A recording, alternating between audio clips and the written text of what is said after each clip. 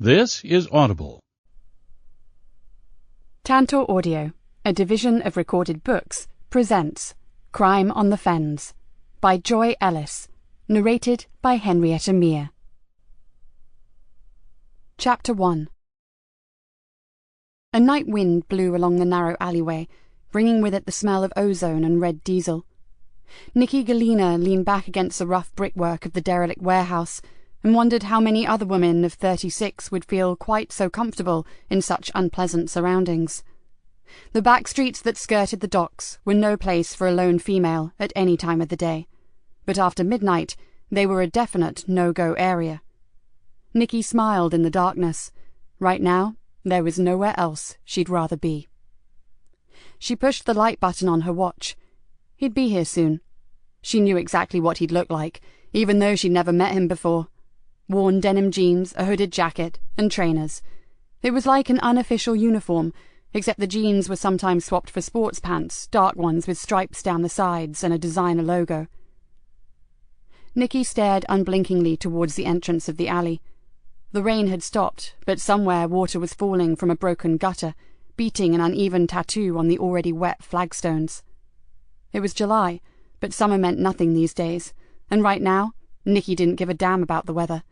She would have stood there and waited for Darren Barton if it had been a searing heatwave or below zero. Nikki tensed. The sound of rubber soles slapping rhythmically on the slick pavement made the small smile spread further across her face.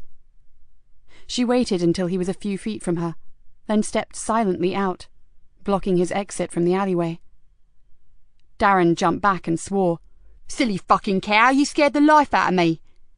"Sorry about that, Darren." The hooded figure froze at the mention of his name, then stepped a little closer, screwed up his face and stared at her suspiciously. "I don't know you." Nikki stared back. "No, you don't. But I'll tell you something. You're never going to forget me." Her voice had become hard as winter ground, and Darren Barton suddenly seemed to decide that his earlier position, a few steps away from her, may have been the best one. "Don't know what you're on about, so just bugger off. Get out of my way." He tried to adopt a hard man pose, hands deep in pockets and jaw pushed forward in a feeble attempt to look threatening. "Can't do that." In one swift move, she had Darren's arms behind his back and his cheek jammed against the brick wall. "I'd hoped we could talk, but this way is fine by me."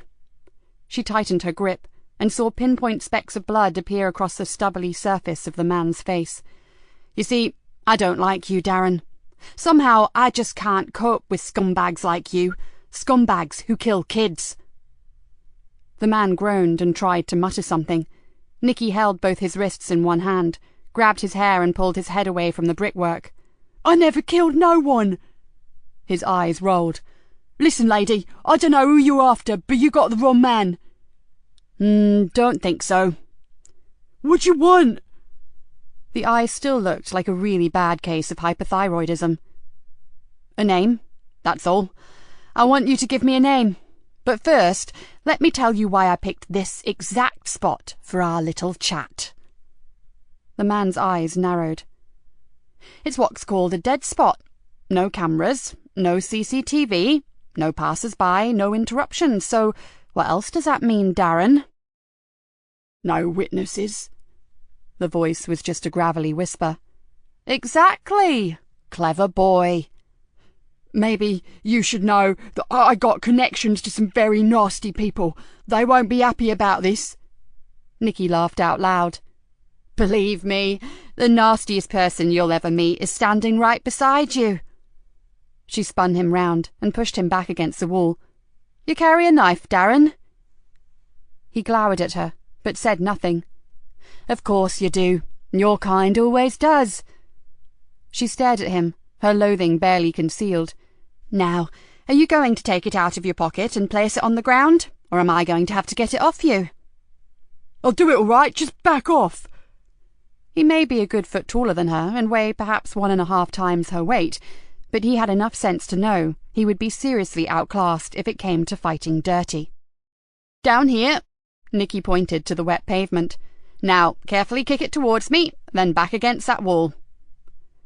She picked up the blade with a gloved hand, then pushed it into her own pocket. Right. Now, I need some information. I know, I'm no fucking narc, and I'm clean, right? I said before you got the wrong man. Nikki ignored him. Do you know someone called Frankie Doyle? Never heard of her. She raised an amused eyebrow. Is that so? Yeah, like I said, name means nothing.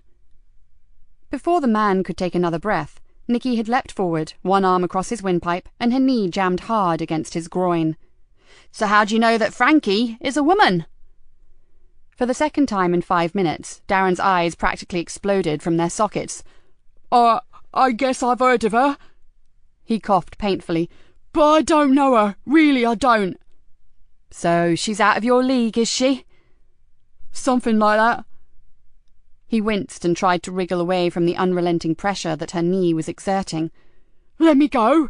Please, I'll tell you what I know, though I'm warning you it ain't much. Nikki leaned back a fraction, and the man gratefully exhaled stale breath. I've heard she hangs out with some new guys on the Carver estate. I hear they're a really tough bunch. Always got cash, and I mean a lot of cash. They've got mega funding from somewhere, but no one knows where. Names? No one knows anything about these guys, and there's only one real name on the Carver, isn't there? Apart from Archie Leonard. Nah, they use tags. Then give me a tag for whoever supplies Frankie, and I'll help you out of the mess you're in right now. But I ain't in a mess, so I don't need your help, do I? Oh, believe me, you do. Because you're in the brown and sticky stuff right now, up to your scraggy and, if I may say, very grubby neck. She moved her knee a fraction and made to lean forward. No, there's this guy, calls himself Fluke. I think he's connected to the new gang. I don't say he supplies her, but you'll know who does. He's into everything. Does this Fluke live on the Carver? I don't know. He kind of comes and goes. Like Frankie Doyle, they may even be an item. Darren swallowed noisily. That's all I know, so you're going to let me go now? Nikki stared at him thoughtfully. Well, I suppose you have been helpful to me. Darren nodded furiously. Yeah, gave you a name, didn't I? She sighed. But sadly, it doesn't work like that. Not with a stinking dealer. I'm no dealer. Search me if you don't believe me. Oh, I'm sure you've nothing on you. She shrugged. Because you sold your last batch to that skinny little tart who's been buying from you outside Harry's club, didn't you? Darren's eyes narrowed. I see you remember her. White blonde hair, black spikes, too much makeup and no tits. She's one of ours, Darren, and the 20s that she gave you, the ones tucked up cosily in your wallet, are marked. Your prints will be all over the bag of crystal meth that you sold her, which incidentally is already in an evidence bag and on its way to the police lab. So, along with that nasty knife you so kindly gave me. Darren's face screwed up into a mask of fear and anger. Stinking pig, you said you'd help me. He almost spat the words at her. I lied. You fucking set me up. I did. And funny thing, but I'm not exactly eaten up by remorse. She pushed harder against his groin. You see, in my book, if you deal drugs, you deal death. And me and my colleagues have to sit with the families, breathe in the heartbreak and the agonizing pain that scum like you cause. And we don't like it, Darren. We don't like the fact that you make vulnerable kids turn to violence, to mugging old ladies to get money to feed their habit. A habit that you are so happy to fuel. If they didn't get it from me, they'd get it from someone else. Jesus, don't give me that old crap. You're disgusting. You're like some flesh-eating virus infecting society and making a wad of money out of your victims. She jerked her knee forward and felt a small satisfaction from the ensuing scream. You can't do this. I'll have you. I know my rights. Yeah, you shitbags always know your rights. But proving this could be tricky because we simply had a quiet chat, Darren, as my partner down there will testify. She indicated to a shadowy figure sauntering slowly up the alley. And before he gets here, my scuzzy little friend, let me remind you of something. Tonight, I was just asking a few questions in an amicable manner. Don't ever let me get really angry with you, or you'll wish you'd been born in the Outer Hebrides and never left home, got it? Her eyes bore into his. "Oh, and before you start bleating about brutality, just be quite sure of what you're going to say, huh? Like, who's going to believe a pusher who says he was terrorized in an alley by some woman half his size? Apart from which, I reckon it'd make your street cred rating slip down to somewhere around 0, don't you?" The knee gave one last jerk, and she turned away. "Arrest him, Dave, then take him down to the station and sling him in the digger." The big man yawned, then slowly reached for his cuffs. "What charge, Gov?" "You can start with this." She pulled an evidence bag from her pocket, slipped Darren's vicious-looking knife into it, and passed it to her colleague. "Then follow it up with unlawful supply of drugs. Tie up with WDC Cullen over that. He's all yours. I need to be somewhere where the air is a little sweeter." With one last contemptuous look at the drug dealer, she turned her collar up against the rain and walked back down the alley into the darkness. It only took 10 minutes to walk to the small basement flat that she hated to call home. She slipped the key into the lock, then paused, as a terrible lethargy overtook her. It happened every time. Out on the street she was fine, she was great. At the nick, in the courts, in the cell, anywhere where she knew that she was doing something concrete to stop the drugs making their insidious way around her town. As a detective inspector, she was in control. But now, as the adrenaline slowed down, the camouflage fell away, and she knew, behind that door, she was just Nikki Galena, a lonely woman who dreaded the working day coming to an end. She gripped the key and began to turn it. It was as if every ounce of energy had left her. The key weighed a ton, and she had all the strength of a week-old baby. With a supreme effort, she pushed open the door, went inside, and flipped the light switch. Nothing that she loved greeted her. An estate agent would have called it minimalist. In fact, it was mind-numbingly Spartan. The front door opened directly into the living room. Off that was a bedroom, with what the landlord laughingly called an ensuite, and a kitchen diner with French windows that opened into a tiny private courtyard garden. And that was the only part of the miserable place that Nikki had some mild affection for. She pulled off her damp jacket and threw it over the back of the room's only chair, then went through to the kitchen. Exhausted as she was, sleep never came easy.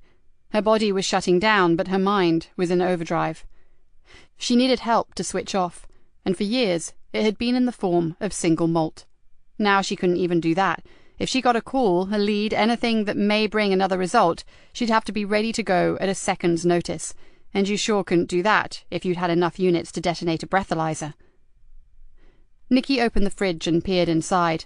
The top 2 shelves were lined from back to front with dozens of small bottles of wine, red, white, and rosé, French, Italian, Australian, sweet, dry, sparkling, neat little bottles that held 1 wine glass full to brimming, just enough to relax the mind, but not enough to dull the senses. She selected a Grenache and tipped every last drop into the only glass in the cupboard. Normally she would have sat in the garden and planned her next day's hunting, but tonight the rain thwarted her. The lounge housed a lonely chair, a large metal frame futon with a huge soft blanket thrown over it, and something that probably started life as a corner unit for a television. At present it held a phone charger, a telephone book, a laptop computer, and a lamp with multicoloured glass shade that screamed out faux Tiffany. Nikki slumped onto the futon and tucked her legs beneath her. As always, she had felt the initial rush of relief at having prepared the way for another pusher to face the legal system. But it was never enough. Not anymore. There were too many dealers, too many drugs out there. She sipped her drink and thought how radically things had changed over the last few years. Greenborough had always been a pleasant rural market town. To some it still was. 1 mile from the outskirts in any direction, and you were in the fenlands. 1 more mile to the east, and you were on the coastal marshes. It was fairly big as market towns go, and the tidal river running right through the centre made it busier than some. But then there was the port, small maybe, one end for the cockle fishing boats, and the other recently expanded to take in real ships again. Freighters and cargo vessels made their way in from the North Sea, through the Wash and into the estuary of the Wayland River, and with the extra jobs, the new opportunities and the illegal immigrants had come a frightening increase in the drug trade. The wine buzzed reassuringly on her tongue, and she took another sip. Drugs. The bane of her life. Nikki placed the glass on the floor, pulled one of the big cushions round, nestled her head onto it, and wondered how she had become this extraordinary avenging angel, waging a one-woman crusade on the drug dealers. At times like this, the low moments, she wished with all her heart that she could give up her battle, but she couldn't. She didn't have much else left. Her mother had died, her father was in a nursing home and hardly recognized her, her husband Robert had left her, and her daughter blamed her for everything that was wrong in the world. Nikki smiled when she thought about Hannah. Yes, no matter how bad things got, she still had her daughter to consider. Okay, the girl wasn't at home anymore, but that didn't mean she didn't love her or care deeply what happened to her. She closed her eyes. It was far too late now, but whatever happened tomorrow, she would make time to ring and see how she was. Behind her closed eyelids, she saw pictures of the dark, almost black hair, the deep brown, often angry eyes, and the clear, smooth olive skin that all her friends would have hocked their iPods for. The picture faded. Maybe she should give up this rented dump. For the sake of her daughter, maybe she should go back to their family home on Cloud Fen, clear out the old cottage, gut it, make it nice, make it somewhere to call home again. Nikki yawned. She'd been here before, juggling thoughts, what-ifs and maybes, and it always came back to the fact that it would mean less hours on the street, less hours delousing the town of two-legged vermin. Living here, she was only a few minutes' walk from their lair, or the rat runs that led to it. Cloud Fen was a 20-minute drive from the Nick, slow-moving tractors and agricultural equipment allowing, and that just wasn't acceptable. She yawned again. It should be funny, but it wasn't. You would have thought that her single-minded dedication to jailing the bad guys would have made her something of a hero in the eyes of her colleagues, but it had had the reverse effect. No one wanted to work with her anymore. They resented her passion, refused to accept her rather unorthodox methods, and called her unreasonable. Well, they called a lot of things, actually, and none of them pleasant. But then they had lives, didn't they? Families, friends, and activities outside the force. She just had the force, and her crusade. Nikki pulled the blanket around her, and vaguely wondered when she had changed her bed linen last. Not that it mattered, because she never slept in the bed. She only went into the bedroom at all because the shower was off it, and her clothes needed to hang somewhere. She hated the poky dark room with the low ceiling and the mud-coloured carpet. She hated it most of all, because it was the only room with a photograph in it, one she could never bring herself to hide in a drawer. One she loved with all her heart, but could hardly bear to look at. Chapter 2. At the same time as Nikki's drug pusher was being processed by the custody sergeant, a young woman was picking her way hesitantly along the dark sea bank. The track was muddy and uneven, full of waterlogged trenches and gullies, and although she knew it well and carried a pretty useful torch, it really wasn't a good place to be at night. She shivered, pulled her short denim jacket tighter across the thin, skinny t-shirt, and thought that maybe she had made a mistake in rushing out here to meet him. In daylight it was different. She hated the town, and whenever she could, she would escape to this strange water world. Out here, you could look across the vast stretch of marshland, see flocks of migrant seabirds and hares and rabbits, and no people. In the distance, you could sometimes see the silver-grey waters of the Wash, and you could always see the clouds. Wonderful skyscapes full of magical, billowy, fluffy, wind-blown clouds. She believed it to be almost mystical, with its ever-changing light and the elusive mists that would creep across the fens like wraiths. Tonight, however, it did not seem mystical. The girl shivered and wondered how somewhere that she loved so much could suddenly feel so threatening. She paused and looked along the long, straight track that was the sea bank. The black outline of the old pumping station looked stark and menacing against the paler indigo night sky. She should be able to see him by now. He always used a powerful lantern with a red shield to set up the Newtonian reflector telescope on its mount and get it aligned on the heavens. But she could see nothing, and something about that darkness bothered her. So did the fact that he had sent her a text. It was so out of character. He liked to talk, not send electronic messages. In fact, he was the only person she knew that owned a fountain pen and used ink from a bottle. From the moment that she received the message, she had felt puzzled. Earlier, as she had pulled on her rambling boots, She had wondered about the uncharacteristic secrecy. It just wasn't his way. He would visit her, or ring if pushed. He'd blurt out something about the tilt of Saturn's rings, or he'd got some brilliant new lens and some deep sky viewing would be showing some glorious double stars that she just couldn't miss. She knew that most people considered him a freak, but where they saw an anorak, she saw someone driven by passion, and that was something she could relate to. She stopped and tried to ring him, but his phone was switched off. Her anxiety increased. If she took the message at face value, he had seemed desperate that she meet him. But where was he? And where was his dog?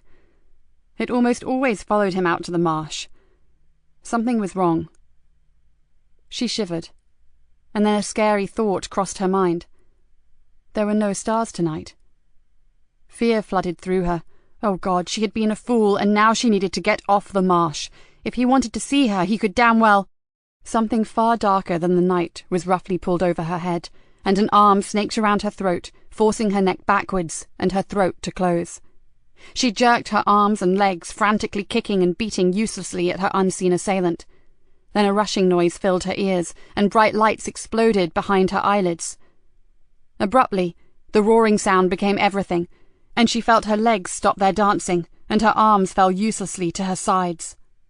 Her fight for air became almost impossible, and she slipped from the iron grasp to fall silently into darkness. Chapter 3. Nikki knew the superintendent was looking for her, but suspecting yet another bollocking, managed to evade him for most of the day. Now she had run out of excuses, and found herself grudgingly making her way to his office. Superintendent Rick Bainbridge peered at her over thin, wire-rimmed glasses. "Come in. Sit down." His icy tone spoke volumes. She walked across the room to the waiting chair, drawing in a long, slow breath and preparing herself for the onslaught. "Know what these are?" In one hand, the super held a thick pile of reports, each of which he carefully placed one after the other like giant playing cards on his desk. "Fan mail." "You know it bloody isn't, and this is no joke anymore." He threw the remaining papers down. "Complaints, Nikki. Damned complaints." He sat back in his chair and shook his head. "And this time, I'm not sure whether I've got the energy or the inclination to try to bail you out." Nikki opened her mouth to reply, but decided against it. Better to let him rant for a bit. He'd cool down eventually. He always did. "I'll be frank with you, Nikki. I'm running out of detectives who will work with you. And considering the fact that you get more arrests than the rest of the bloody teams put together, that is one ridiculous situation to be in." "Dave and I get along, sir." "Dave Harris is uniform. He's not detective, and he's only tagging along with you because he's too damn lazy to get his finger out and do some proper police work." "Well, it wasn't my fault that DS Salter decided to move to the West Country." The super glared at her. "It was, and you know it. And she's still not sure if Truro is actually far enough away." "Unfortunate clash of personalities, sir." The super's eyes rolled up towards the ceiling. "Oh, please, this is not a game. Now, will you just cut the snide comments and wake up to the fact that this time..." He slammed his fist down on the desk. "This time, it's serious." Nikki blinked, and felt a jolt of concern. This wasn't following the usual pattern. She looked up and saw an uncharacteristic mixture of concern, anger, and frustration on that familiar, craggy face. "There's no easy way to say this, but top brass are talking about disciplinary action." "What?" Nikki's jaw dropped. "Oh, sir, I know my methods are a bit extreme sometimes, but Jesus, we have to get the dealers off the streets. You know this area is overrun with drugs. You can't just pussyfoot around with these villains. I just play them at their own game, hit them where it hurts, and I get results, good results. You know that, sir." "Of course I know it. I've been protecting you and damn near perjuring myself for years. And why? Because I happen to think you're a damned good copper, and you, Inspector, know full well that I need you. But you just can't go on acting like a bloody loose cannon. I know you've got your reasons, and that's all very well for crime thrillers and cop films, but not here in Fenland Constabulary. To get an arrest, you rampage through the rulebook and disregard everything. You have to back down. Can't you get it into your head that there are such things as human rights, Political correctness, bullying, racial abuse. God, the list is endless, and it's me who has to scurry around behind you clearing up the mess." The superintendent exhaled loudly, then sighed and opened a drawer in his desk. He pulled out 2 small shot glasses and a half bottle of scotch. With another sigh, he filled both glasses, then passed one to her. "It's the end of the day, and if ever I needed this, it's now." Nikki stared at the amber liquid and bit her lip. So, either Rick Bainbridge was going for a well-earned Oscar nomination, or the shit had really hit the fan. He'd read the riot act on many occasions, but never like this. In her mind's eye, she saw the orderly rows of tiny wine bottles in her fridge. Then she looked back at the super's scarlet face and downed her drink in one. "So, what was the final straw?"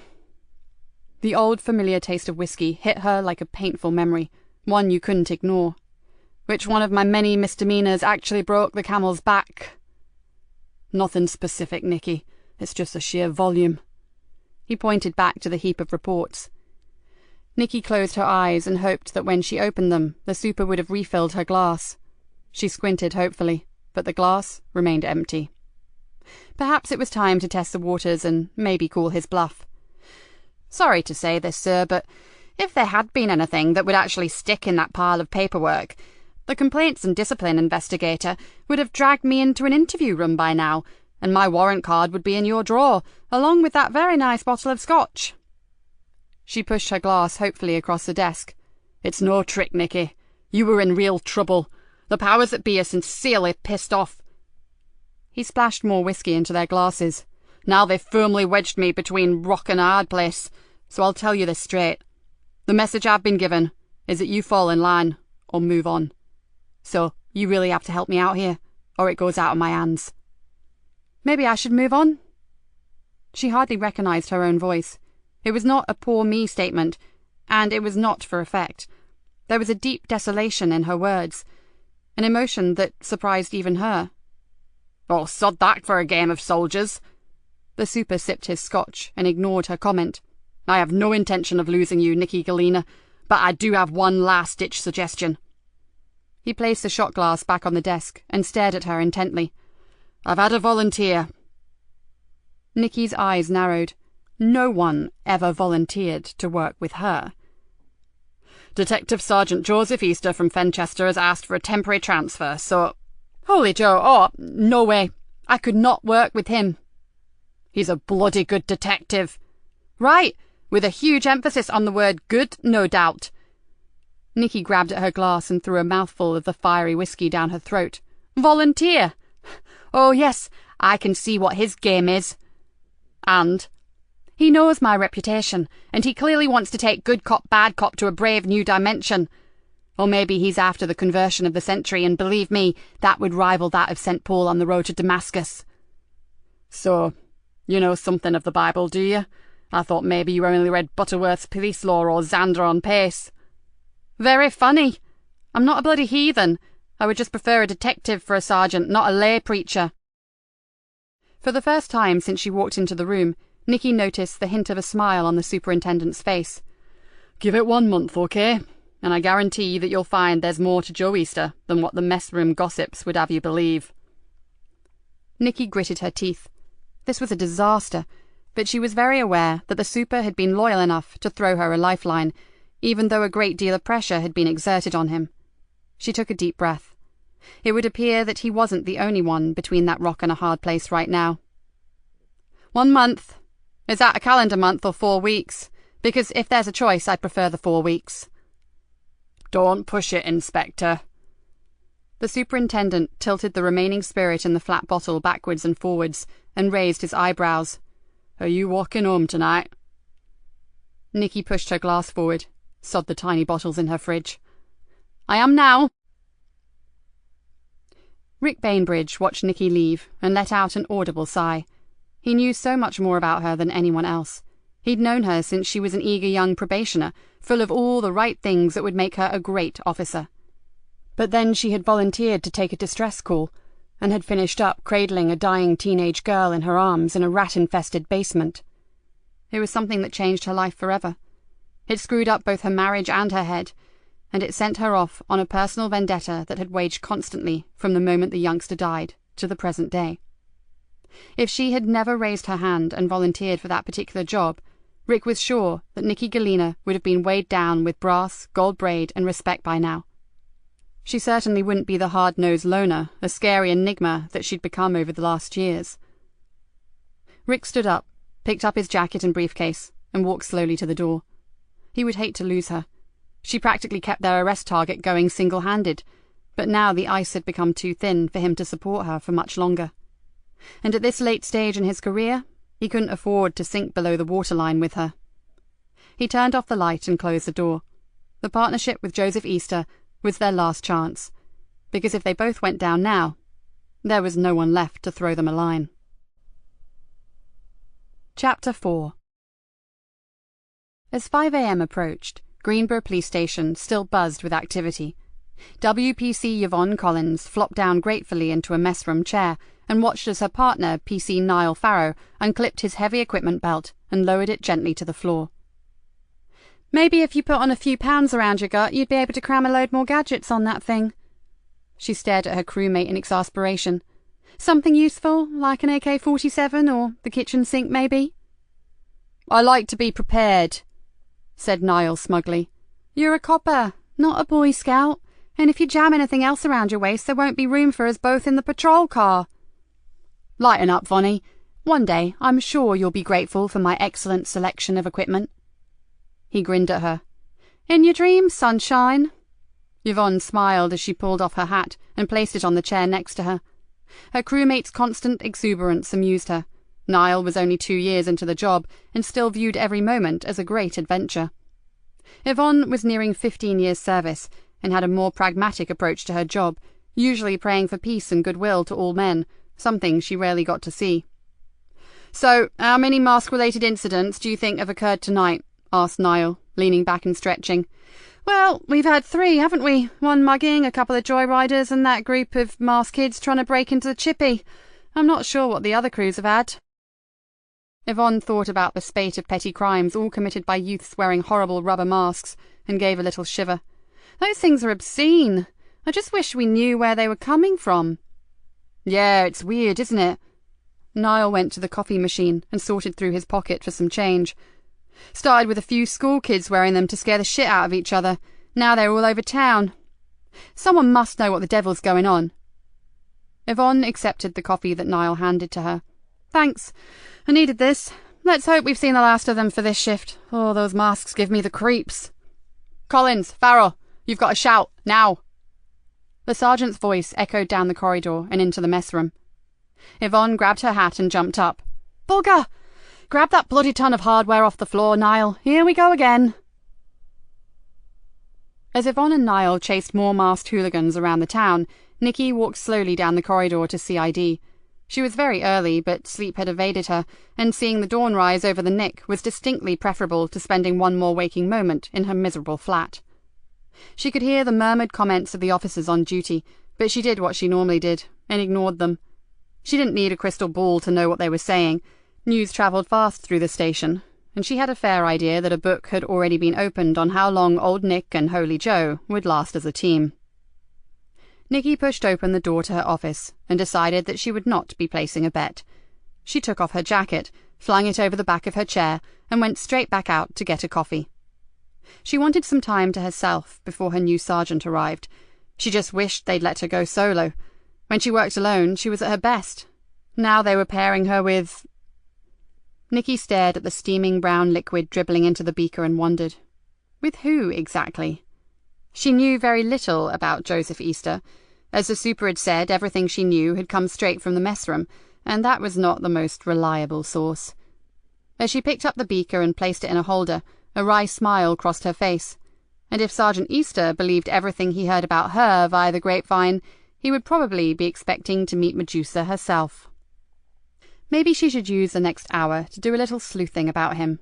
Then again, that would be something of a pointless exercise. The super had made her position perfectly clear. She was going to have to try to work with him, so she may as well draw her own conclusions as they went along. She just hoped that the subject of religion would not creep into their conversations. She wasn't sure how she'd react to being told just how great God was, when as far back as she could remember, the Almighty had taken a back seat when it came to helping her out. Perhaps some nice, clear ground rules should be the first item on her agenda. She pushed through her office door, trying not to spill her coffee, and saw an untidy pile of rubber masks lying on her desk. "Oh, shit," she muttered, picking up a memo from the night shift crews. 15 of the hideous things confiscated in just one night. She glanced at her watch and wondered if the super would be in yet. He'd asked to be kept informed about them, and clearly they were becoming more than just a nuisance. She flopped down at her desk. It would be a little while before he arrived, certainly long enough to do a search. Not on Joseph Easter, but on someone from a different investigation, a rather private one that she had been discreetly running for a very long time. Nikki switched her computer on, drummed her fingers impatiently on the desk while she waited for it to boot up, then punched in her password. A few screens later, and she was where she wanted to be. She carefully typed in "fluke" and waited. Damn. No one known to them used that particular tag.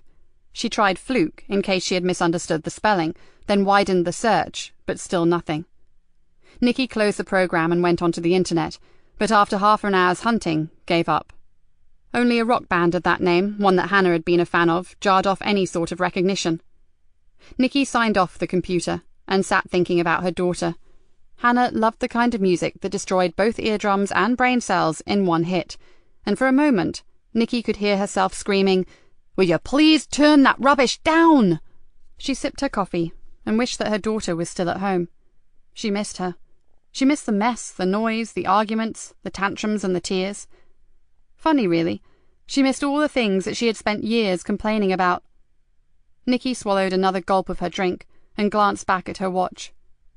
No time to start wading through the mud and mire of the past. The superintendent should be in by now, and she needed to get her brain back into work mode. One more hour, and the good Reverend Easter would arrive. Nikki felt a despondency creep into her. Hell, she didn't even know what he looked like. Probably short and paunchy, with receding hair and a permanent holier-than-thou expression. Not that that mattered much to her.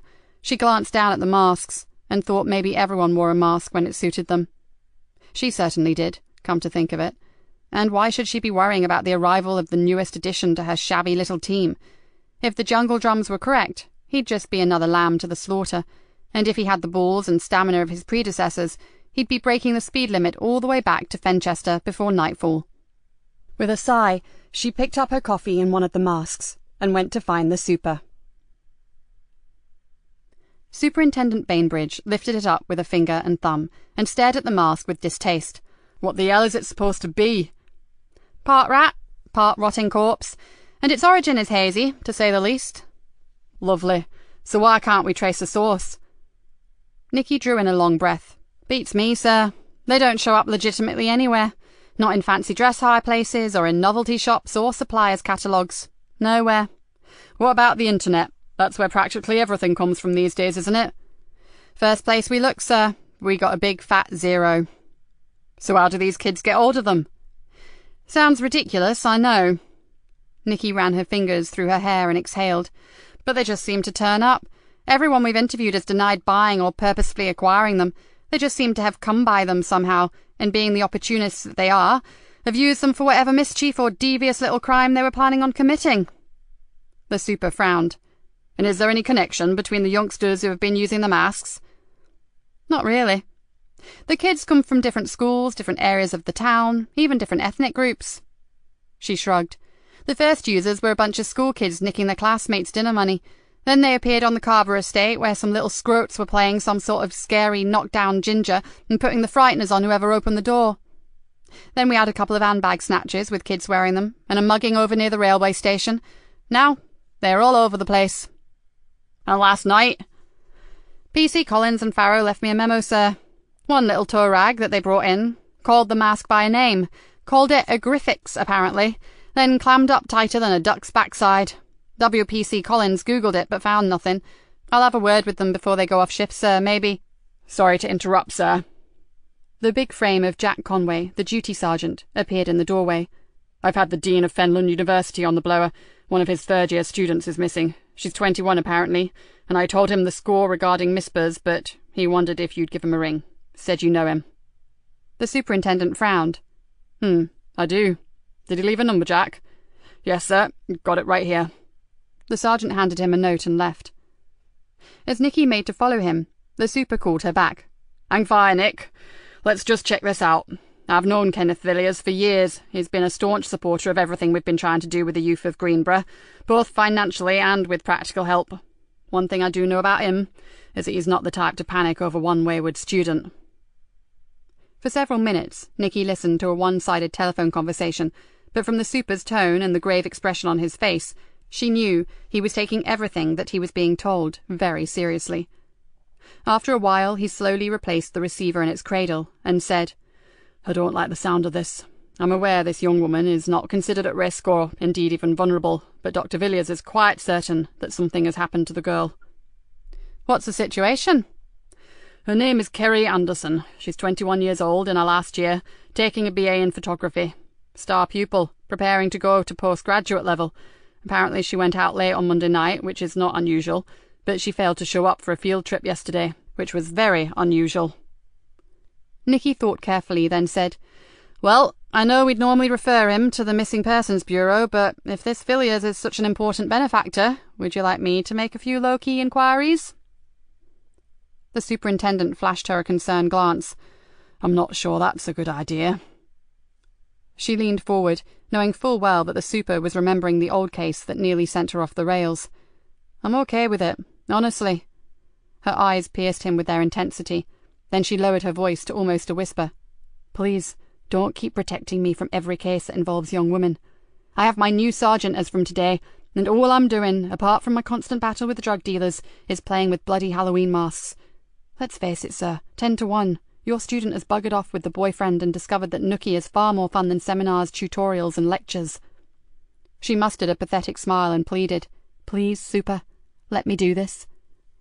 The man's eyes narrowed. He looked as if he was precariously juggling his head and his heart. Finally, he seemed to make some kind of a decision, and he nodded. Okay, maybe you're right. Just be sure to take your new sergeant with you. It'll be a way of getting to know him.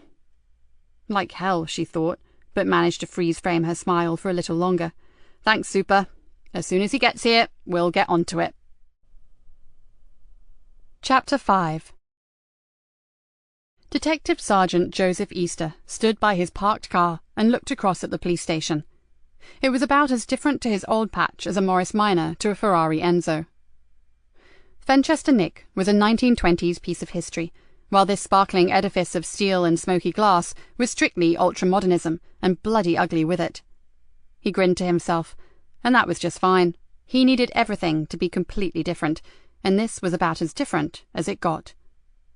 He was early, but then he always was, and probably not a bad thing. First impressions and all that. But should he really be suffering from nerves at the age of 38? He considered his own question, then decided that, under the present circumstances, anyone would be suffering from nerves. Joseph bit his lip. 1 month here. That was the agreement. He just hoped he was doing the right thing.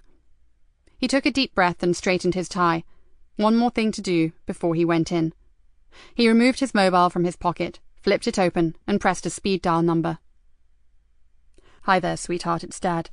I've no idea of the time where you are, but I wanted you to know that I'm going to be working out of Greenborough for a few weeks, with a new boss, and she's got something of a reputation, but hopefully we'll get on.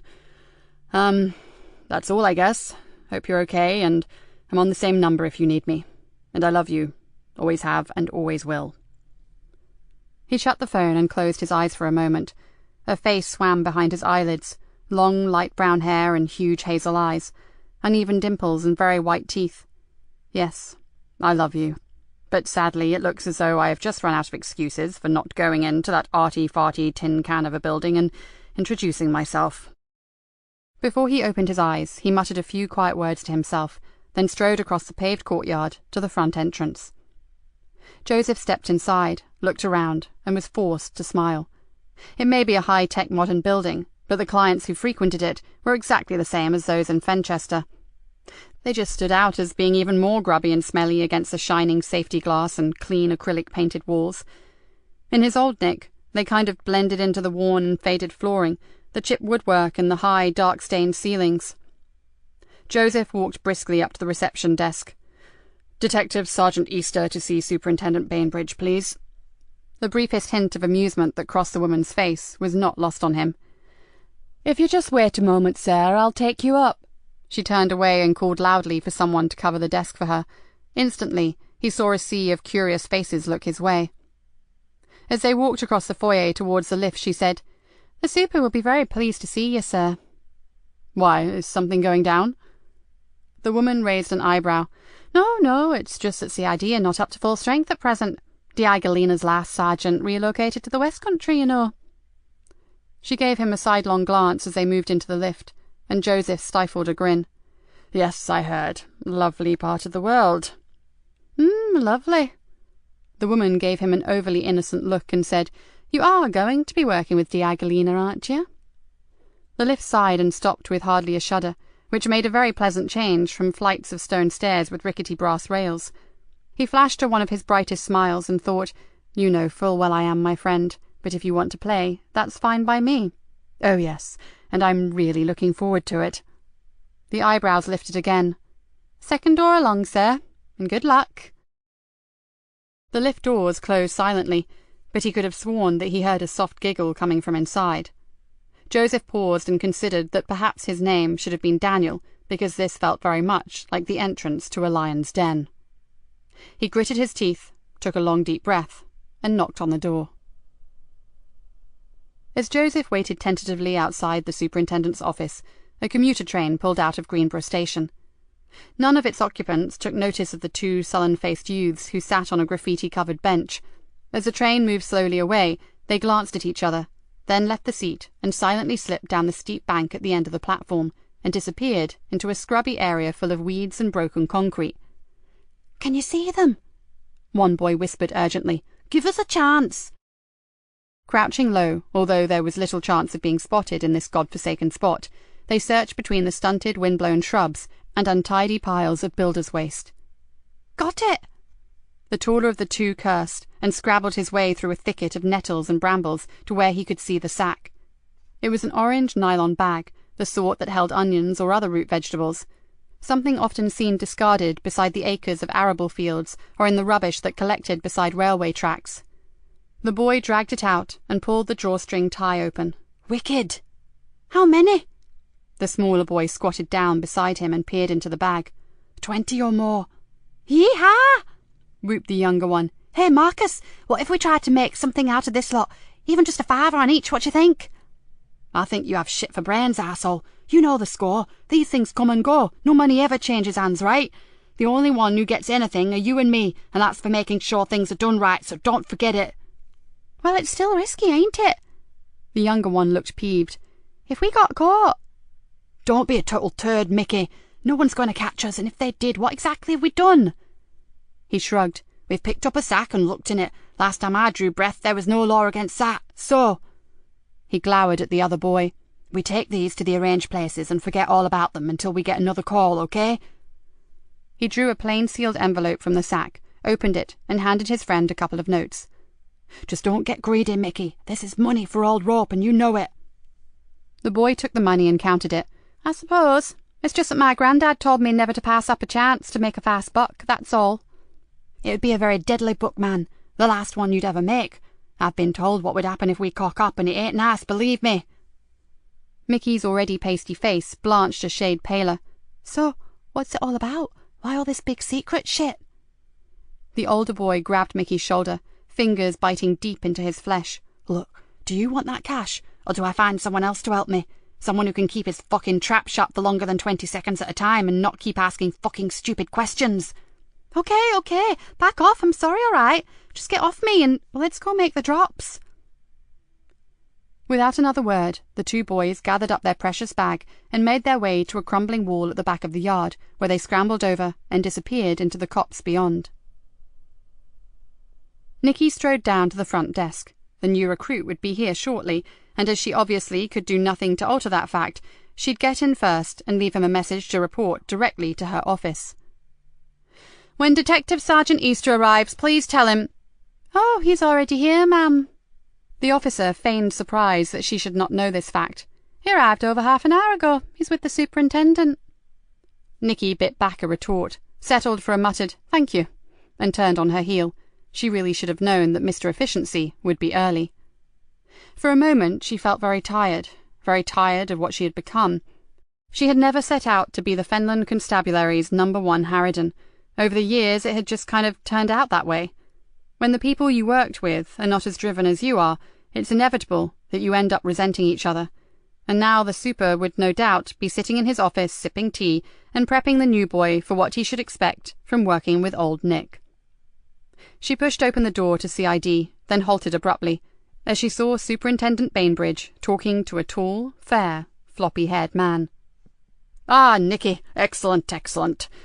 The bogus bonhomie that the big man was exuding was almost sick-making, and Nikki was forced to recall that this was her last chance in the eyes of top brass. "I'd like you to meet your new colleague." He turned to the man and said, "Detective Sergeant Joseph Easter, this is Detective Inspector Nikki Galena." The hand was already outstretched and waiting. As she shook it, she fought to conceal her surprise. Her initial impression of Joseph Easter was a very long way from anything she had expected. The face was almost familiar, not because she had ever met him before, but from a grainy black-and-white photograph that had hung on her daughter's bedroom wall when she was going through her deeply misunderstood and unfairly burdened with the worries of the world phase. The man bore an uncanny resemblance to Rupert Brooke. Older, sure, but the ghost of the dead poet called out from behind the eyes of the policeman. Even more astounding than the unexpected good looks was the fact that rather than looking paunchy and pious, he was downright sexy. "It's an honor to work with you, ma'am." Joseph looked her directly in the eyes, and Nikki found it hard to hold their gaze, "even if it is only for a month." For one weird moment, she actually believed him. Why didn't she feel that he was taking the piss? Surely he had to be. Jesus, she hated it when she felt confused about people. She needed to take back control. Then she'd feel more comfortable.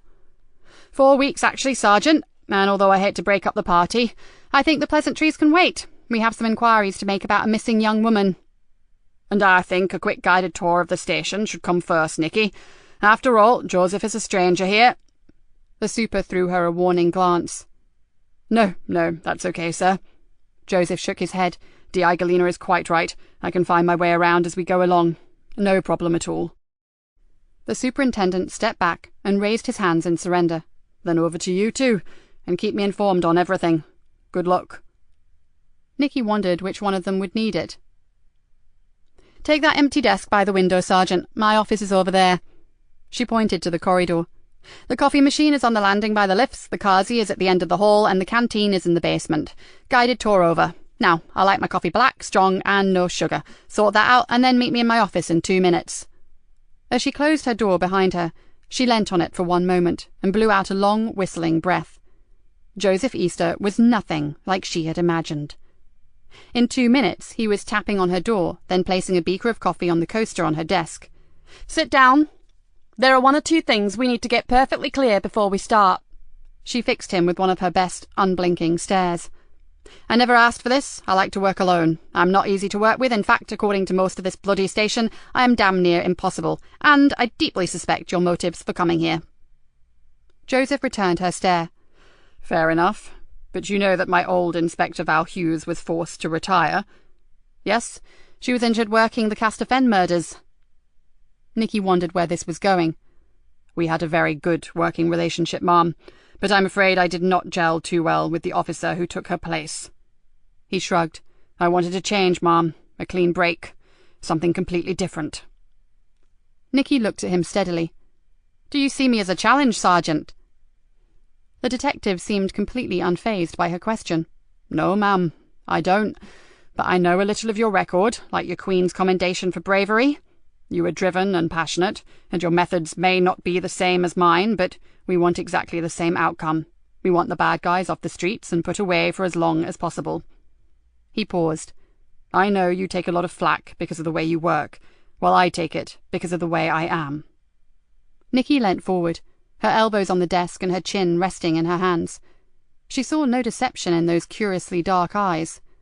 So, are you prepared to work with someone who, in order to catch a villain, risks her job almost every time she steps outside the station? In this job, we all have to take risks. And would you be prepared to back her up, even if she lied, Cheated and threatened in order to get an arrest? Although I would never compromise my own ethical beliefs, I'm sure everything depends on one's interpretation of the particular situation, doesn't it, ma'am? There was a hint of mischief in the voice. As long as I saw some kind of justice there, I would want to support my senior officer to the hilt. But would you respect her? Joseph dropped his gaze for a moment. Respect can only be earned. May I ask one favour? Had she been any other woman at the station, or maybe even one or two of the blokes, she would have found herself melting. You can ask. If I endeavour not to moralise over your actions, or draw your attention to the rule-book too often, would you be kind enough never to bring religion up in conversation? Nikki kept the feeling of enormous relief out of her tone and said, The conversations that we will be having, Sergeant, will be entirely professional. I'm not here to make friends or indulge in chit-chat, so rest assured it'll be my pleasure. Now, can we start work? Joseph nodded. That's what I'm here for, ma'am. 15 minutes later, Joseph and his new boss entered the CID room. Okay, this is a team, such as it is. Di Galena indicated the two other occupants of the room. Sadly, you will discover that you have come to work with the most dysfunctional bunch in the whole of the Fenland Constabulary. This is PC Dave Harris. She pointed to a large, middle-aged man with thinning hair and a shirt that looked as if it had never met up with an iron in all its life. Dave raised a hand to Joseph and nodded vigorously, as if he was completely agreeing with the dysfunctional comment. He's on loan from uniform, continued the DI. The super thinks he only wants to work with me because he's a lazy bastard and knows that he can spend most of his time hanging around doing sod all, while I do all the hard graft. She looked at Dave, who was still nodding, although with considerably less conviction. Maybe that's right, or maybe I know different. She turned to the other officer. And this is DC Cat Cullen. Frankly, she's a bit of a Billy No-Mates too. She's only here because no one else would have her. Her inability to get in on time doesn't go down too well with most team leaders. The woman said nothing, but threw Joseph a poor sod, what have you got yourself in for look. But, conceded the DI, if you want a genius to go undercover, she's your woman. Send her out on a bit of recon, and even our own surveillance boys don't recognise her. Frankly, her own mother wouldn't know her. Talented, ain't I? Said Cat with a grin. Whatever, and it pains me to say this, but nice work helping me to nail Darren Barton. That slime ball. Believe me, it was sheer delight, Gov. Galena suddenly turned and looked directly at him. And this is Detective Sergeant Joseph Easter, here for 1 month, maybe, on loan from Fenchester. And with your reputation, Joseph, you should fit in a treat. Joseph smiled. After all, he had been warned, and so far D.I. Nikki Galena was delivering everything that he had expected. Right, sit and listen. 2 things. 1, we're still trying to find the origins of those damn masks. Dave, you fill the sergeant here in on them later. And 2, the super has given us a low-key investigation to carry out. She perched on the edge of a desk and picked up a thin file. It's less official, more of a favour under the Old Pals Act, unless we discover otherwise. As she looked at her small team, Joseph noticed an odd look in her eyes. He wasn't sure what it was, but it looked very much like pain. We have a missing student. Now, I know all the reasons why a 21-year-old would skip a few classes, but the dean of the uni believes that in this case it's too uncharacteristic to ignore. He is certain that she has either met with an accident or been taken by someone. The DI skimmed down a brief report with her index finger. As the dean coughs up regularly for her fundraising projects, the super thinks we should check her out. So, this is how I suggest we proceed. First, I'll go speak to the dean. Sergeant, you come with me. We'll check out the girl's living accommodation. I understand she lives on campus. If we are concerned, we'll speak to her friends. Then we'll decide where to go from there. Meantime, she glared at Kat and Dave, if you two can manage to stay awake long enough, keep plugging away at those bloody masks. Chapter 6. Dr. Villiers was in the foyer waiting for them. He moved quickly forward, hand outstretched. Thank you for your time, officers. I know it's not the normal procedure, but I really appreciate it. Please, come to my office and I'll explain why I'm so worried. Villiers was stick-thin, but exuded energy. He gave the impression of being able to take on the London Marathon with no notice or training. Nikki and Joseph sat down. but he paced as he talked. Brilliant student, incredibly sensitive to light and shade. Carrie's picture composition is almost a natural thing, the sort of young person who, without doubt, has chosen the right career path to follow. Nikki's usual impatience welled up.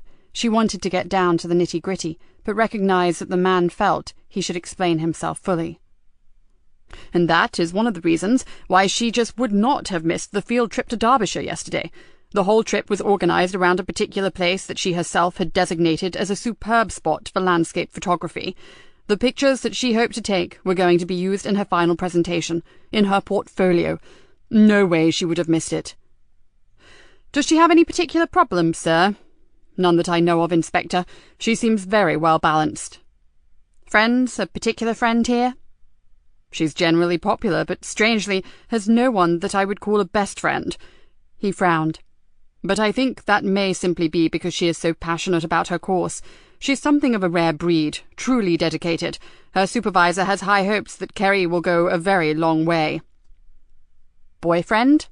No one from university, but she does spend time with a young man from one of the marsh villages, I understand. I wouldn't know if they were actually a couple, but frankly, I doubt it. Do you know his name, Dr. Villiers? Asked Nikki, deciding that he would be her first port of call. No, I don't, but I'm sure one of the students will be able to help you. He handed her a typed sheet. I thought this might help. It's a list of students who are probably closest to her. What about her family? Do her parents know that she has missed classes? The dean looked worried. Not exactly. The secretary rang them earlier on some pretext just to ascertain if she was there, but they said that they were not expecting to see her until next Friday for some family birthday. Didn't they get concerned if you didn't seem to know her whereabouts? Asked Joseph.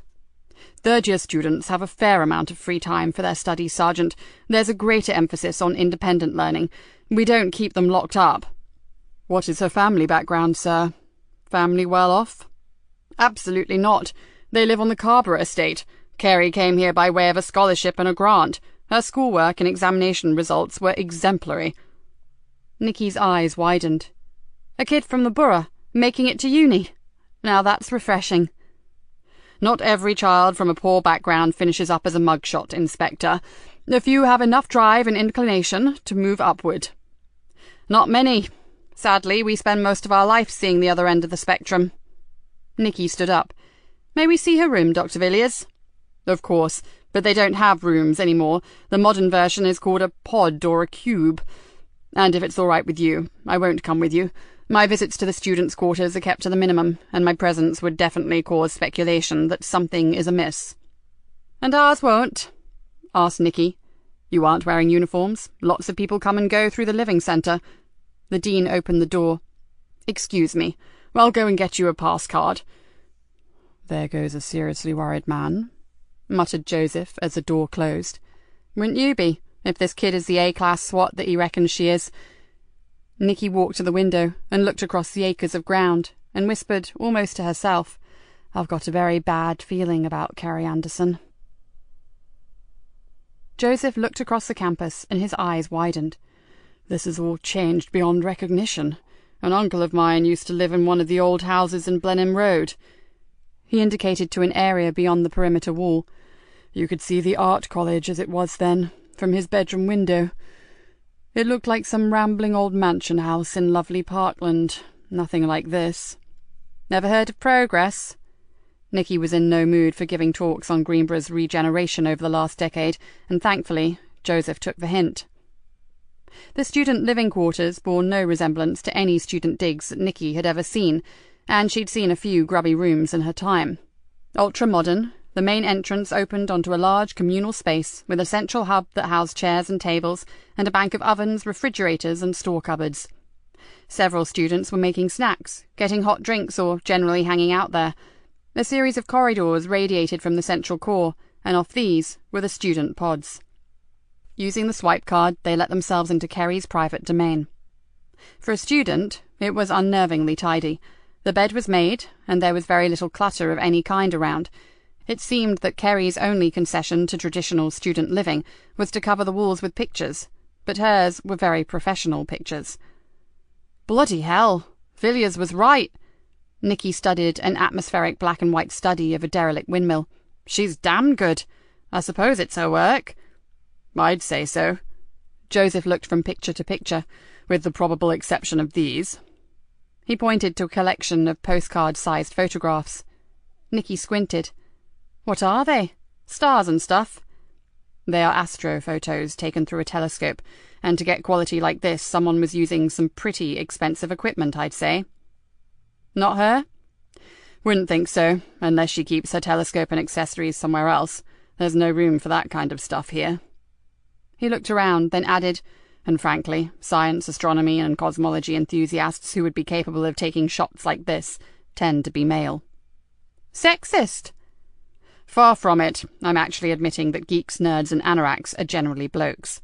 She clearly has an interest in the subject, or she wouldn't have the photos, but I just feel, looking at these other pictures, that she's more artistic, more into moods and atmospheres. Nicely sidestepped, Sergeant Easter. Right, well, let's see what we can find. You take the living area, and then I'll take the bedroom section. Nikki had never been inside a pod before, and was impressed. Within the small area was a living space, with desk and workstation, a bedroom with roomy storage boxes, hanging space and cupboards built around the bed, and a full ensuite. The windows in both rooms were floor to ceiling, giving the small apartment a bright and airy feel. There were no cooking facilities except for a narrow breakfast bar with a microwave and an electric kettle, but she guessed the communal hub provided everything they needed for eating and socializing. She thought about her own early years and decided it was best not to try to make comparisons, because there seemed to be none.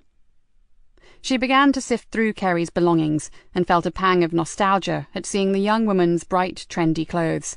Every drawer was neatly packed with carefully folded t-shirts, blouses, camisoles, shorts, and underwear. Why hadn't Hannah been as tidy as this when she was at home? It would have meant a lot less heated arguments, that was for sure. She picked up a makeup bag, took out a lipstick, and undid it. She twisted the base. Same colour as Hannah's favourite. She glanced at the label and knew that she would see the words, "Seriously Sexy Pink." She put it back, and tried to push thoughts of Hannah away. Instead, she stole a surreptitious glance at Joseph. Sadly, she found nothing to complain about regarding his search techniques. He was annoyingly thorough, methodical, and careful. "I found a birthday card for her father," Joseph called out. "The Dean mentioned a family birthday. Has she written in it?" "Yes," she says. "Have a great day, old man. See you for a birthday drink on Friday. Love and kisses, K." "Oh." His tone altered. "Mom, I've just found her credit card, student card, and some cash."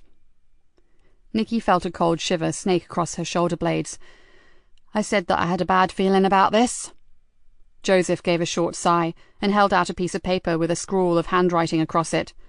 "Look, she's even left herself a note to ring someone about a workshop next week. Hardly the thing to do if you were planning on doing a bunk." "Right. I think it's time we spoke to some of her colleagues, and in a very informal manner, Sergeant. I don't want any of these kids panicked." "Don't worry, Mom. I can do softly rather well." "Why doesn't that surprise me? Come on, let's start with the neighbours." An hour later, they made their way back to the car. "You drive." She threw Joseph the keys. "While I bring the super up to speed. I assume that if your uncle lived around here, you can find your way back to the Nick without needing sat-nav." "I'll try my best, Mom." He adjusted the seat, clipped on his safety belt, and listened as his boss spoke to the superintendent. "Yes, sir. It looks as though your academic friend may be right. Her room shows no signs at all of anything being out of the ordinary. Carrie has taken nothing with her to indicate that she was planning on going away, and she was seen leaving the students' block at around midnight on Monday. She was wearing casual clothes, carrying only a shoulder bag, and wearing hiking boots." After a short break in her side of the conversation, she said, "No, not unusual. Midnight is far from late for a student, sir, and her friends say that she would often go out with her camera taking night studies, although the boots do indicate that wherever she was going, it certainly wasn't clubbing." There was another silence. Then the DI said, "I agree, sir. So if she hasn't met with some kind of an accident on whatever clandestine excursion she went on, I'm forced to think the worst." She flipped the phone closed. "The super has already checked round the local hospitals and zilch." She sat for a while, chewing on her lip. "As soon as we get back, I'll ring Villiers to make sure that no one goes into that pod. I would normally get uniform to close it up, but until we know a bit more, we still have to keep this unofficial. Our bloody budget doesn't extend to our chasing round after every kid that goes on a 3-day bender." She gave a short sigh. "Not for 1 minute do I believe that's the case here. However, our next task looks as if it will be speaking to the parents." Joseph glanced across and saw her face harden. No one liked this part of the job. He loathed it. But looking at her, he had the feeling that D.I. Galena hated it as much as he did. Without thinking, his foot eased further down on the accelerator. He was starting to feel as uneasy as his new boss. Chapter 7. "What do you think of this, Davy boy?" Kat threw a catalogue onto Dave's desk. "Whoa, I'm not sure the old ticker is up to looking at that kind of thing. Where on earth did you get it, and what's it got to do with the investigation?" Dave tried hard not to look at the abnormally large-breasted woman in the shiny red rubber catsuit. "Shot in the dark, but I called into that adult shop down Carvery Lane." She threw him an accusatory look. "Nothing kinky, just checking for masks." "And?" "Well, if they ever send me undercover to an S&M club, I know exactly where to buy my outfit, that's for sure.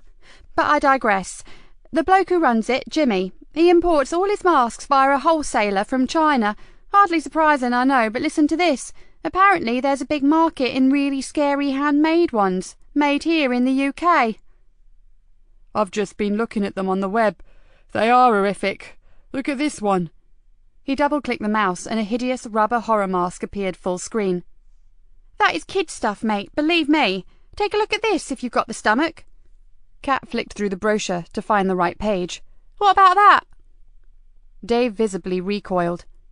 Kat hid a sly smile at his reaction. "Effective, isn't it? Apparently made of quality latex and all individually designed and hand-painted. They are full head covering and are moulded from a human head to get a lifelike effect." "Who the hell would buy something like that?" "Any freak who has 60 quid to spare and fancies looking like a flesh-eating nightmare from hell, I suppose." 60 quid. "Get one of your own design made up and it will be more like 100. Dave closed the catalogue. "Well, whoever is spreading ours around the town didn't spend that kind of money, surely." "Of course not. These tacky things," she pointed to the dead rat man mask on the desk, "are rubber and nowhere near the quality of this." She jabbed a finger at the brochure. "What I'm saying is that it is possible to get things made to order, and Jimmy told me you can even get a DVD from the internet that tells you how to mould and cast your own. Not an easy process, but it can be done. Maybe I'll download it and find out what equipment you need. Checking out the suppliers could be my next avenue to follow." She picked up the magazine and flicked through it. "Wow! Gorgeous outfit. I wonder how you would get that on, or more to the point, how you'd get it off." "Please." Dave closed his eyes. "Remember my art." Kat grinned and shut the book. "OK, in the interests of your cardiac health, I'll change the subject slightly. Has anyone got any further with the name Griffiths?" Dave shook his head. "No, nothing. I've googled it myself, but can't find anything on any variation of spelling." "Means nothing to me, but I can ask around on the streets." "I wouldn't. Well, not until you've run it past the governor. Don't want to give anything away. So far, it's the only info we've had on the damn things." "Yeah, you're probably right. Maybe I'll try a few searches of my own. It sounds like something from a computer game to me." She logged into her computer, and while she waited for the search engine, said, "So, what do you think of the new boy?" "Sergeant Easter? Well, not what I was expecting, that's for sure. Seems okay, and so far pretty resistant to the boss's acid tongue." "Well, I think he's hot. If he's what religion is about, hallelujah, I'm converted." "You are a lost cause, Cat Cullen, and I'd keep that observation to yourself if I were you. If anyone hears you talking like that, they'll have you up for discrimination of one sort or another." OK, you boring old fart. But I still think he's hot. Now, let me try. Come on, Mr. Griffiths, show yourself." She punched in another search and sat back to watch the monitor screen. "You know, it's weird when you think about it." Dave looked up. "I mean, it's just kids who seem to have these masks, and it's not hard to get a kid to fess up if you lean on him a bit." "I catch your drift. You mean that so far not one has as much as squeaked about where they come from, So they really don't know, do they? Which begs the question, what the hell is some adult doing scattering nasty masks around for kids to pick up? Niall Farrow reckons it's a publicity stunt. Maybe the forerunner to some kind of new gimmick thing. You know, the must-have gizmo of the month. So I give them away. A sprat to catch a mackerel. Get 'em hooked, then start charging the earth for them. Sorry, but I think that's total crap, Kat snorted. What sane parent is going to fork out good money to make their kid's face look like roadkill? Dave grimaced. For some of the little shites we get in here, it'd be an improvement. Maybe, but... Kat didn't have the chance to finish as a desk phone shrilled out. A moment or two later, she replaced the receiver and bit her lip. That was the governor. She's on her way back. She wants us in her office in 10 minutes. Dave pulled a face. That doesn't sound too good. Is it about a missing girl? I think so, my chubby little friend. So if you need a coffee or a bun, I'd go get it now. My gut feeling says we are going to be very busy. Nikki jumped out of the car, leaving Joseph to lock it and chase after her to the back door of the station. She knew that the sooner they acted, the better the chance of finding the girl, and she was not going to waste one damn second. For once, the drug dealer slipped from her thoughts, and Kerry Anderson moved in. She punched in the security number and pushed the door impatiently. What was the name of that boy she spends her time with? Her pod neighbour says he's called Chris, spelt with a K. Joseph breathed hard as he caught the door before it closed on him. Lives in Barnby Odyke. Surname? Brown. Does her friend think they're lovers? Definitely not. She said they're just mates. Yeah, right. Well, I wonder if Mr. Chris with a K sees it like that. As they ran up the stairs to the CID room, Nikki's mind was already in overdrive. Chris Brown was obviously their starting point, and the parents needed to be told. And then... Inspector Galena? A WPC ran up behind them. Superintendent Bainbridge wants to see you right away, ma'am. He's in your office. Without replying, Nikki turned and hurried down the corridor. Rick Bainbridge stood up as they entered. Shut the door. His craggy face looked even more war-torn than usual. Nikki's jaw jutted forward. What's happened, sir? Some ramblers walking the sea bank found a mobile phone. They also found this. The super placed an evidence bag on the desk. What is it? Asked Nikki, peering through the clear plastic. A light meter, Joseph said somberly, used by serious photographers.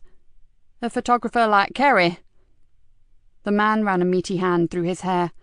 I don't think there's too much doubt about that. Most happy snappers are all digital these days. He paused. But we have one piece of good luck here. Although the phone was damaged, the lab reckon they'll be able to retrieve information from it.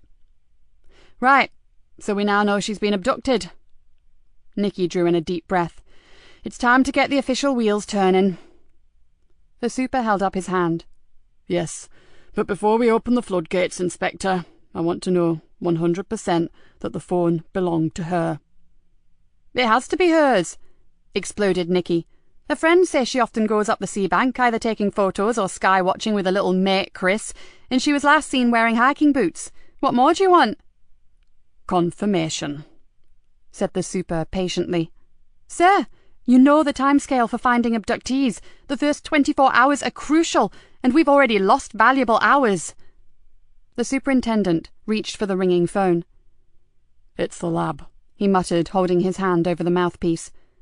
After a few short words, he hung up and looked from her to Joseph. It's Kerry Anderson's all right. The last message she received, and the last call she made, were both to and from the same person. Don't tell me. Nikki was already making for the door. Chris Brown. Chapter 8. The word village conjures up a certain rural quaintness, but as Nikki and Joseph drove into Barnaby Odyke, they found nothing of the sort. The cottages and houses were scattered in meagre clusters, and every one of them edged the vast arable fields that ran all the way down to the marsh. The narrow lane that served as the main road was clogged with mud spewed up from the tractor tires, and chickens roamed at will across the pock-marked asphalt. The Browns' cottage sat a little way back from the road. The front garden had mainly been given over to a shingle car parking area and turning space, and the cottage itself, although not exactly ramshackle, could have used a hearty dose of TLC. Hardly chocolate box, is it? Said Joseph, looking at the weather-bleached paintwork. What do you expect? Nikki snorted. These are farm workers' places, and this is the Fens, not the cosy Cotswolds. They work god-awful hours to just about scrape an existence. So along with the east wind and the North Sea. Okay, I get the picture. Nikki swung the car into a lay-by intended for church business, and they walked back. In the absence of a bell, Joseph rapped hard on the wooden front door. A dog barked sharply, and then they heard a voice call out, "It's open, and Swampy doesn't bite." Joseph pushed the door and was greeted by a small brown and white spaniel that barked excitedly, then fled back into the cottage. "We're looking for Chris Brown," called out Joseph. "Then you found him." The young man was tall, skinny in the extreme, and had a floppy mop of almost black hair and thin, wire-framed glasses. "What can I do for you?" he asked, mildly suspicious. Both Nikki and Joseph produced their warrant cards. "We'd like a word, please, Mr. Brown." Nikki watched the eyes. After looking closely at their cards, he looked up, and she saw the suspicion had been replaced by confusion. He shrugged, then stood back from the door. "I suppose you'd better come in." The door led directly into the sitting room. He pointed vaguely towards 2 armchairs that flanked the fireplace. "Sit down if you want to." He perched on the arm of an overstuffed sofa and stared at them. "So what's this about?" "You were a friend of Kerry Anderson, Mr. Brown?" "Yes." The eyes narrowed slightly. "When did you see her last?" The vagueness fell away. "Kerry?" he said sharply. Now there was concern in both his expression and his voice. "Has something happened to her?" "Well, we thought perhaps you may know the answer to that, Mr. Brown." Nikki didn't take her eyes off him. If he was acting, he was bloody good, but then Nikki had seen some award-winning performances in her time. "Well, has she had an accident or what?" "Can you tell us when you saw her last?" repeated Nikki. The young man's Adam's apple jerked convulsively in his throat as he swallowed. He rubbed his forehead. "Oh yeah, it was the day before yesterday." "And where was that, Mr. Brown?" added Joseph calmly. "At the Hub. At the university?" "Yeah, she wanted to talk to me, and as she had some spare time before one of her lectures, we grabbed a coffee." He pushed his glasses further up onto the bridge of his nose and stared straight at Joseph. "Look, man, if something's happened to Kerry, you have to tell me." "We don't have to tell you anything," said Nikki flatly. "So what did she want to talk about?" Nothing, really. Well, nothing important." "Let us be the judge of that." Nikki's tone was edgy. "What did she want?" Brown tugged nervously at the hem of his baggy sweatshirt. I can't remember." "Oh, come on. Kerry asked to see you, to talk, and you can't remember why?" "We just chatted. She talked about her dad and what she bought him for his birthday, and she said she was looking forward to the field trip to the Peak District. I filled her in on some gamma-ray bursts that have been discovered by ESA's integral satellite, and that's all, really." "Thrilling. And you didn't think to ask her why she specifically needed to see you?" Nikki didn't bother to keep the derisory tone from her voice. "But we often have a coffee. It was nothing new." He frowned. "Kerry sometimes likes to just offload, you know, and she knows that she can to me." He stared directly at Nikki. "People think it's all so easy for her, but it isn't." "Okay. So what sort of mood was she in?" Brown thought for a moment. "Upbeat about the field trip, but..." "But?" asked Joseph. Brown didn't answer immediately. "My sergeant asked you a question," growled Nikki. "Well, I didn't think too much about it at the time, but now..." He rubbed hard at his temple. "Now I get the feeling that something could have been bothering her. The fact that she was all fired up for the trip kind of masked it, but on reflection maybe she was too hyped up." It was Nikki's turn to frown. She'd played this all wrong. She'd given Chris Brown too much time to work out a retrospect scenario where Kerry was already worried about something. Time to move on. "So when did you speak to her last?" "But I just told you." "No, Mr. Brown, you told me when you last saw her, not when you spoke last." "That was it. I haven't spoken to her since." "No phone calls, no text messages?" Nikki kept her voice expressionless. "No, none." Nikki frowned. "Do you have a mobile phone, Mr. Brown?" Chris Brown looked at her as if she were in need of mental care. Yeah? Can I see yours, please? Sure. He moved across to a row of coat hooks by the front door and pulled a light jacket down. He plunged his hand deep into the pocket, then pulled it out and tried the other pocket. That's odd, he murmured almost to himself. I thought... Having trouble finding it, sir? Asked Joseph. I thought you young people were super glued to your phones. Brown frowned. Not me. Why, bit of a loner, are you? Not many friends, except Kerry, of course. As Nikki stared at him, she saw him begin to gnaw on his bottom lip, and she wasn't sure if he were nervous, frightened, or just acting at one of the aforementioned emotions. I think I have a right to know what has happened to Kerry. There was a tremor in his voice. Where were you last night, Mr. Brown?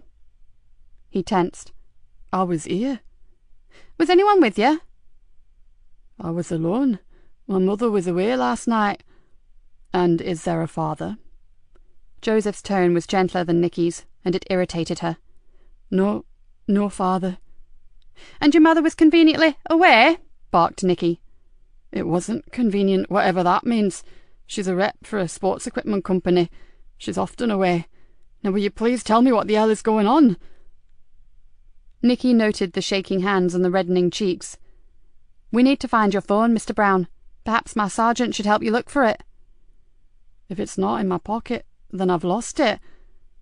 Chris Brown sat back on the sofa and stared belligerently at them. I hate the things. I'm always losing it. Sure, you need one living in a place like this, but I don't often use it, and I never text. We have reason to believe that you texted Kerry Anderson last night. Nikki paused to see what effect her next words would have. That would be just before she disappeared. The man gave a sharp intake of breath. Oh, shit! But I never sent her a text, it wasn't me!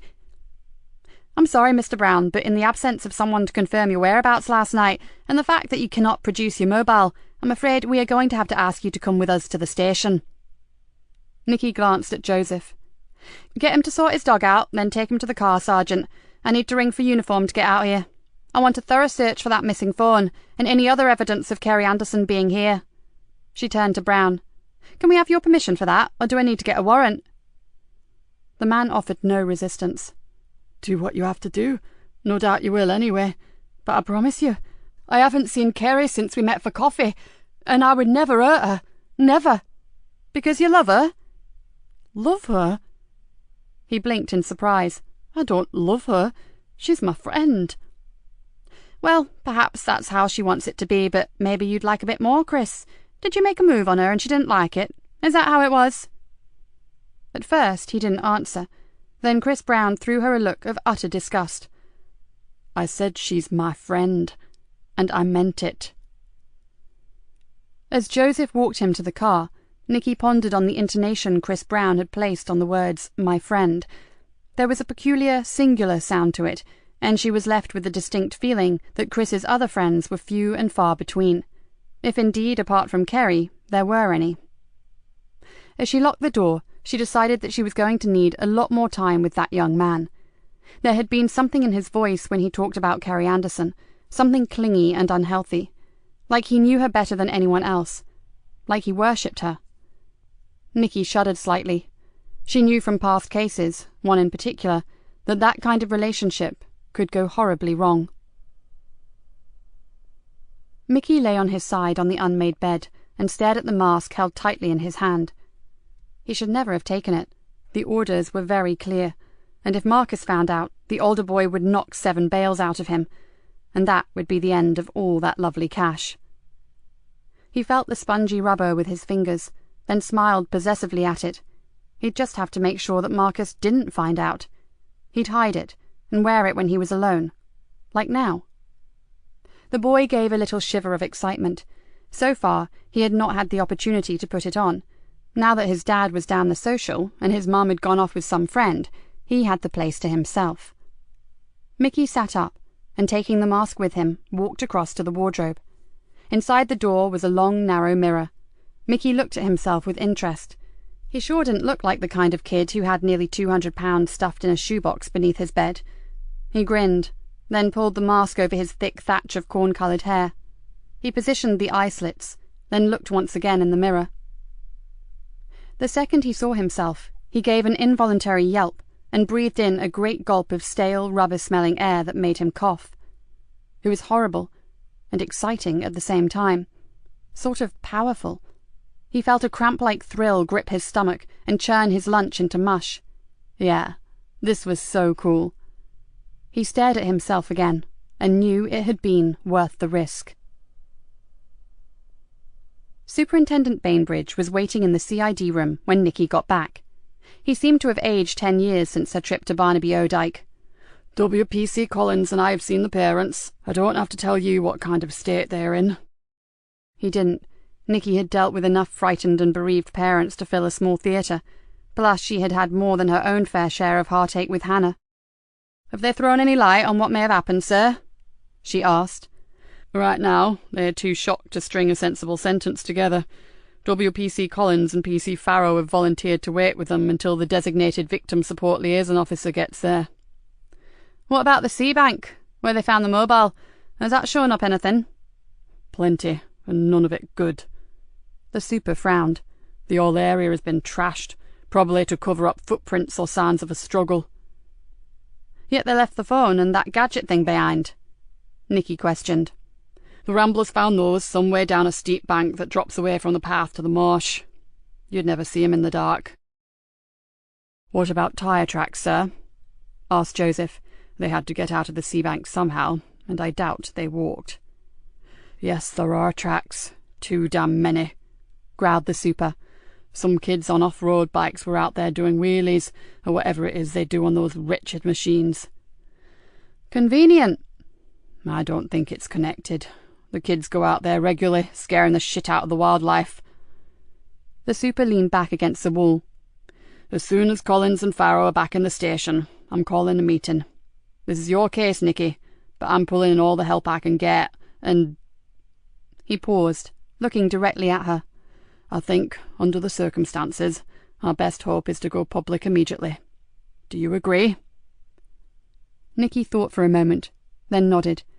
"It could be costly if she turns up tomorrow with a hangover and a tattoo that she doesn't remember getting, but I guess we can't afford not to." The super straightened up. "Then I'll inform top brass, and I'd appreciate it if you and Sergeant Easter went back up to the campus and spoke to Dr. Villiers in person. We're going to need a pretty big team down there to talk to the students. Arrange things with him, and I'll see you all back in the meeting room in an hour." Nikki pulled a face. "Could someone else go? I really need to speak to the occupant of interview room 2. "Chris Brown?" The super halted midway through the door. "Is his mother here yet?" "On her way, sir," said Joseph. "Probably be here in about an hour. She was in Grantham when I managed to contact her." Nikki glared at Joseph. "But there's no reason on earth to wait until she arrives before we interview Brown. He's not a bloody kid." Joseph raised his hands in mock surrender. "That's not what I was implying. I just answered a question, Mom. And for what it's worth, I'm with you." He looked back to the superintendent and raised his eyebrows. "If Brown knows where Kerry is, I don't think we should waste a single moment." Nikki opened her mouth, then shut it again. She wasn't sure if it was the man's gentle voice and unshakable calm that was rattling her, or simply that she wasn't used to people agreeing with her. The superintendent gave them both a stony look. "And I say Brown waits until you've been to the university. He's not going anywhere, and some time alone, not knowing exactly what we know or are planning, may just scare him into talking to us." Nikki gritted her teeth, and that wasted hour could mean life or death to Kerry Anderson. If she was right, time alone was normal practice for Chris. It wouldn't worry a loner like him one iota, let alone scare him. But she was going to get nowhere by arguing, so they'd better get back to the university, and fast. With a muttered word that could have been anything, she picked up her bag and made for the door. Chapter 9. Those poor parents. What it must feel like to know your child is missing. Niall shook his head, then suddenly started forward. "Hey, Vonnie, look over there!" Yvonne Collins looked, then swerved the police car across the oncoming traffic and into a side road that led to the Carrborough estate. "Little sods! Radio in for some help for that woman. She's clearly not injured, so I'm going to go after the kids who mugged her. You'll have to put your foot down, Von. Another few hundred metres and the rabbit warren opens up, and we'll never catch 'em. Niall gripped the dashboard as Yvonne accelerated forward. What the dickens do you think I'm doing? She muttered as she deftly missed an overturned rubbish bin. Jesus, these street kids get worse. In broad daylight, with a police vehicle in full view, they snatch a handbag and take off on bloody bikes. Niall swiftly reported their position and what had occurred, then flipped off his radio. Someone's on their way to the victim.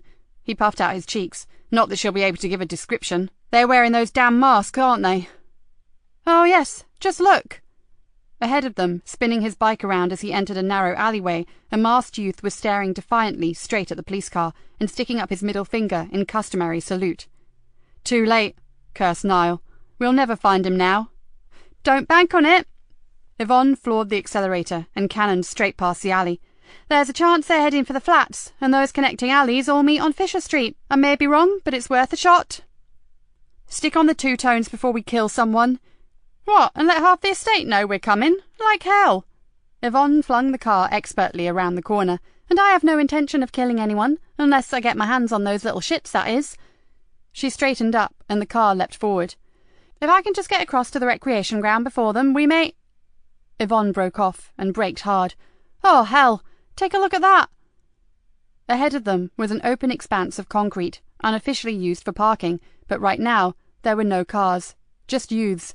Two gangs squaring up to each other like warring tribes, all ugly faces and aggressive posturing. There was little difference between them when it came to age and attitude. The only thing that separated them was that one gang were wearing masks.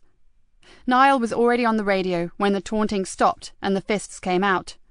Tell them we need backup, shouted Yvonne as she prepared to jump out of the car. Meanwhile, I'll do what I can. No! Niall's voice blasted in her ear. Not this time, Vonnie. I'm all for getting stuck in, but look at them. Someone's going to get badly hurt out there, and I'd prefer it not to be us. We've got to try. Yvonne opened the car door. For exactly the reason that you just said. Someone's going to get hurt, and we have to try to prevent that happening. Oh, shit. Next time I volunteer as for overtime, remind me of this, will you? Niall swung open his door to follow her. At least you've got a voice that could be heard the other side of Humber Bridge. Together, they waded in and began pulling some of the less committed thugs from the pack, and by the time 2 more police cars arrived, they were left with a heated core of some 10 kids, vicious kids, who had the red mist in front of their eyes and were giving up for no one. Leave 'em to the cavalry, called out Niall as he yanked a stick-thin youth from the back of another. We've done our bit, and it looks like half the station has turned out to mop up. Yeah, gasped Yvonne as she propelled another youngster towards the car. You could be right. Cars and vans were pouring into the estate, and the teenage rioters were now running in every direction to get away. Blimey, even old Nick and Holly Joe have made an appearance. What the devil did you say was going on down here? Niall grinned. Seems I may have overreacted somewhat. He pulled the skinny youth towards him. What's this all about? Don't tell me you're actually fighting over those damn masks. Sod off, it ain't nothing to do with me. Got caught up in it accidental like. The boy wiped a dirty sleeve across his blood-stained lip. Really? Said Niall. And I thought it was you that jumped on that other ugly little kid over there. He looked across at Yvonne. Well, how wrong could I be? I could have sworn that I saw this poor innocent lad smack the other one with a knuckle-duster. What, the knuckle-duster just slipped into his jeans? That'd be the one. Niall gripped the boy tightly, pulling the offending implement from his pocket, and pushed him towards the car. You coming with us, chum?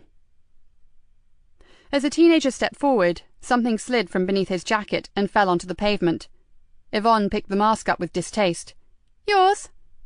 The boy struggled to get free of Niall's iron hold, and when he failed, he threw her a baleful look. Give it back, pig. Sorry, Poppet, but even though it suits you far better than me, I think I'll keep it. Now, get in the car. There's a comfy little cell back at the Nick with your name on the door. Is everything against me right now? Nikki fumed. Why the hell you had to come this way to get to the bloody university beats me.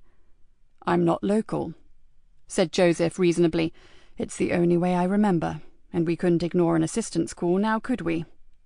With little or no effort, he frog-marched 2 youngsters towards a waiting police van. I know that. Nikki dodged a flying missile, then wrestled a youth twice her size to the ground and knelt on him until a uniformed constable dragged him up and cuffed him. "But the timing stinks!" Joseph had just relinquished his hold on 2 charges and was making his way back to her when she heard him call out, "Mom, over there!" She spun round and saw one boy rip a mask from the face of another, then turn tail and run from the brawling group. The boy who remained screamed and fell to the ground, blood oozing through his t-shirt. "Jesus, he's been stabbed! Someone call a paramedic!" Before she could get to the boy, 2 other officers were with him. "Help's on the way!" called someone, and Nikki turned to see Joseph hurtling after 2 youths, one who was still carrying the stolen mask. "Oh shit, that silly bastard's going to get himself killed!" She cursed under her breath, then raced after him. The 2 boys fled down a narrow alley, one of their usual getaway routes, but found it blocked by a stationary delivery truck. With nowhere to go, Joseph and Nikki were on them in seconds. "Come here, you little turd!" Nikki threw herself against the shorter of the 2, the one who had stolen the mask, and slammed him roughly against a garage door. Air escaped from his lungs in a loud gasp, and she snapped her cuffs neatly around his wrists. Carefully, she slipped her hands into his pocket and withdrew a sticky-bladed flick knife. "Oh, you're so nicked!" Holding him firmly, she turned to see Joseph lifting the taller boy from the gutter by his jacket collar. "You too, sunshine," said the sergeant brightly. She exhaled loudly. "Let's get these 2 scroats back to the van, then." Before she could finish, she heard a grunt, and as she turned, she saw Joseph flip the boy into some weird straight-armed lock position that immobilized the youth totally. Before she could even speak, she heard the sergeant whisper, "One more move towards your pocket, and you'll wake up with both shoulders dislocated and your arms ready for plaster casts. Understand?" The boy's eyes widened to an impossible size, but all he could do was groan. To her total surprise, Joseph moved with lightning speed and swapped his grip from one hand to the other, never for 1 microsecond losing his hold on the boy or slackening the vice-like grip. The detective then slipped his free hand into the jacket pocket and withdrew it, holding a wicked-looking blade. Nikki's jaw dropped. "I bet you didn't learn that move in Bible class." Joseph's eyes snapped up, and for a moment she really didn't like the expression that flashed across his face. Then, just as swiftly, it turned to one of reproach. "I thought we had an agreement." Sorry, just an observation. That was nothing like I've ever seen taught at police training school, and it's not the kind of thing you learn when sorting out the lager louts on a Friday night either." Joseph remained silent, then, pushing the terrified boy ahead of him, made his way back down the alley. Nikki followed, still wondering at what she had just witnessed. She was tough. She pulled no punches, and had been close to overstepping the mark on far too many occasions. But that was in a different league altogether. It wasn't just the unorthodox move, it was the sheer speed, not only of his actions, but of his assessment of the situation. What you saw was most definitely not what you got with Detective Sergeant Joseph Easter. Nikki remembered that strange, ice-cold look he'd given her, and shivered. Chapter 10. Nikki sped through the arrangements with the Dean and hurried back to the police station. Inside, she stopped and stared at Joseph. She had given him 2 chances to talk to her, to and from the campus, but he had chosen to say nothing. "A word in private, Sergeant," she said, then marched up the stairs to her office. "Close the door." She flopped into her chair and pointed to one on the other side of her desk. "Do you have anything you'd like to share with me, Detective?" Joseph sat down slowly, but stared at his hands rather than at her. "Don't we have a suspect to interview?" "Yes, we do, and you're wasting time by avoiding talking to me. As soon as you've told me what the hell all that was about, we go interview Mr. Brown, okay?" She narrowed her eyes. "And until that happens, we sit here for as long as it takes." The silence that followed was almost tangible. Then Nikki's patience ran out.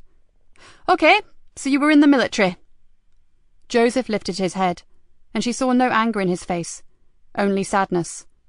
"That was another life. I'm not that man anymore." "From what I saw earlier, I think maybe you are." "No, I'm not!" exclaimed Joseph. A look of intense pain suffused his face. "Really, I'm not. It's just that sometimes you chance on a situation, and the old ways, the indoctrination, the reflex, whatever you like to call it, just takes over." "Lucky it did, Joseph.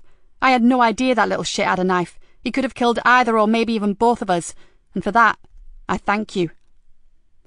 Joseph shook his head, almost violently. "Forget it. It never happened." He looked her full in the face. "And if you want to thank me, just let this go. I really don't want to talk about the past, and I'd appreciate it if the team and the other officers here never know about my background. You know that regular career police officers don't like squaddies who turn copper. In fact, some of them hate us. So, please?" Nikki tilted her head to one side. Maybe she was getting even more bitter and twisted, but recently she had found herself quite enjoying seeing someone squirm. But this was different. Joseph Easter was different. And strangely, she felt no pleasure. Just a sad sort of discomfort for him. Certainly there were a dozen questions running through her head, but now was not the time to ask them. Not with a girl missing. She nodded, and to her surprise found herself giving him the first smile that she could remember handing out for a very long while. "I think we have a suspect to interview, don't we?" The rest of the day passed in a blur, and by nightfall every available man and woman was out hunting for Kerry Anderson. Local media had been contacted, and the superintendent had made an impassioned plea on national television. Chris Brown had told them no more than they already knew, and his distraught mother had painted them a picture of a sensitive, highly intelligent, but slightly introverted, home-loving boy. Something more on a par with St. Francis of Assisi than a cold-blooded abductor of pretty girls. Then, at 11:30, Nikki received a call from one of the villagers from Barnby Odyke. A call that meant she would have to let him go. "There was a fox around, Inspector. That's why I kept going out into the garden. I have chickens, you see." "So what time did you actually see Mr. Brown, Mrs. Roper?" asked Nikki with something like exasperation. "Well, off and on, from around 7:30, right up until 2 o'clock, I suppose. I saw him when I checked me hens. He has an observatory, Inspector, big posh shed with an opening window, if you ask me, but our Chris is something of a celebrity in the village. He's an astronomer, you know. Nothing he don't know about stars and stuff. Sometimes he's out there all night." "Yes, and?" Nikki tried to keep her cool. "Well, I saw him going in and out, didn't I, moving his telescope around. Oh, yes, and once close to midnight his dog started barking. Must have smelt the fox, I reckon. So he had to be there all evening, Inspector." "And to your knowledge he was alone, Mrs. Roper?" "Well, I can't swear to it, but I never saw anyone else." Nikki thanked the woman for her help, then slammed down the receiver and swore out loud. "Fuck it! We're going to have to let him go." She puffed out her cheeks in exasperation. Joseph shrugged. "For what it's worth, and I know he's unlike any other 20-year-old kid I've ever met, but I really don't think he knows where Kerry is." "Since when did you become the county profiler?" inquired Nikki. "I know I'm no psychologist, but his body language didn't exactly scream out, 'I'm a liar,' did it?" countered Joseph. Nikki leaned back in her chair and rubbed her temples. "Oh, God, I need some sleep. But how can I walk out this station with a girl missing?" "We have to. Wherever Kerry is, she needs us to be 100% on the ball. And as most of the Fenland Constabulary are out there looking for her, there's little left for us to do right now." Joseph yawned and examined a darkening bruise on his wrist. "Plus, as we've just spent a happy hour brawling with Cabra thugs, I think we can grab a few hours shut-eye without too many recriminations." "Oh, shit! The boy who got stabbed! I'd better get down to the hospital and check on him." Nikki could feel the shadow of a headache forming behind her eyes. "I rang while you were on the phone, Mom. He's conscious and stable. He's got 2 uniforms with him until he's well enough to interview, so you can relax over him." "Nevertheless, that kid got stabbed because of one of those bloody masks. I need to get those evil things off the streets before something even worse happens." She gave him a look full of frustration. "There are not enough hours in the sodden day." "My digs are near the hospital. I can call in if it helps. A couple of hours' rest will charge me up again." He stood up. "If that's all right with you, Mom?" Nikki nodded. "Would you? That injured kid may just be scared enough to tell you something about the masks. It's worth a try, and I have no doubt you'll be a damn sight more compassionate with him than I would be." "No problem. See you later, Gov." Joseph walked to the door. "And Sergeant," she called after him. "About earlier. I won't be mentioning it again, but thank you. I still believe your actions may have saved our lives." Joseph Easter didn't answer immediately, but he paused in the doorway, then threw her a small smile. "Any time, Mum."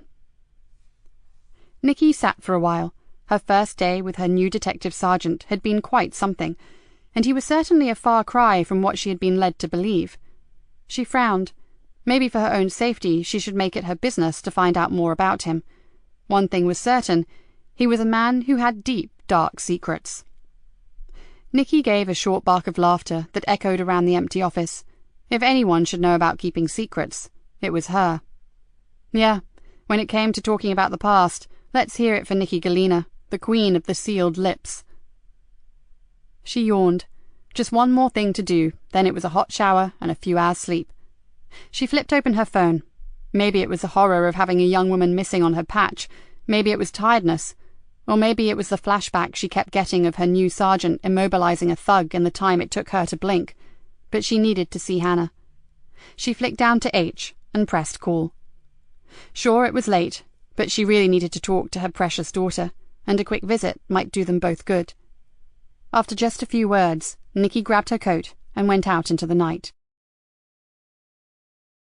The corridors were almost empty and dimly lit. Energy-saving, Joseph supposed. Whatever, it gave the rambling old hospital an eerie feeling. His footsteps sounded oddly loud as he tried to locate the lifts, and several times he found himself glancing over his shoulder. The injured boy, Callum Lodge, had had a close shave, but was out of danger. Sadly, he had little inclination to talk to the police, even if they had saved his life. The youth had been both scared and aggressive, but Joseph had managed to extract a few more snippets of information about the masks. And then Callum had mentioned a name, well, a street tag. It wasn't much, but it may help. He'd check it out first thing in the morning. Joseph cursed softly and decided that he must have taken a wrong turn. If it had been Fenchester Hospital, he could have done it blindfold, but this place was a maze of unfamiliar clinics and corridors. After a while, he was forced to admit to himself that his usually reliable bump of direction had failed him. He was on a long straight passageway that he certainly did not recognize from his trip in. He walked along for a while, hopeful that he would find a way out sign. Then to his relief he spotted two nurses hurrying out of a door at the end of the corridor ahead of him. He accelerated towards them, but by the time he got there, they had disappeared. He scanned the walls for a hospital plan, a fire drill map, anything that would get him back to the foyer in the car park, but he found nothing. He'd clearly wandered into a completely different wing, and now he felt both tired and pissed off. "Can I help you?" The voice was like an answered prayer. "I just want out." "Don't we all, man?" laughed the male nurse. He flashed the whitest of teeth, then pointed to a set of double doors. "Go through there, past the high dependency unit, and you'll see the lifts.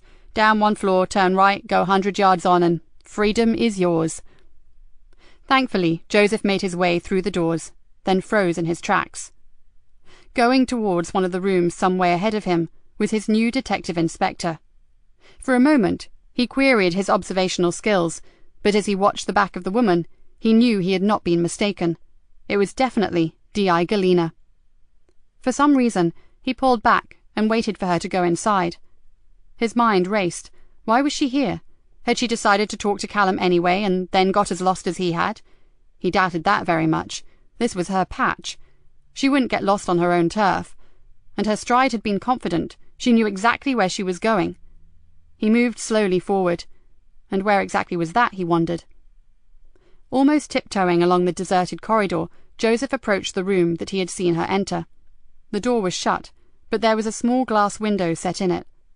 Keeping to one side so as not to be noticed, Joseph glanced inside. Nikki Galena sat holding a young woman's hand in hers.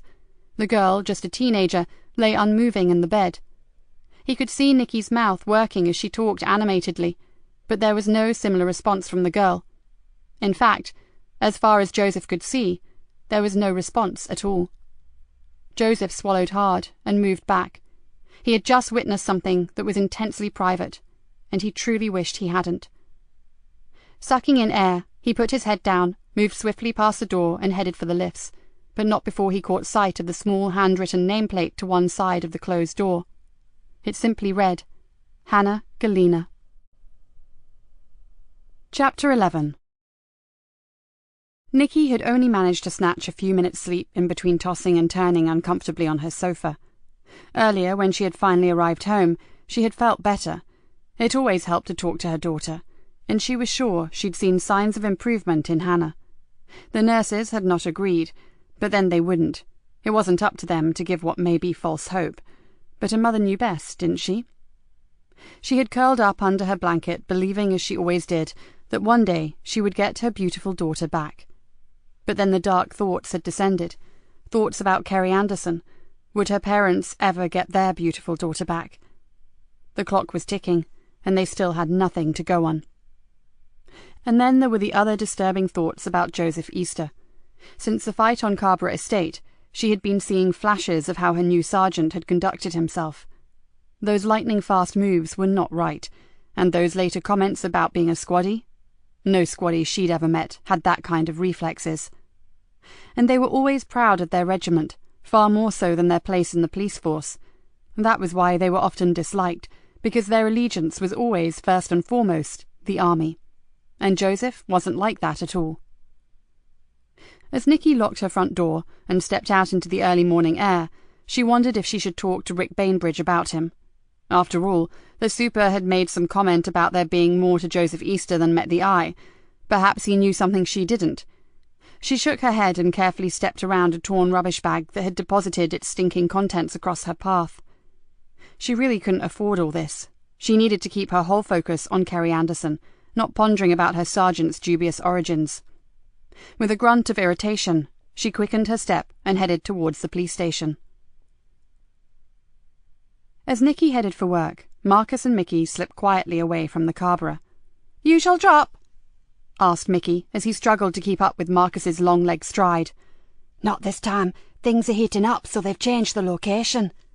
The older boy looked almost haggard in the early morning light. "And you're dead certain that your mum and dad don't suspect anything?" Mickey frowned.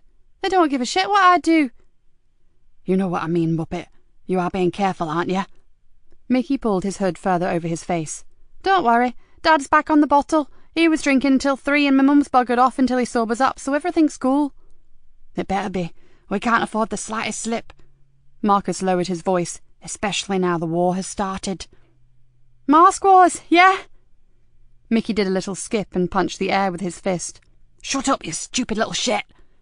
He lifted his hand to his forehead and glowered at the younger boy. "I've had it up to here with you. You're a fucking liability, you know that. Why the hell did I pick you of all the kids on the borough?"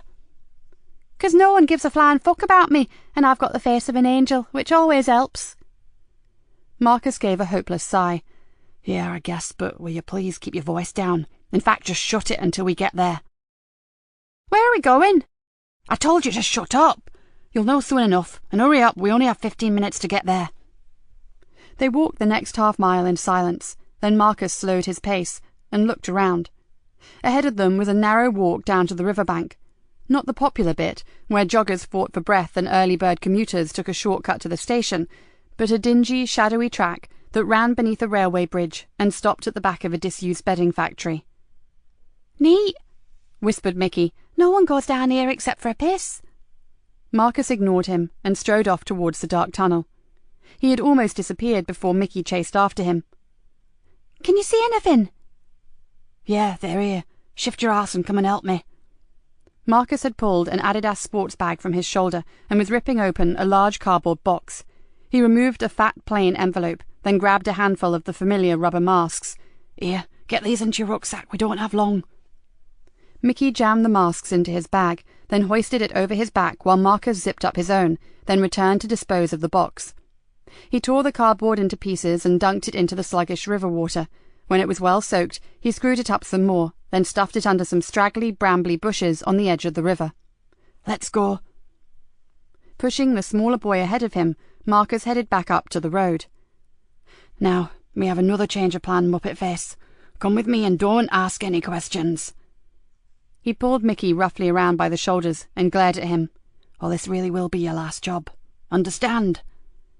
Mickey saw the cool stare and understood perfectly.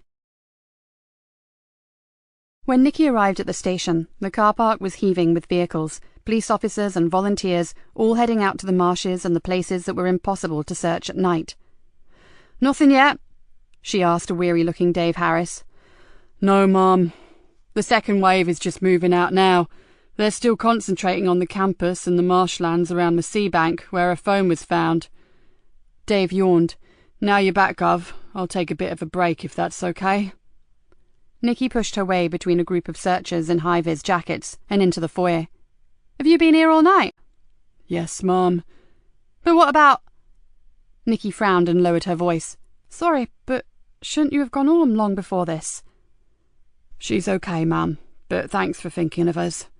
He gave her a tired smile. "I've arranged a carer, just to cover me short-term like."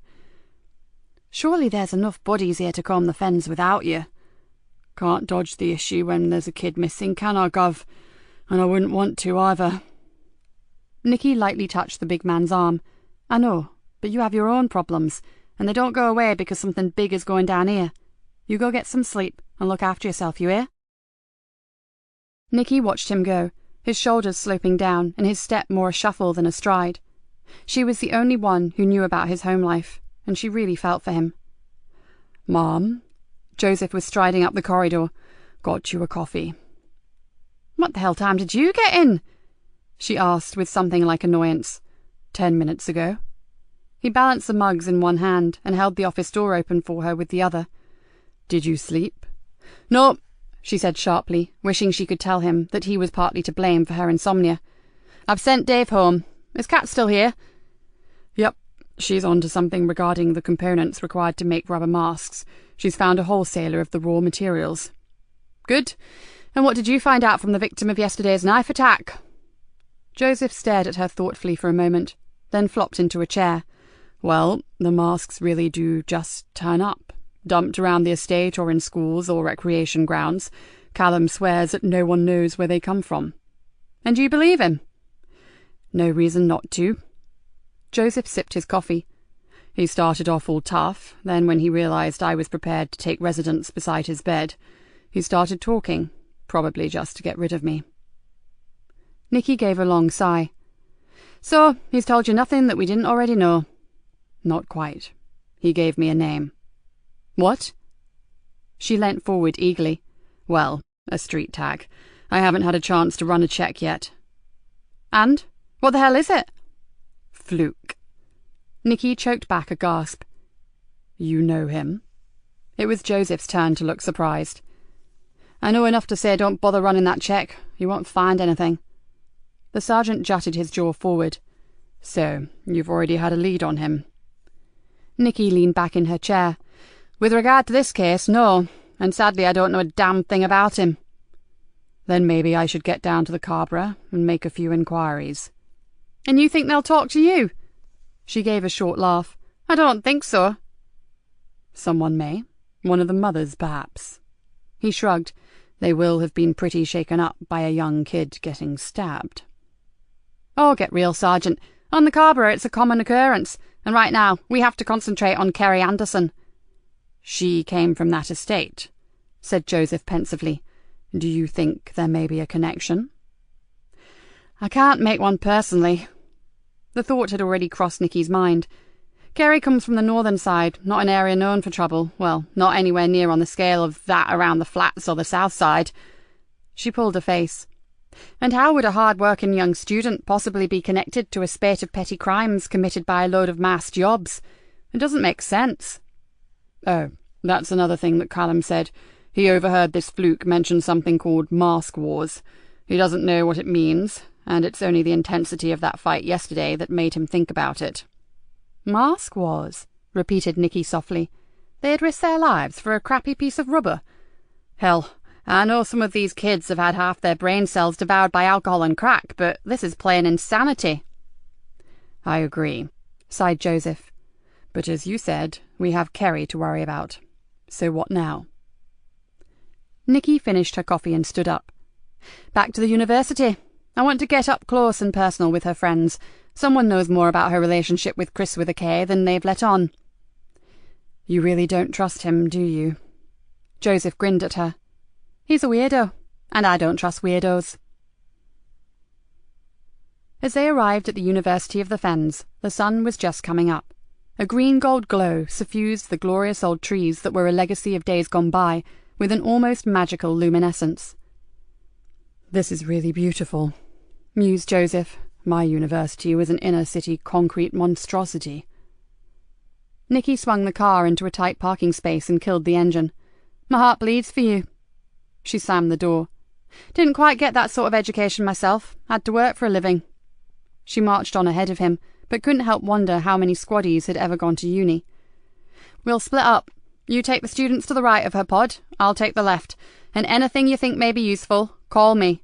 With luck, they'll still be half asleep and easier to interview." The door to the hub swung soundlessly open. "See you back here in half an hour, Sergeant, and we'll reassess." "Nothing much, Mom." Joseph perched on a high stool and looked across the hub. "They will know Chris Brown by sight, and one or two have seen his astro photographs, which I'm told are awesome, but no one believes that Kerry and Chris are an item. In fact, most of them laughed at the notion." "Same damn thing with the ones I spoke to," grumbled Nikki. "One point, though," said Joseph. "A guy called Lewis, who was organising this field trip with Kerry, mentioned that Chris had been mugged recently." He rubbed his chin with his forefinger. "Probably not connected, but worth asking Mr. Brown about it, don't you think?" "As good a reason as any for taking another trip out to Mr. Weirdo's place." Nikki stared around at the small clusters of students gathered in the meeting place. "He's still my number one, even if his mother believes he's a modern-day saint." She looked back at Joseph. "Anything else?" Joseph pulled a face. "Nothing specific. I just get the feeling that no one here really knows Kerry."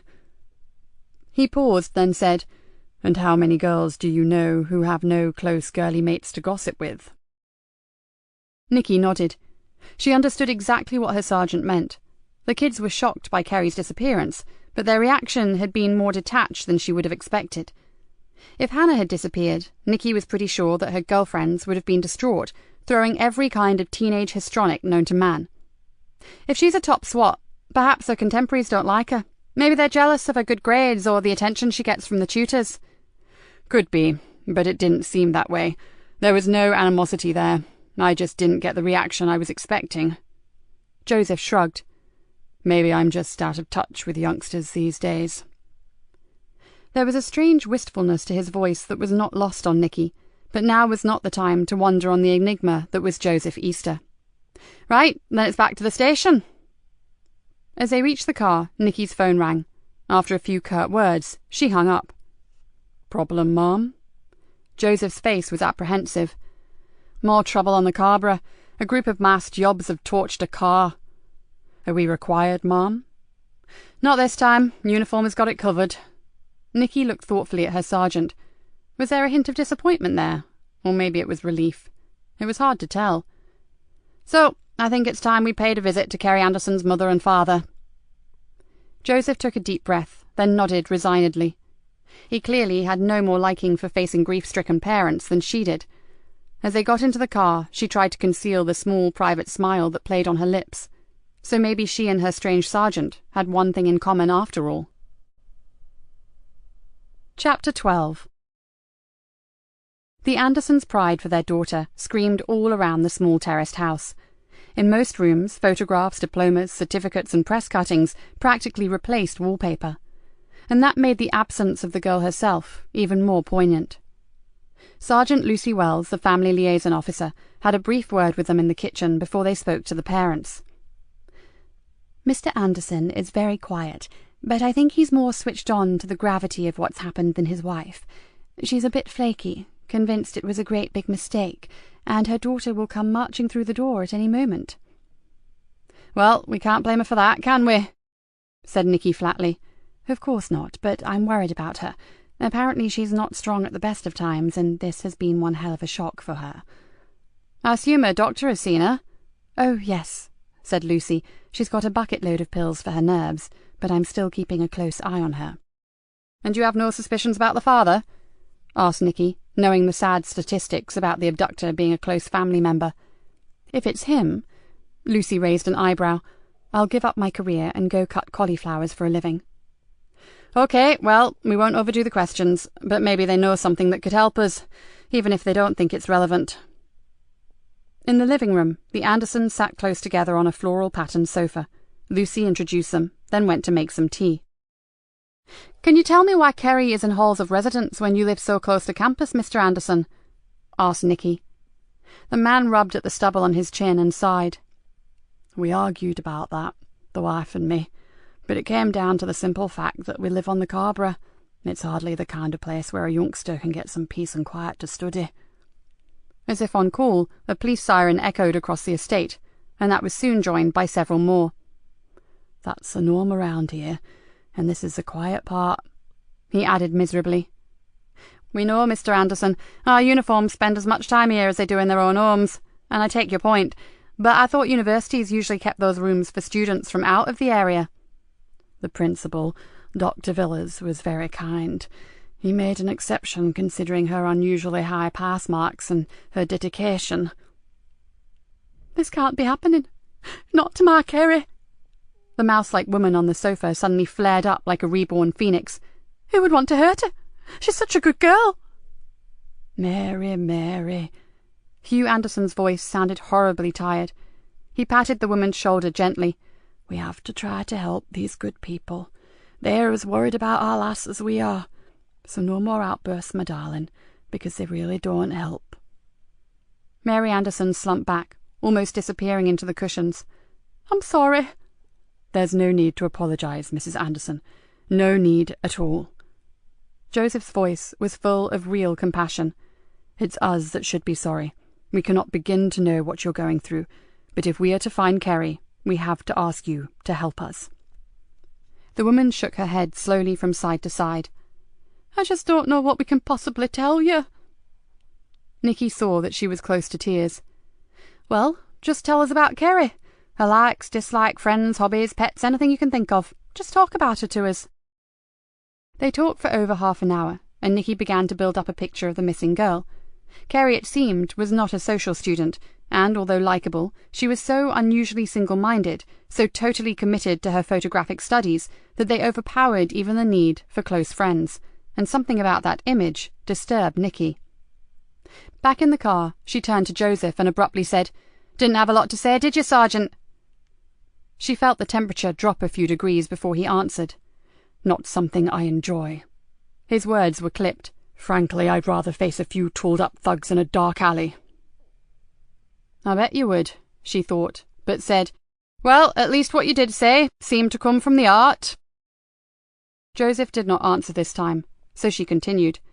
"So, regarding Kerry, did you get the feeling that she would have sold her soul to get away from the Carborough?" Joseph turned the key in the ignition. "I did. And all things considered, it's a marvel she stayed on the straight and narrow. She had to have some special kind of strength to remain focused on getting to uni. I dread to think where she would have ended up if she'd relinquished her dream." Nikki nodded thoughtfully. "Some of the names that her parents gave us, contemporaries from junior school years, they would not mean much to you, but I can assure you that as young adults, they are regulars in the custody suite." She sucked in air, and the name Frankie Doyle was something I never thought I'd hear from anyone in connection with Kerry Anderson. "Why? Is she known to us in some way?" "She's known to me," said Nikki through gritted teeth. "And not in a nice way, I guess." Joseph stared at her inquiringly. "She's poison. She hurts people. Innocent people." Nikki stared out of the windshield.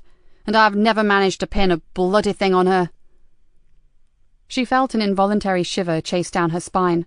Her own inquiry, the very private one that she'd successfully kept under wraps for so long, was suddenly becoming entangled with the hunt for Kerry Anderson, and with this bloody mask war, whatever it was. She bit down hard on her lip and glanced across to the man sitting next to her. No matter what his reputation said about him, he was the most astute officer she'd worked with for years. He was no fool, and she'd be a fool herself to try to deceive him. The problem was, just how much was she prepared to tell him, and because of his secrets, she couldn't totally trust him. Her mind went into overdrive. She clearly needed some time to work that one out, so all she could do at present was stick to basics. "One thing, though. One of my sources reckons Frankie Doyle's started mixing with some very nasty people, so hopefully she'll get out of her depth and slip up. And I'll be waiting." Joseph raised an eyebrow. "Then it sounds like Kerry was very lucky to get away from them." Nikki bit her lip again. If she did. "You won't believe this, Ma'am, but Archie Leonard is here to see you." The civilian from the front desk pounced on them as they entered the station. "He's been here for ages." "What the hell?" breathed Nikki. "Even I've heard of him," muttered Joseph from behind, "the godfather of the Cabra." "Well, this is a first. You'd better sit in, Sergeant. Could be interesting." "Try to stop me." "But first," Nikki pulled Joseph to one side and dropped her voice to little more than a whisper, "just so that you know, Archie Leonard is no mindless thug, okay? He's been the king of the Cabra for as long as I can remember. His family have lived there since it was built, but he's an old-school crook, if you know what I mean." "What, one of the heroes and villains brigade?" "Yeah. Even when I was a rookie, he was the man. But you knew where you stood with him. Life was like a massive game called Them and Us, and when they won, we worked harder, and when we won, they threw up their hands and coughed to it." "Surely it was never really like that. No one said, 'Fair cop, officer, I'll go quietly,' did they?" Joseph's eyes widened. "Not quite, but Archie Leonard and his two brothers earned quite a bit of respect back then." Nikki ran a hand through her hair.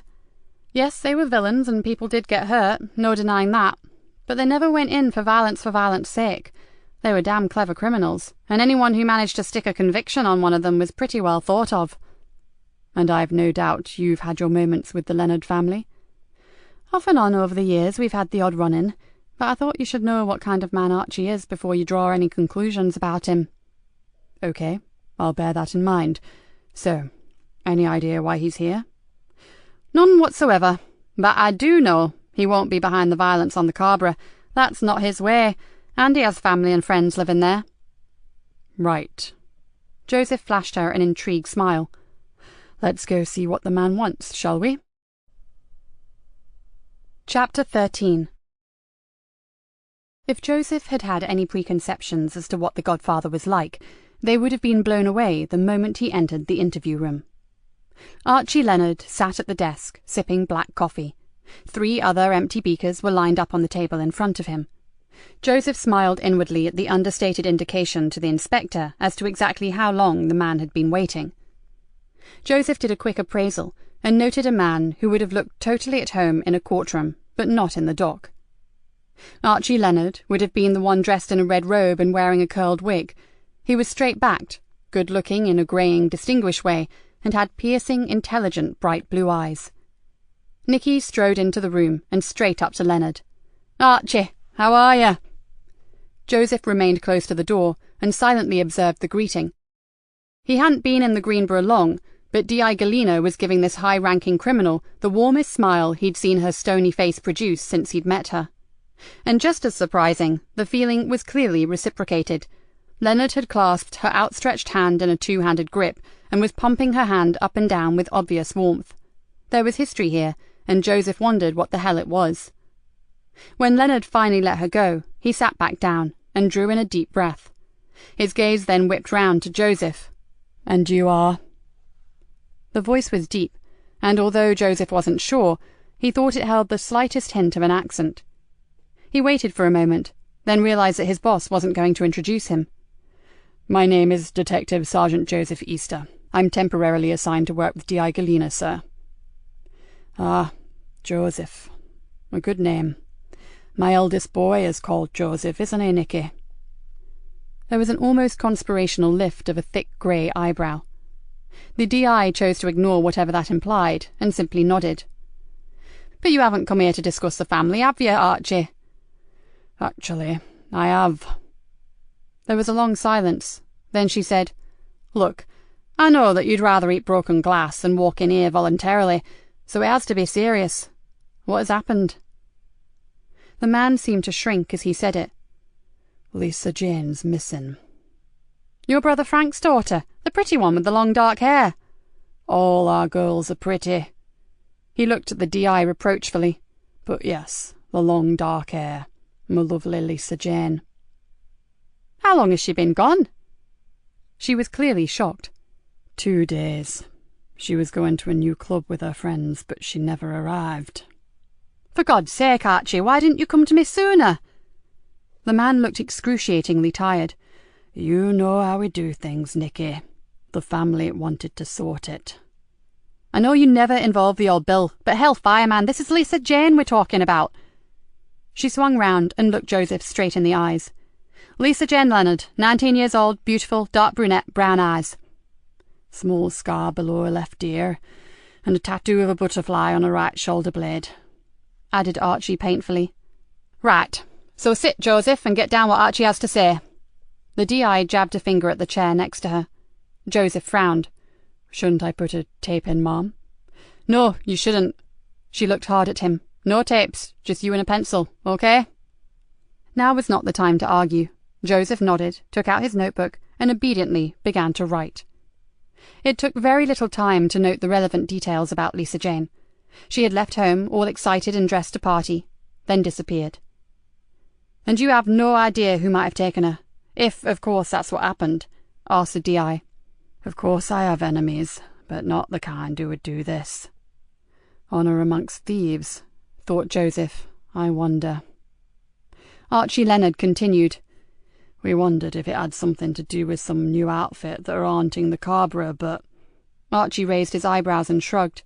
To be honest, we don't even know if they actually exist. How so? It's all just vague hints and rumours that someone is muscling in on us, but that's not the way it works. He looked at the DI. You know the score. The new boss declares his intention. He steals your deals, messes up your jobs, and leans on your personnel. It's a standard preliminary before the full turf war begins. And you've had none of this? Asked Joseph. No, Sergeant. Archie looked at him carefully. And as you will appreciate, I have a lot of seriously heavy connections, but no one can give me either a name or a face. He shook his head. It is our way to settle our own problems, but this is something I just can't fix, and I will not risk my niece's life by sticking to age-old gangland rules. You know, I'll do whatever it takes to help you, Archie, said the DI solemnly. I know. That's why I came to you. But Nikki... He stared at her intently. No press yet. Whatever you do, you'll keep it low-key, won't you? Joseph watched as his boss took a long intake of breath. As I said, I'll do what I have to, in the best way that I can. The bottom line is that we get Lisa Jane back. She stared at Archie for a time, then said, Can you tell us anything about something called mask wars? Ugh, those damn kids. But that can't have any bearing on my girl going missing, can it? Probably not, but it's costing us time and manpower, and that takes us away from much more important issues, if you see what I mean. Her eyes never left those of the older man. He nodded shrewdly. I'll do what I can, but those idiots in the masks listen to no one, not even me. They're just brainless waste of space kids. His brow drew together into deep wrinkles. The baseline is that one gang has them, the other doesn't. They are a prize that they fight over. Simple and stupid as that. So where do the masks come from, Archie? He threw up his hands. No idea, and I've had more pressing things on my mind to care. The DI smiled. I know, same here, but I need to put an end to it before someone else gets stabbed or dies. I suppose you do. Archie Leonard stood up. Now I have to go. No one knows I came to see you, but I'll see what I can find out about your masks. He gave her a weak smile. Nikki, find my girl. Please. The DI gave him her card. Private mobile number. Any time, day or night. Trust me. And take care, Archie. After Archie Leonard had been escorted out, Joseph and his boss returned to the interview room. The DI closed the door, leaned back on it, and let out a long sigh. She then stared at the floor until Joseph began to wonder if she were all right. To break the silence, he said, That can't have been easy, to walk in here and ask for help. You've no idea. She walked over to one of the chairs and sank down. He's broken every underworld law there is by turning to us. So, do you know anything about this mysterious new outfit? Joseph flopped into the chair opposite her, and wished he wasn't so out of his depth. In his own area, he knew all the names, knew what was going down, but in a different manner. It was difficult and frustrating. The DI thought for a moment, then shook her head. Not much. An informant told me he'd heard rumours about a new gang, vicious, violent, and wanting a patch of their own. Maybe they're looking at the Carbureau. Then surely we know exactly where to look for the girl's abductors, asked Joseph in surprise. There's just one tiny problem. Just like Archie, we don't know who they are. She frowned. And, as there have been no prior direct threats to him or any of his family, these shadowy newcomers really may just be a myth. The DI bit her lip. Our biggest problem right now is how we deal with it when Archie doesn't want Lisa Jane's disappearance broadcast. Joseph shifted uncomfortably, knowing they were wasting time. Well, whatever he wants or doesn't want is irrelevant, as we now have 2 girls missing. We have no choice but to work fast, do we? So what next? The DI leaned back in her chair and stared at him. Carefully, that's how. We don't just rush out there like headless chickens. This is delicate stuff, Joseph. Lisa Jane is a lovely girl, but she's still a member of a close-knit gangland family. Joseph calmed his mind and thought about it, then realised what the media might make of it, and the hype they could splash across the tabloid press. Something that could severely hamper their inquiries into both disappearances. He looked back at the DI, and saw deep concern etched on her face. You like Archie Leonard, don't you? For a moment he thought she was going to tell him to mind his own damn business. Then she nodded. Maybe like isn't quite the word I'd use, but as you said before, our paths have crossed in the past. A while ago he helped me out with something. She shrugged. And although I was able to reciprocate on another occasion, I still feel I owe him. She took a deep breath. Whatever. He loves Lisa Jane, and he's distraught about her, and we have to do all we can to find her. Naturally, a missing girl is a missing girl, no matter what her background, said Joseph. Of course, but the politics of this could be a minefield, and I don't want anyone telling me how to run the inquiry. She abruptly stood up, and her face was set with a grim determination. I'm going to see the super, and beg him to keep this from the press, and the longer he can sit on it, the better. She walked to the door, then turned back to him. This may have nothing whatsoever to do with the disappearance of Kerry Anderson. Apart from this possible new gang, Archie has made a lot of enemies in his lifetime. One of them may be less honourable than he thinks, and may have decided it's payback time. She paused. But no matter how simple that sounds, my gut says different. How say you? Joseph didn't even need to think about his answer. 2 girls missing, same time frame, same area location. Too much of a coincidence. I believe they are connected, ma'am. My gut says the same as yours. Chapter 14. After seeing the superintendent, Nikki decided that she needed to pay another visit to Barnby O'Dyke and Chris Brown.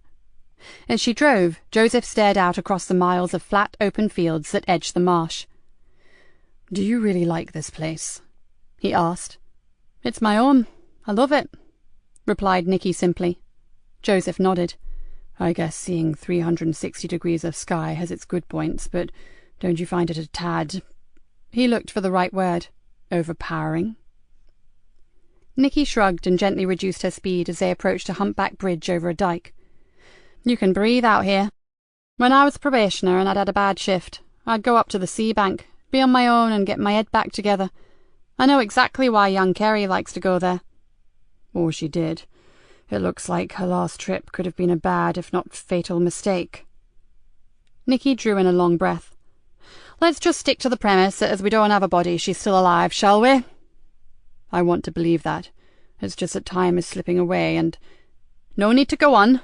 I'm fully aware of the ticking clock and the statistics regarding missing youngsters. She gritted her teeth, then said, I wonder if Chris Brown knows Lisa Jane Leonard. Doubtful. I can't see that a beautiful young model would see in a skinny anorak who spends his nights with a telescope, can you? I've been thinking that there could be a tenuous connection. Joseph's eyes narrowed. Tell me. Frankie Doyle.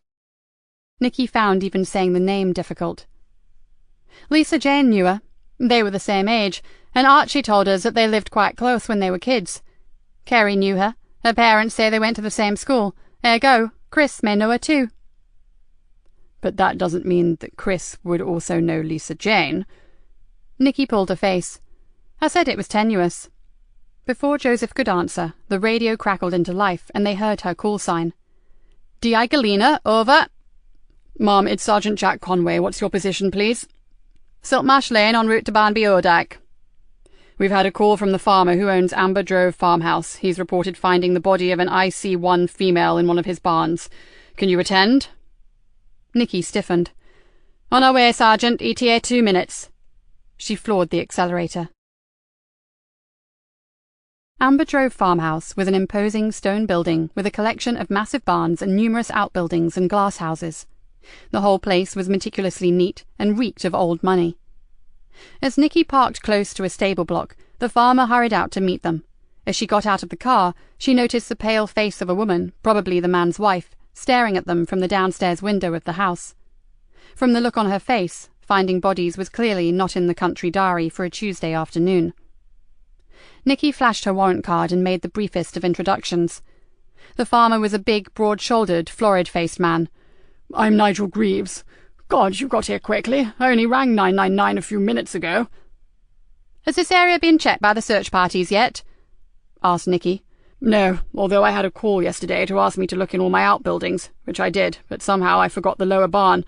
It's just a shell, and it's so inaccessible that I left it until last. Then I got sidetracked.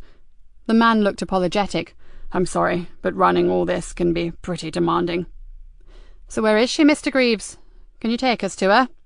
Of course. This way, Inspector. The man moved off towards the stable. Know how to ride one of these? He pointed to 2 quad bikes that sat on the edge of the field. No problem, said Joseph. Then you take that one and follow us. He jumped on the first bike and switched it on. Hope you don't mind riding pillion, Inspector. He patted the seat. But it's the fastest way to get out there. Out where? Shouted Nikki over the noise of the engine. Bottom field by the Amber Fen drain. As I said, it's just a wreck of an old barn and I'm preparing to demolish it. Nikki wanted to ask him to describe the girl, but the 2 revving engines meant she would have to wait and see for herself. Nigel Greaves checked that she was ready, then accelerated out onto the narrow path across the fields.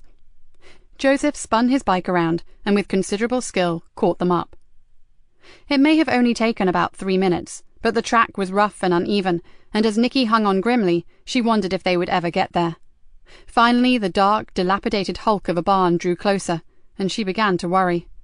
Would it be Kerry Anderson, or Lisa Jane, or maybe another girl, one they didn't even know about?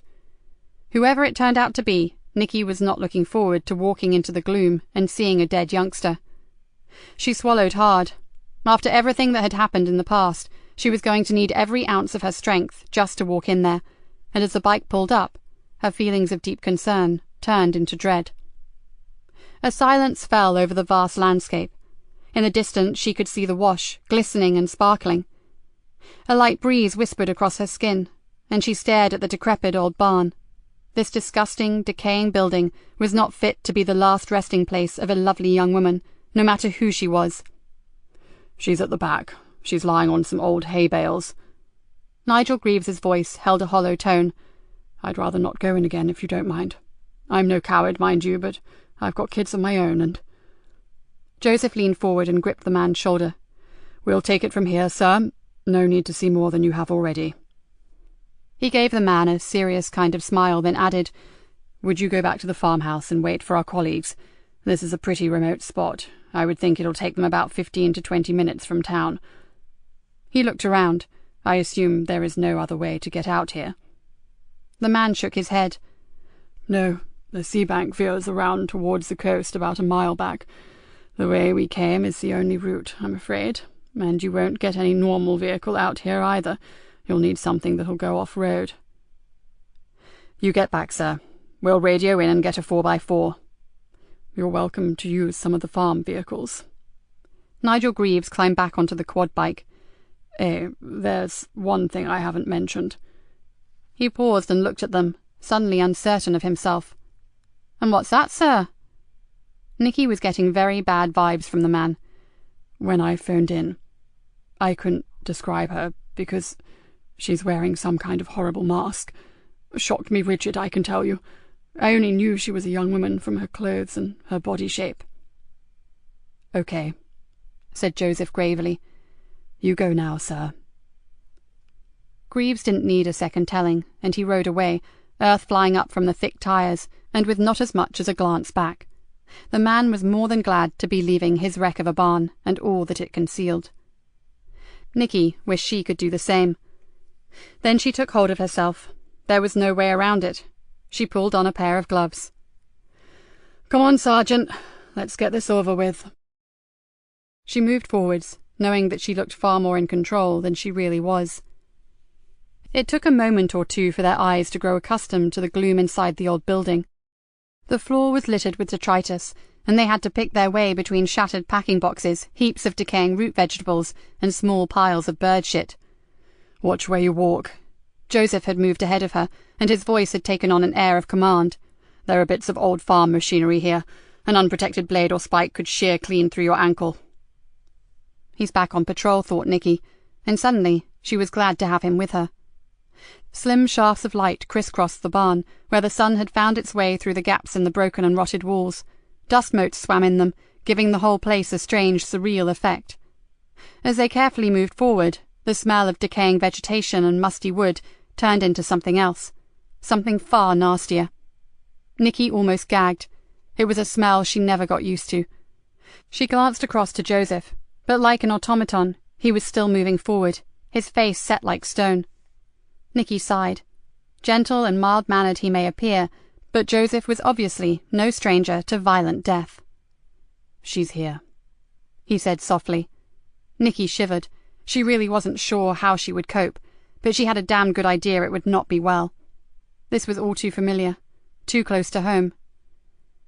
"Who is it?" she whispered. Joseph's body was still between her and the dead girl. "Can't say. It's like the farmer said. She has one of those damned masks over her face." Kerry was wearing hiking boots. Nikki moved closer, but still could not bring herself to look directly at the girl's body. Then she saw 2 white, straight-toed, bare feet protruded from the end of the rotting hay bale. "Oh, dear God, the poor child." "We have to get that filthy mask off her," said Joseph. "No," she snapped. "We'll compromise the crime scene. They'll need to photograph it." Joseph's voice was calm. "Mom, we have to know who she is. I'll take every precaution." He pulled a large evidence bag from his pocket. He was right. "Then do it, Sergeant." All Nikki wanted to do was run away, but this was something she knew she had to face. So she set her jaw and pulled on a mask of her own, the professional face. With her stomach churning, she stepped forward and began to clinically appraise the scene. The girl, clothed only in a short blue skirt and a thin cap-sleeve t-shirt, lay on her back across 2 mouldering hay bales. The hideous rat-like death mask concealed her face, and from the blotchy discoloration of the skin, she had been dead for a while. Nikki had seen her fair share of unnatural deaths, and she guessed at maybe 2 days. There was no obvious cause of death. "Right. Are you ready?" Joseph had carefully moved around to the back of the grotesque tableau, and with gloved fingers, prepared to remove the mask. "Just do it," she muttered. With a deft movement, the sergeant peeled back the mask, and as he did so, a cascade of brunette hair fell gently over the girl's shoulders. Nikki tried to stifle it, but a low moan escaped from her slightly parted lips, and in that moment, the years fell away and she was back in a filthy cellar, cradling a dying girl in her arms. "Oh, no. Oh, please, no!" She stepped backwards, almost tripping in her haste to get away. She knew that her breathing was becoming erratic, and she felt horribly lightheaded. Then her heart began to pound like a hammer against her ribs, and she knew immediately what was happening. She had not had a full-blown panic attack for years, and the intensity of it was terrifying. "Breathe. Come on now, Inspector. Look at me and breathe with me." Joseph was in front of her, holding her by the shoulders and demanding that she watch him. His face looked weirdly distorted, but she heard his voice echoing as if they were underwater, and she tried to do as he asked. "Can't!" A roaring noise filled her head, and her chest tightened. "You can. Concentrate on me. Now. In. And out. Slowly. Calmly. You can do it. In. And out." After a while, her desperate battle for breath began to ease, but she still couldn't focus properly or talk to him. It's okay. It's okay. It's not Hannah. Do you understand me, Nikki? It's not Hannah. Hannah? What did he mean? She sunk down onto a storage box and tried to understand. What was he talking about? What? She gasped, still trying to control her breathing. What the hell do you know about Hannah? I've seen her. I saw you with her. At the hospital. Even through her own discomfort, she knew that he sounded horribly miserable at the admission. I never mentioned it because I wanted to respect your privacy. No one at work mentioned the fact that you had a sick daughter, so I gathered they didn't know. Anger burnt through her, then almost immediately it abated, and was replaced by a cathartic kind of relief. She stared at him, then sighed. I wasn't thinking of Hannah. It was another girl. Her death was... She paused. She never talked about the death of Emily Drennan. Just too much of a waste to bear. Joseph sat beside her, and with no hint of embarrassment, placed an arm firmly around her shoulders. An old case. A bad one. The worst. There's always one that takes your world and tears it to shreds. Nikki nodded numbly, then had the saddest of thoughts. It was irrelevant to the case, but she could not remember the last time that someone had held her. A tear formed in her eye, and she sniffled it back. When she'd had attacks in the past, and there had been quite a few just after Emily's death, they had always been immediately followed by a period of black depression. It didn't last long, but during that time she felt unnaturally aggressive and was best left alone. Today was different. She just felt sick, tired, and vulnerable. And there really was no time for all this. She straightened up. We should contact the station. Let them know. Not yet. You take a minute to calm yourself before they get here, hey? They are already on their way, and this is one heck of a backwater. He paused for a moment, then said, The dead girl? It's Lisa Jane Leonard, isn't it? I saw the tiny scar beneath her ear. Nikki nodded. Archie and his family will be devastated. Everybody's family gets devastated at one time or another, doesn't it? The arm remained gently across her shoulders, and his hand squeezed her reassuringly. How long has Hannah been in a coma? She's not in a coma, replied Nikki. It seemed odd to talk about herself, so odd that she almost didn't know how. She was, but now she can breathe for herself. She looked down. But that's about all she can do. She's in what they call a persistent vegetative state. Joseph puffed out his cheeks. Phew. How long? 11 months. He turned to her, and his gaze was full of honest admiration. How on earth have you coped? That's all I ever do, Joseph. She gave him a sad smile. I cope. I just cope. I don't live. I don't enjoy anything. I exist, I work, and I manage. I have to, because one day I'm going to get my daughter back. I hope you do, really. A terrible sadness crept across his handsome face. Because I'm certain I'll never see mine again. You have a daughter? She asked incredulously. Somehow the fact that he may have a family had never even occurred to her. Had. She's abroad somewhere with her mother.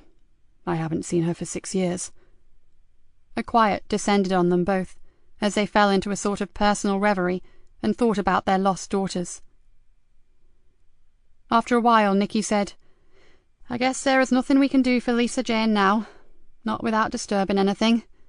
We'd better ring the station and check how long it will be before forensics can get out here. It's no longer a missing persons case. It's murder. Shall I do it, Ma'am? Asked Joseph. Nikki slipped rather reluctantly from his arm and stood up. I'm okay now, Sergeant, thank you. And I could do with some fresh air. You and me both. Together, they made their way back out into the watery sunshine, and Nikki flipped open her phone and reported their findings. They reckon about 5 minutes. Then they have to get across the fields, of course. She looked across the acres of flat farmland. Why did a killer pick this place, I wonder? Joseph leaned against a quad bike and shook his head. And how did he get her here without Nigel Greaves or one of his family or workers seeing them? I'm pretty sure he, or maybe they, used the dike. Nikki pointed to the narrow waterway that ran close to the barn. With all the summer rain we've had of late, you could easily get a small boat along there. Joseph walked across to the edge of the dike. I think you're right. The bank is pretty well trampled down. The Sokos may find something. Let's hope. Nikki sat down on a stone bollard that had probably once been part of a wall and looked up at her sergeant. Why haven't you seen your daughter for so long? Because she hates me. He swung himself onto the quad bike and sat back in the saddle. Well, actually, she hates the person I used to be, but Tamsin refuses to believe that that man is dead and gone. And who was that man? A soldier. A highly trained Special Forces operative. One who killed people for a living. He threw Nikki a resigned look. So I can hardly blame her for disowning me, can I? Soldiers don't kill for fun. If you ever meet Tamsin, perhaps you might tell her that fact. He scratched his head. But if I'm honest, I can see where she's coming from. He gave a humourless laugh. You know what some young people are like these days, full of passion and determination to save the whales, the polar bears, the rainforests, the planet. Tamsin spent all her childhood collecting orphaned animals and mending broken wings. To her, all life is sacred. Her father's job just didn't gel with her concepts of what made a good person. So, did you give up your career for your daughter's sake? No. Joseph shook his head sadly. Like you, I had a bad mission. Nikki looked at him, her head tilted to one side. Her natural curiosity wanted to hear about it, but she of all people knew when not to push. Let's just say the intelligence we were given was wrong. People died. The wrong people. He shuddered. Afterwards I threw my assault rifle in the river and told my commanding officer that I was going home for good. He knew they'd cocked up, and he never tried to stop me. I was given an honourable discharge. What a joke. So then you joined the police? Not for a long while. I knew I was damaged, so I went away. I travelled, then I spent a year in an ashram, and finally the healing began. He smiled at her. Please don't tell the mess room, but I've never been religious.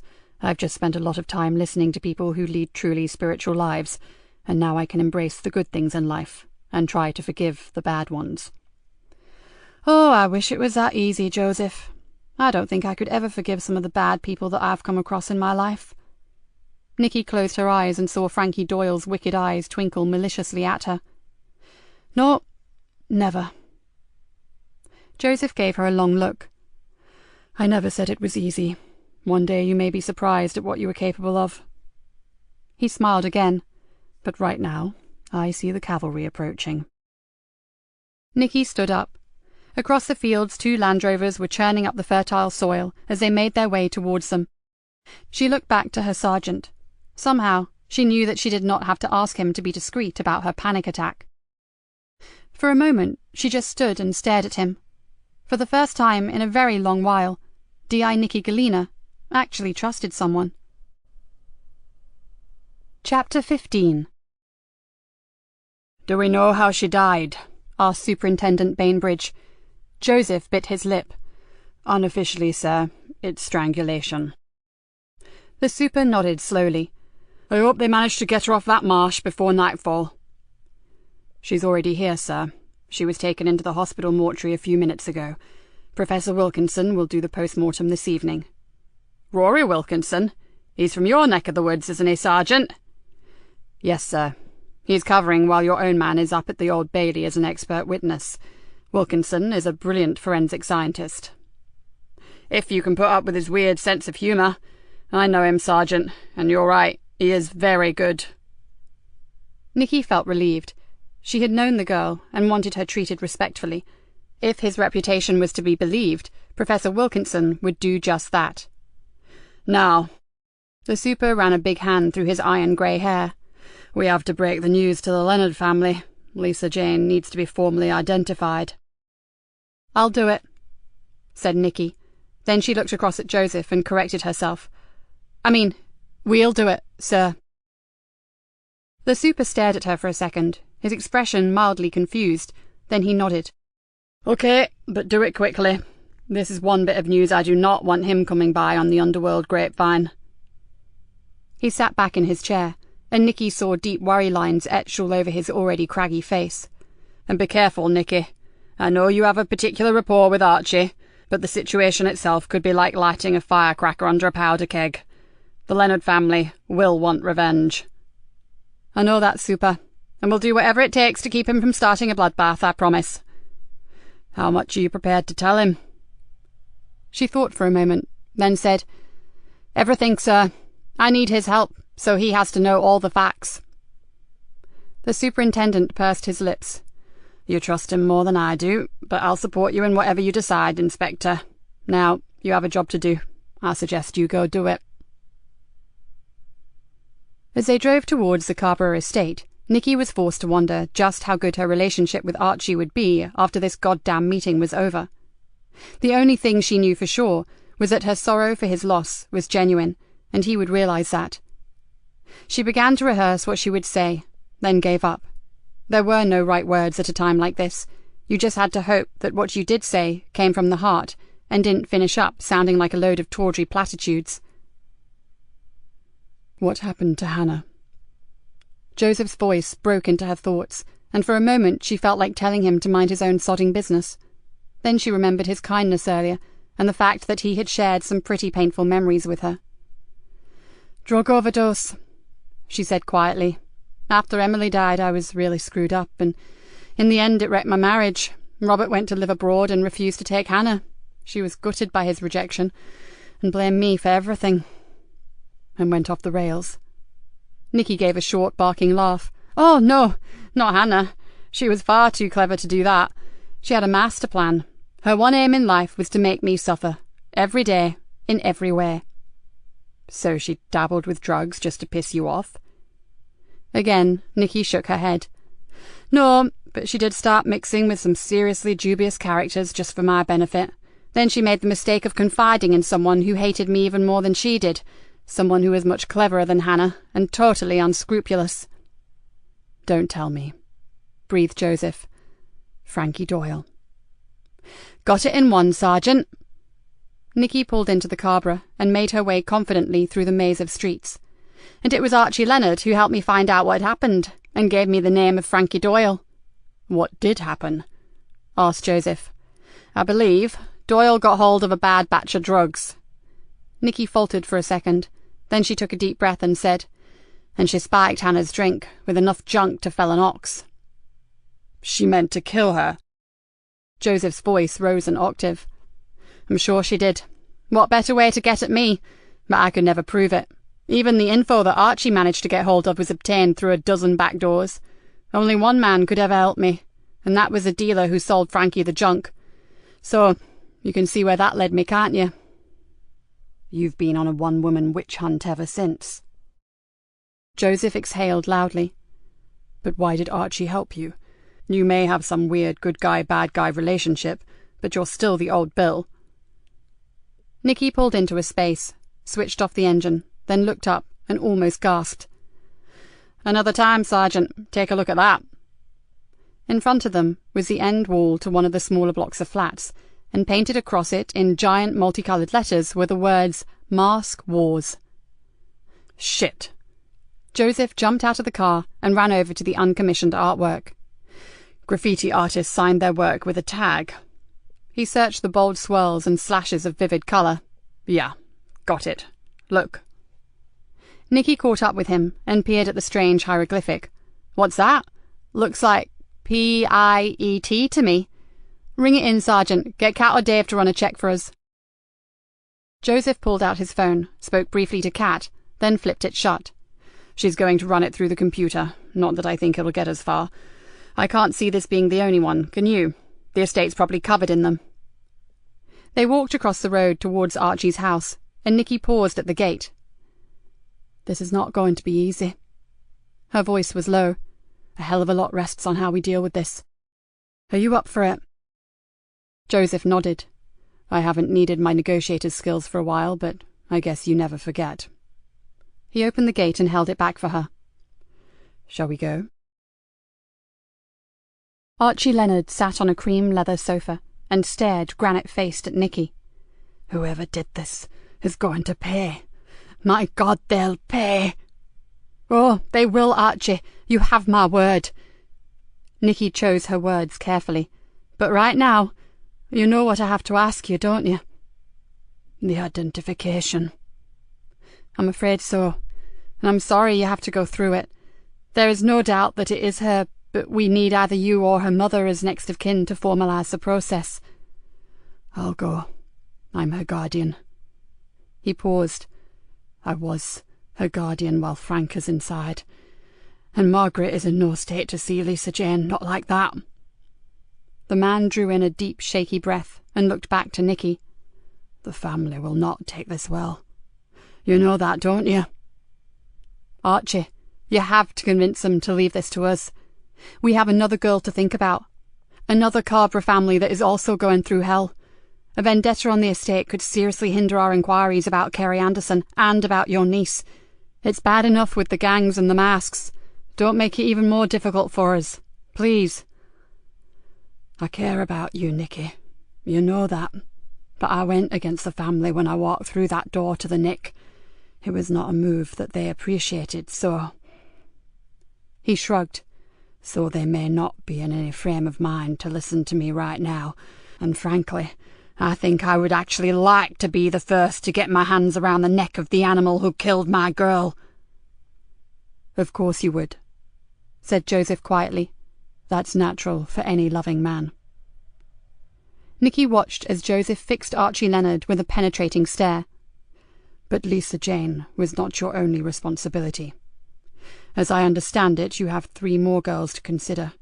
Your own 2 daughters and Frank's other girl, Melissa. And you have boys. There's nothing to say that one of them may not be targeted.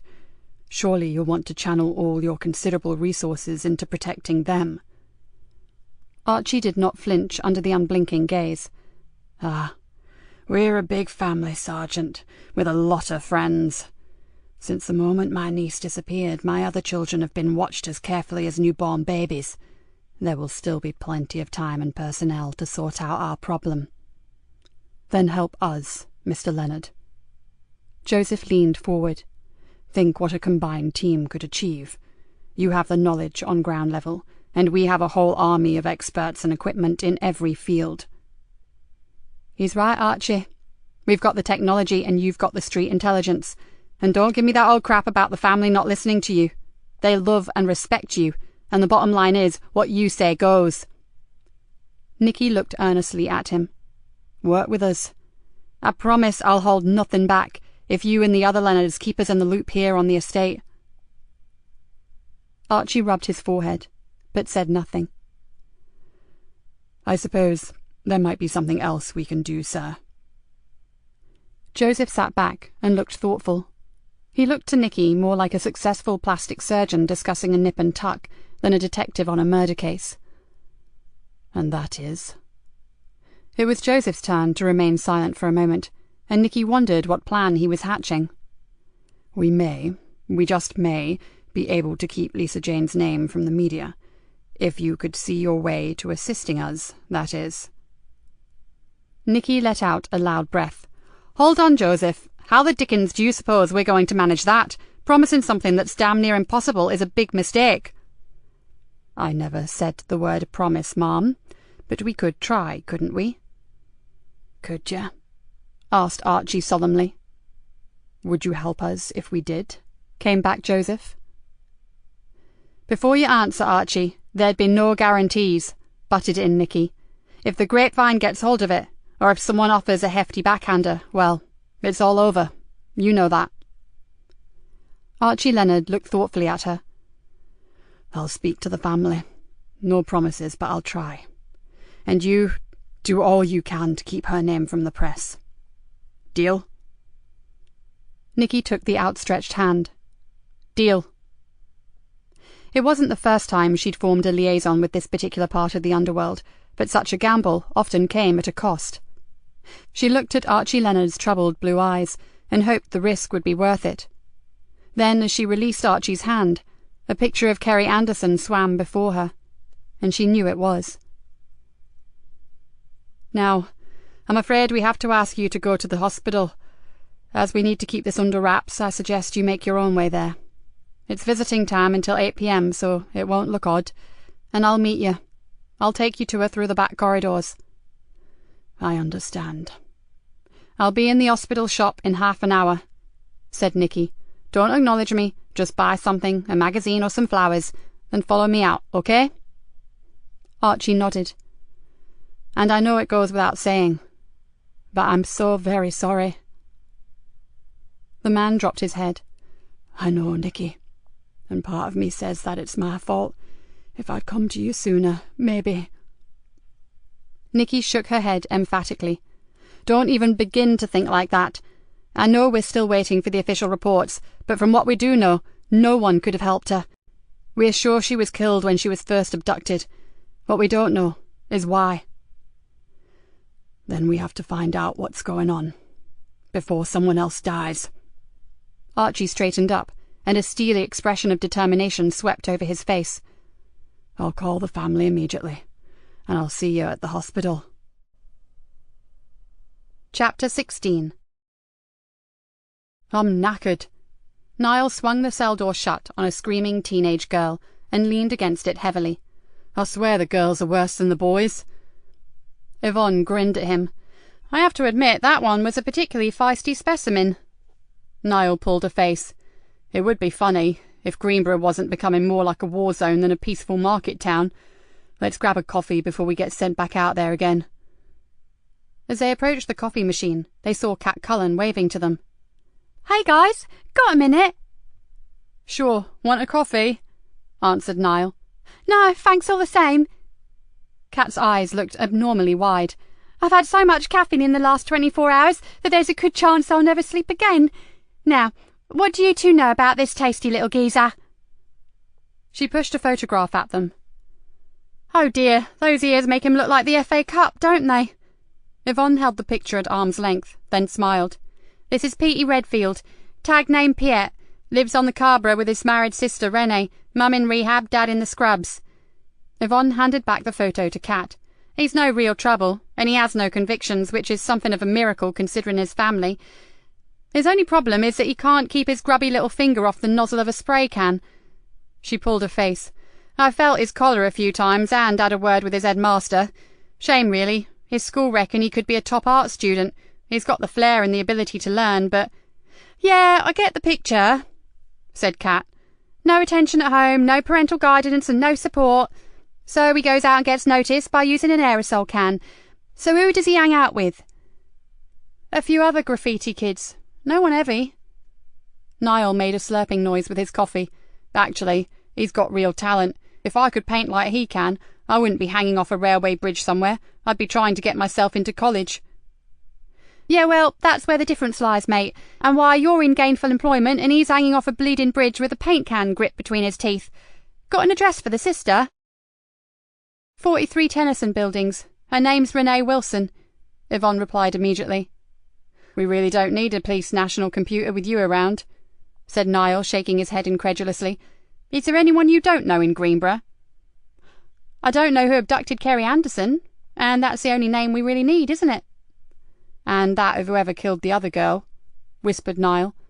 "Is it true she was wearing one of those rat masks when they found her?" "Seems that way," said Cat.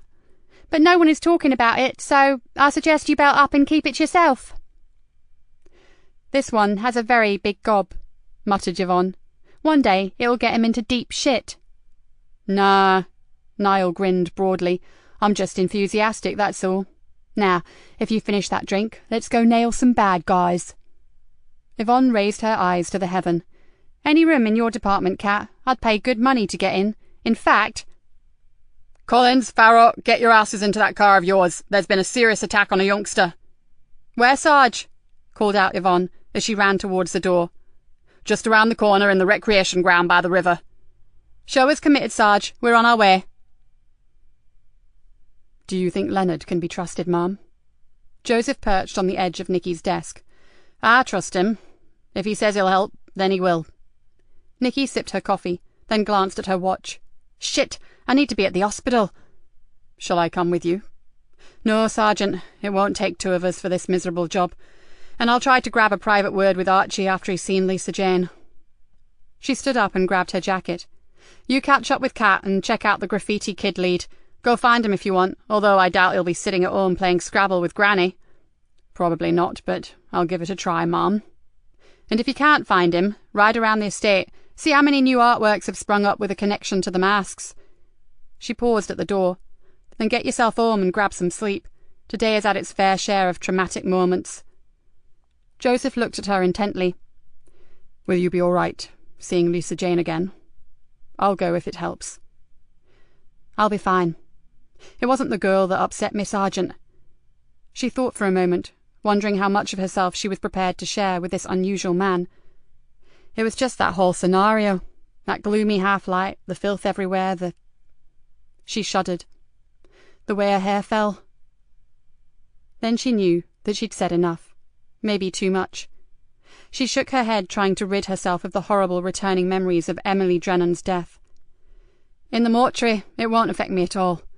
And if I keep Archie waiting, we may not have a deal anymore. She moved quickly out of the door, then called back. A nice one with Archie, by the way. I'm sure he realised that it's very much in our own interest to keep the news of the death of a gangster's girl quiet, but you put it over beautifully. Even I believe that you were only thinking of him. She flashed a rare smile and raced off down the corridor. Joseph went to his desk and logged onto his computer. Got that info you wanted, Sergeant? He looked up to see Kat grinning down at him. She was a strange one, but take away the tarty clothes, the makeup and the spiky hair, and there was something almost childlike and appealing about her. Great, what do we have? Joseph took the photo and the printout that she was handing him. Just a freaky kid, really. His sister looks after him and she's clean too. It's the parents you don't want to meet. Two really nasty characters. One's inside and one's drying out. Joseph skimmed through the history, raised his eyebrows in surprise over the kid's school report, then said, Fancy paying Rembrandt here a visit. I need to know if this latest masterpiece was his idea, or whether someone paid him to do it. Kat pulled a face. Sorry, Sarge, but I'm stuck here waiting for news on the mask factory. Oh well, I'm getting to know my way to the Cabra by now. Thanks for this anyway. Pleasure. She gave him an elfin smile and went back to her desk. Joseph closed his computer. He really should get over to the estate, but if he were honest, he was worried about his new boss. He'd seen panic attacks before, he'd even experienced a couple in the past, but the DI's had been a bad one, and he wondered what the hell had happened to her. Joseph abruptly stood up. Whatever it was not his business. No way should he be prying into Nikki Galena's nightmares. He had enough of his own to deal with. He pushed his chair under his desk and grabbed his car keys. He couldn't put off his trip to the Cabra any longer. He called out a brief goodbye to Kat, then made his way downstairs. As he passed the station desk, the duty sergeant called out, Excuse me, is D.I. Galena still around? Sorry, no, she's at the hospital. Oh, now that could be advantageous. We've got something that I think she should see. Can I help? There's been an attack on a young boy. He's in a pretty serious condition. On the Cabra? Asked Joseph. Jack Conway shook his head. No, not far from here. There's a kids' recreation ground down by the river. A dog walker found him in the bushes. I thought the DI should know, because from what my officers report from the crime scene, it's mask-related again. Oh, what a surprise. Joseph puffed out his cheeks. Look, best not to ring the inspector. She's carrying out an identification, so she'll probably have her phone switched off. I'll go down to the hospital and tell her myself. Then we can go directly and check on the victim. That's fine, sir, said Sergeant Conway. If it's no trouble. Do we have a name for the boy? Not yet. He had no identification on him. And what's the mask connection? He was wearing one. Jack Conway's expression darkened. And I'm afraid that's all he was wearing, sir. He'd been stripped. Joseph gritted his teeth. Poor little sod. How old do your officers think he is? Hard to say. He's taken one hell of a beating. Maybe 12, 13. What the hell is going on here? Jack Conway looked almost grey with tiredness as he shook his head and said, I wish I knew, Detective Easter. I really do. Chapter 17. As night fell, Nikki and Joseph sat outside the intensive care unit and waited for news on the unidentified boy. "Why don't you go home and get some sleep, Mom? I'll ring you if there's any change." Nikki yawned. "Tempting, but I need to be here." Joseph stared through the glass section of the door at the small figure on the hospital bed.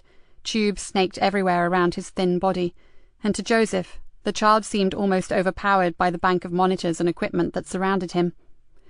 "I don't think that lad will be talking to anyone for a while."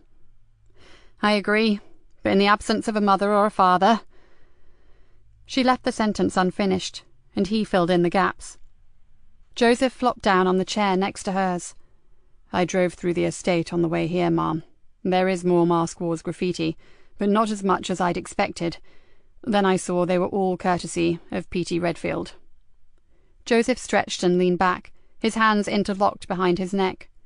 "He'll probably be out there again tonight, so maybe—" He sat forward again. "If you are dead set on doing the night watch here, Gov, why don't I go over to the estate and try to nab the little shit spray can in hand?" "Not a good place to be after dark, Sergeant, especially on your own." Joseph gave her an exasperated look. "Believe me, I've been in far worse places than that, and on my own is how I like it." Nikki said nothing for a moment, but Joseph knew that she would agree with him in the end. There really was little point in both of them wasting time in a hospital waiting area when they needed to be out finding Kerry and Lisa Jane's killer. Or, considering that they seemed to be tied up with everything, something concrete on those damned masks. "Okay," she said finally, "but if you get into trouble, don't bank on the wooden tops bailing you out.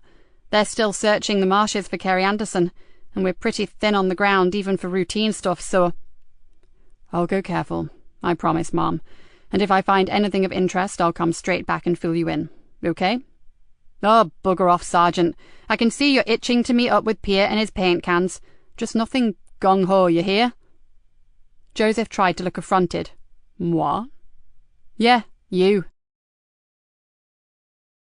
On his earlier trip, Joseph had earmarked 4 possible targets for Spray Paint Boy. Each area was moderately hidden from prying eyes, and each offered a nice blank canvas for Petey's gaudy graphics. Leaving his car parked well away from the danger zone, Joseph changed his shoes for a pair of black trainers and slipped on a black zipper jacket with a deep hooded collar. There was no point in making himself obvious. He'd just blend. The air around him felt heavy, like when a thunderstorm was imminent. He hoped it would hold off, as a downpour would not provide the greatest conditions for decorating the council's exterior walls, and he would dearly like to meet young Piet. With his hood pulled up, he sauntered silently through the streets in search of his 4 likely spots. On the 3rd, he got lucky. He did not so much see his mark as hear him, that singular sound of a can being shaken. The tiny rattle of the bearing inside was unmistakable. "Perfect," he whispered, as he slid like a shadow along the side of a darkened building. He was careful, because there could be a whole gang waiting around the corner, but somehow Joseph doubted it. If money was at the heart of Petey's new venture, he probably wouldn't want to share it. Not only that, graffiti kids usually work solo. He just hoped Petey was a loner. For a while, Joseph hung back in the darkness and watched the artist at work. If he hadn't been defacing public property, Joseph would have been full of admiration. P.T. Redfield worked on stilts, the sort you see plasterers wear to enable them to reach higher without the use of ladders. They strap to the legs and give the arms freedom of use. Very neat, thought Joseph, although probably not too clever if you need to make a run for it. The kid worked fast and with considerable skill. It was almost a shame to interrupt him. But, as the governor had already said, this was not a nice area to hang around in, so he really needed to deal with young Petey as speedily as possible. "Evening, Mr. Redfield. Not quite good enough for the academy, but close." Joseph grabbed a firm hold on the boy's wide belt. "'Fraid I need a quiet word." "What the fuck?" Without another word, Joseph yanked him backwards, caught him, and laid him on his back on the ground. "Just a few words, then I'm going to disappear into the night, and you can continue to paint the town red or sky blue pink for all I care." He tightened his hold, and Petey yelped. Okay. You the fuzz?" "Not tonight." Joseph leaned over the boy. Now, I really don't want to hurt those talented fingers, but if I have to, I can arrange it that you never paint again. Unless you use your toes, of course. Catch my drift? I said, okay, man. What do you want? Joseph caught a strong whiff of sweat. Petey was scared, and he had every right to be. Only Joseph knew that he had no intentions of hurting him. With a boy like this, the simple suggestion that he might should do the trick. Now, how much are you getting paid to do this? The boy swallowed. Not enough. Joseph smiled. Probably not, but now that we've ascertained that you are getting paid, I asked how much. The boy thought for a moment, but sensibly decided not to be a hero. 100 smackers a night for 3 nights. And as many walls as you can cover, I suppose? Yeah. And who is it that is willing to cough up £300 for a bit of graffiti? No idea, and before you break my fingers, that's the God's honest truth. Joseph nodded. Funnily enough, I believe you. So how did you get the money? The boy shifted uncomfortably, but Joseph just leaned a little closer and stared intently at his long, narrow fingers. Come on, Petey. Tell me and your sweet little pinkies will live to paint another day. Okay, but just get away from my hands, man. I don't know when, but someone shoved a Griffix into my school bag. Joseph was startled to hear the name being used, but kept his interest hidden under a blank expression. There were £2.50 stuffed inside it, and a note telling me to scribe a wall with the words Mask Wars. If I did it and promised to go out for 3 nights, I'd get 200 quid more. Nice work if you can get it. And how did they get the remaining money to you? Petey shivered. I found it on my bed when I woke up this morning. Some freaky creep had gotten into my fucking room and left it there. He pulled a face. That's why I'm out here now. No way am I going to piss off someone like that. They are seriously scary people, so I need to get on. Patience. You can, just as soon as you tell me where the tag Griffix came from. Check out Lyco's blog and follow the link to the game, then you'll see. Now, please, mate, can I go earn my money? Joseph helped the boy up, then raised both hands in the air and stepped back. Go do what you have to, Petey, but keep away from those guys, whoever they are. I get the feeling that they would be happy to do far worse than break a few fingers. Petey Redfield stared at him. Who the hell are you? Joseph pulled up his hood and started to walk away. No one, son. I was never here, and I never saw you or your aerosol cans.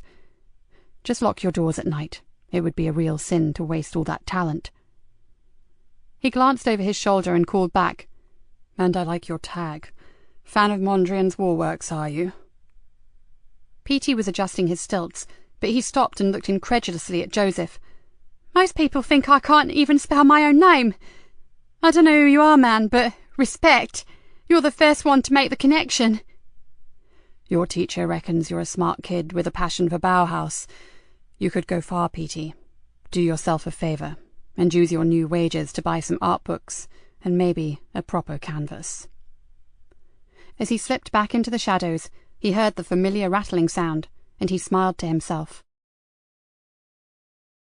Back at the station, Joseph found the office empty, but as he switched on his computer, his mobile rang. Joseph, Galena, look, if you were planning on coming back to the hospital, I'll be getting away shortly. How's the kid? Not good, he had some sort of fit. They've got him on a respirator. She paused. It wasn't nice to watch, Joseph, I can tell you. He thought about what she must have gone through with her own daughter, and knew that it could not have been easy for her. No, I'm sure it wasn't, Mum. So are you going home? Shortly. As I'm here, I'll call in on Hannah for a few minutes, then I'll go grab some sleep. I'll suggest you do the same. I've one more thing to do. Petey gave me a lead on the Griffix. I'll check it out, then go back to my digs for a few hours kip. I'll be calling a meeting for the old team at 9 a.m. tomorrow. Bring whatever it is that you come up with, and I'll see you then. Good night, Sergeant, and don't work too late. Remember what you told me. We need to stay sharp. Roger. Night, Mom. Joseph closed his phone and turned to the computer. Now, what was it? Lyco's blog, and follow the link to the game. He tapped the name into the search engine, yawned, and went to the coffee machine. On his return, he found 1,890 results and decided that he should have been a little more thorough in his interrogation of young Petey. He hadn't even clarified the spelling. With a sinking feeling, he sipped the hot coffee and tried again. After 15 minutes searching, he found what he was looking for, and quickly came to the conclusion that the link had led him to just the kind of game site that parental control locks had been invented for. Joseph started to play, but soon gave up, made a few scribbled notes, then shut down the computer. It may be clever, in a macabre puke-making kind of way, but the bit he'd seen both turned his stomach and made him boiling angry. Tomorrow he'd pass it over to Kat. She'd handled this sort of crap before, and if the Griffiths was there, she'd find it. Well, he sincerely hoped so, because they were getting nowhere fast, and Kerry Anderson was still missing. Chapter 18. The general noise in the CID room ceased the moment she entered. Nikki moved to the front of the room and faced them. "There's no good news this morning. In fact, things are going from bad to worse. I think it's time we recapped on what we know, throw in anything that has come to light in the last few hours, and make sure that we're all up to speed." She looked across to Dave Harris. "Could you give us the latest from Uniform regarding the hunt for Kerry Anderson?" Dave stood up, his face drawn and his eyes tired. "Along with the volunteers and the dog handlers, 3 main areas have now been covered. The sea bank and the marsh, for 4 miles in each direction from where we believe Kerry Anderson was abducted. The surrounding farmland and buildings in a 3-mile radius, and the area surrounding the university. The Coast Guards have patrolled the washbanks, the estuary and the river. Nothing of note has been found." He looked apologetically at Nikki and sat heavily back down. "Thank you, Dave. What about the other major incidents that have occurred?" "Well, there's a cordon in place around the spot where the unidentified youth was attacked, Ma'am. The recreation ground is closed and boards have been put up to ask the public for assistance. And with regards to your particular find out at Amber Fen, the barn and the farmland is off limits to everyone until a full forensic examination has been conducted and the crime scene released." "Okay, right. Let's take these occurrences in order, shall we?" Nikki walked across to where a large glass evidence board was in place. "Here," she pointed to the right-hand side of the board where the title "Unknown Young White Male" had been written. "We have the brutal attack on a youngster. For those of you who were not here yesterday, the boy, who we believe to be around 12 years of age, was found at around 7 p.m. last evening. He had been beaten and stripped of his clothes. All he was wearing when he was discovered was a mask. His status is critical, but despite all our inquiries, a local radio station alert, and a slot on television news this morning, no one has come forward to identify him." "CCTV cameras, Mom?" "The only 2 in the vicinity had been disabled prior to the attack." "What about the schools, Mom?" "That's our best hope, WPC Collins. We've already sent a general description out to the schools in the area. We just have to wait and see." "He could be a runaway, Mom." "He looked too clean, Constable, but we are running a missing persons check for that age group." She looked back at the board. The only information they had was a photo of the area where he was found and a list of his injuries, and that made Nikki feel both angry and sad. It seemed all wrong. Someone must have missed their son by now. After all, he'd been missing all damn night. "What are his chances of recovery, Mum?" asked Yvonne Collins. Nikki paused and saw again the battered child convulsing on the hospital bed. "Not good, I'm afraid. We have officers there with him, and the hospital are keeping in close contact regarding his condition. Swabs have been taken from him for DNA testing, but it'll be a while before we get any results. So anything you guys can pick up off the streets regarding a missing friend, sibling or relative, check it out immediately, okay?" There was a murmur of assent. "Moving on. The stabbing of Callum Lodge requires no more attention at present. He is recovering well, and his family are sending him to stay with an aunt somewhere miles from the Carborough. The incident was witnessed by myself and several other officers, and the weapon used was confiscated at the scene. Forensic will sew that up nicely, and the suspect has been detained, so forget that for the time being." She took a deep breath. "Now, what we need to be working on is our other major worry, the finding of the body of girl X at Amber Fen." Nikki looked in turn at each of the grave-faced officers. "I don't have to tell you how important it is that we keep this girl's identity a closely guarded secret. Last night she was positively identified by Archie Leonard, and it's time you all knew that he has pledged his support to us in order to help facilitate the catching of his niece's killer." A ripple of surprised voices echoed around the room. "Yeah, I know this is irregular, but Greenborough is in a shit state right now, and I'm taking help from every available source, even the Leonard family." "Does he have any leads for us, Gov?" asked a young detective constable. "Not yet. The Leonard family are as much in the dark as we are, but Archie is not just going to support us regarding Girl X. He's offered to make some street-level inquiries about both Kerry Anderson and the Mask Wars." "Are we quite sure he's not involved with that in any way?" asked Niall suspiciously. "The moss seemed to emanate from the Cabra, and we all know that Archie is a big daddy there.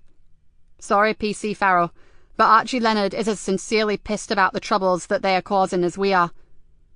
She drew up a chair and sank back into it. "So, what have we got on the masks? Sergeant Easter, any luck last night?" Joseph stood up. "I managed to have an informative chat with the graffiti artist who has recently been decorating the Cabra. It's fair to say that he's been pretty badly frightened by whoever commissioned him. He really does not know who it is, but he gave me a website to check out regarding the name Griffiths." "Well, bugger me, I've been working on that for days," muttered Cat Cullen. "So what's the story, Sarge?" "I need your help with it," said Joseph. "The site is some sort of online game, all weird fantasy stuff." "What sort of fantasy?" Cat's eyes lit up. "Violent and pornographic. Not one for the kiddies, that's for sure." "Oh, I bet that upset the good Reverend Easter," whispered an anonymous voice. "Whoever said that," hissed Nikki, "should keep their stupid mouth shut until they have something worth saying. Do you understand?" She did not expect an answer, and she didn't get one, which was fine. She'd made her point.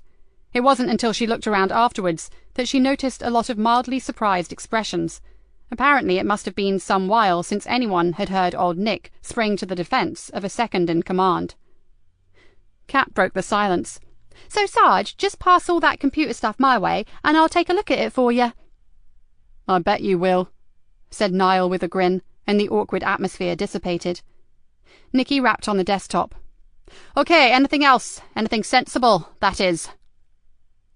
"Figures from Control show that mask-related crimes have increased to around 10 a day, Ma'am," said Yvonne, "and that doesn't include the serious issues." "And I've temporarily hit the wall regarding the manufacturing of masks, Ma'am," said Cat. "I'm not giving up, but my main line of inquiry has gone AWOL, which leads me to believe that at least I am on the right track.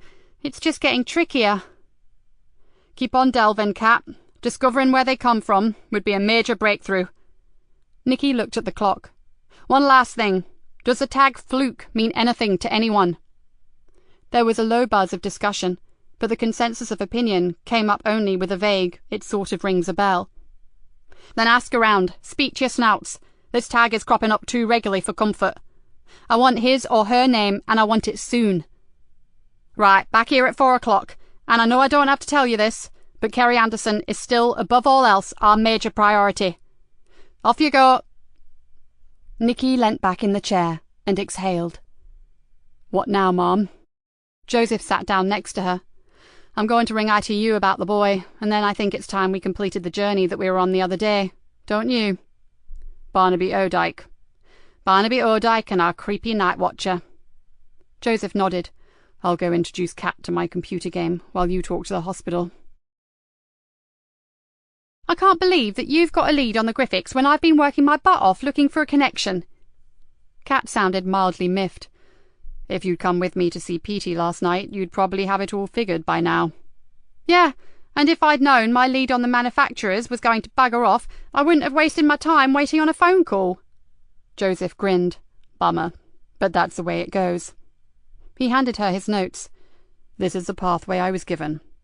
His tone turned serious. "It's pretty disgusting stuff, Cat, and I mean by anyone's standards, not just mine." "But I've seen worse. I worked the Vice Squad for 2 years." "Oh." "Had its upside," said Cat as her fingers flew deftly over the keyboard. "At least I got the chance to remove a lot of human garbage from the streets." She stared at the screen. "Here we go, it's loading." She looked across at him. "If you like to avert your delicate eyes, I can take it from here." My eternal thanks. He stood up. I have an appointment with the governor, so I'll catch you later. Best of luck. Kat watched as he left the room. Nothing had changed her earlier opinion of him. Sergeant Easter was sincerely hot. She shook her head and tried to stop her hormones going into freefall. There was work to be done, and it would help if her mind was actually on the job and not on luscious fit detectives. Suddenly the monitor screen went black. Then a small red dot appeared in the centre.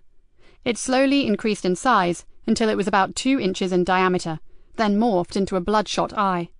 A leathery, heavily veined lid blinked a few times. Then a strangely echoing voice asked if she would like to enter the kingdom of Lyco-Rapture.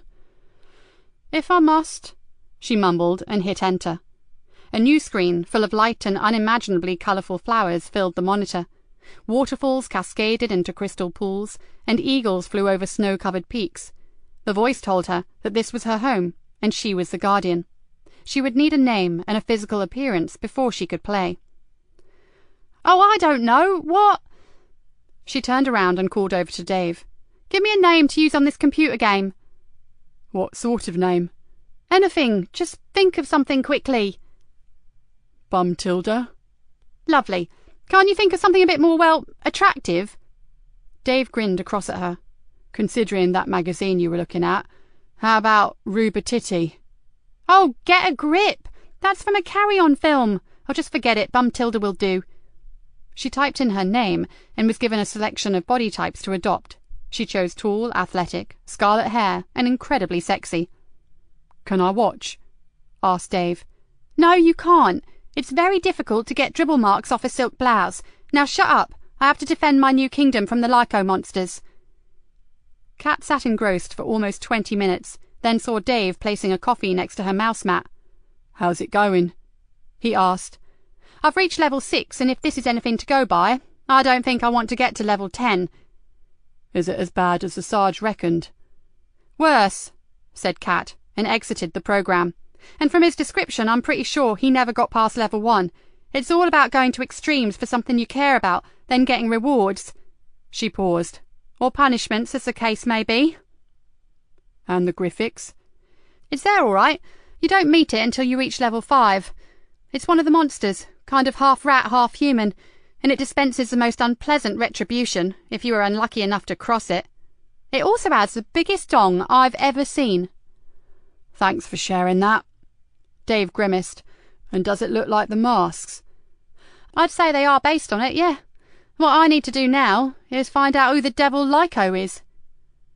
"Do you reckon he's connected to the mask war?" Kat stretched and massaged her shoulders. "We won't know until we meet him, Davy boy, and if I'm honest, I'm not sure that I'd want to be in the same room as the twisted mind that devised this." She had needed to deal with some pretty hardcore material while with the Vice Squad, but this particular game had shocked her. There was a vicious ruthlessness here that made her believe that its inventor had already lived out 1 or 2 of his sadistic fantasies for real. She shuddered. Sergeant Easter had said that a school kid had told him to view the site. If she felt physically sick, what the hell would a vulnerable youngster feel like? A wave of anger burst through her. She hated injustice, and just for a moment she changed her mind about being in the same room as Lyco. Only she'd make sure she took a pepper spray and a meat cleaver with her. "His mother says Chris is out." Nikki put the phone down and pulled a face. "She reckons he's been scouring the marshes day and night looking for Kerry. Even his dog's been chasing all over the fen trying to find her. No point in driving all the way to Barnby Odike if he's not there. I've asked her to get him to contact us when he gets back." "I've just had the report from the officers who searched his cottage." Joseph unsealed an envelope and removed several sheets of paper. "Anything interesting?" Joseph skimmed through quickly. Nothing really. No sign of his missing phone, and nothing to indicate anything untoward had happened there. Apparently both Chris and his mother were pretty unhappy about his observatory being searched, and when the officers saw 2 heavy padlocks and a mortise on the door, they wondered what they'd find. But the whole interior is packed with computers, telescopes, cameras, tripods, and accessories. Like Jodrell Bank, is the comment made. "And that is relevant in some way?" Joseph shrugged. "It indicates he's obsessive, and stuff like that costs big money." "How big?" "Hundreds, maybe thousands. So where the devil does a 20-year-old get that kind of dosh from?" Pass. Joseph placed the papers on her desk. Nikki glanced at them. I'm more concerned about his being out day and night. He could well be spending time with his captive. But the neighbour gave him an alibi for when Kerry was taken. Not good enough for me, Sergeant. The dog may have been there, and Chris may have made quite sure that his potty old neighbour saw him at certain times, but in between times he could have gone out to abduct Kerry. Nikki grimaced. Sorry, but I think that alibi has enough holes in it to strain cabbage. Maybe. Joseph gnawed on his bottom lip, but I have a different kind of concern about young Chris. For someone who is so averse to mobile phones and texting, he seems to be very comfortable with a computer console that sounds like its previous owner was NASA. It doesn't add up. If you ask me, not much about that lad does, growled Nikki. And another thing, do you remember when his mother spoke to us about him? She said he treasured his friends. Isn't that odd terminology when describing a young bloke? Yes, that does have an unhealthy feel to it, I agree. Joseph frowned. Although I really don't think Chris has any connection to Lisa Jane Leonard. His mother would have mentioned a girl as stunning like that, wouldn't she? If she ever saw her. Mummy's boy may have had good reason not to bring her home for tea and cakes. You really don't like him, do you? Said Joseph. Until you can show me someone else who fits the bill. Nikki narrowed her eyes. Galileo is still my number one. Chapter 19. Bingo! Kat pushed her chair away from the computer and gave a little whoop of delight. That sounds more promising, said Dave, putting down the phone. Got a trace on Lyco. She stood up. Coming with me? We could do with some fresh air. From what you've told me about that creep, the air would probably be fresher in the men's carsy. So bring a peg. Let's go make a house call. What house call? Oh, hello, Mum. Kat calmed her enthusiasm. The boss didn't always go a bundle on frivolity. I've been hunting, Gov, in cyberspace. I've located the pervert who designed the computer game. The one with the graphics? Kat nodded. Dave and I were just about to drop in on the sleazeball. The inspector held up a hand. Before that, what's the connection with the masks? Kat filled her in as concisely as possible, then added, And this Griffiths character really likes to maul beautiful women. She paused. Well, actually, he likes to do a lot more than maul them, but I guess here is not the place or the time. Precisely.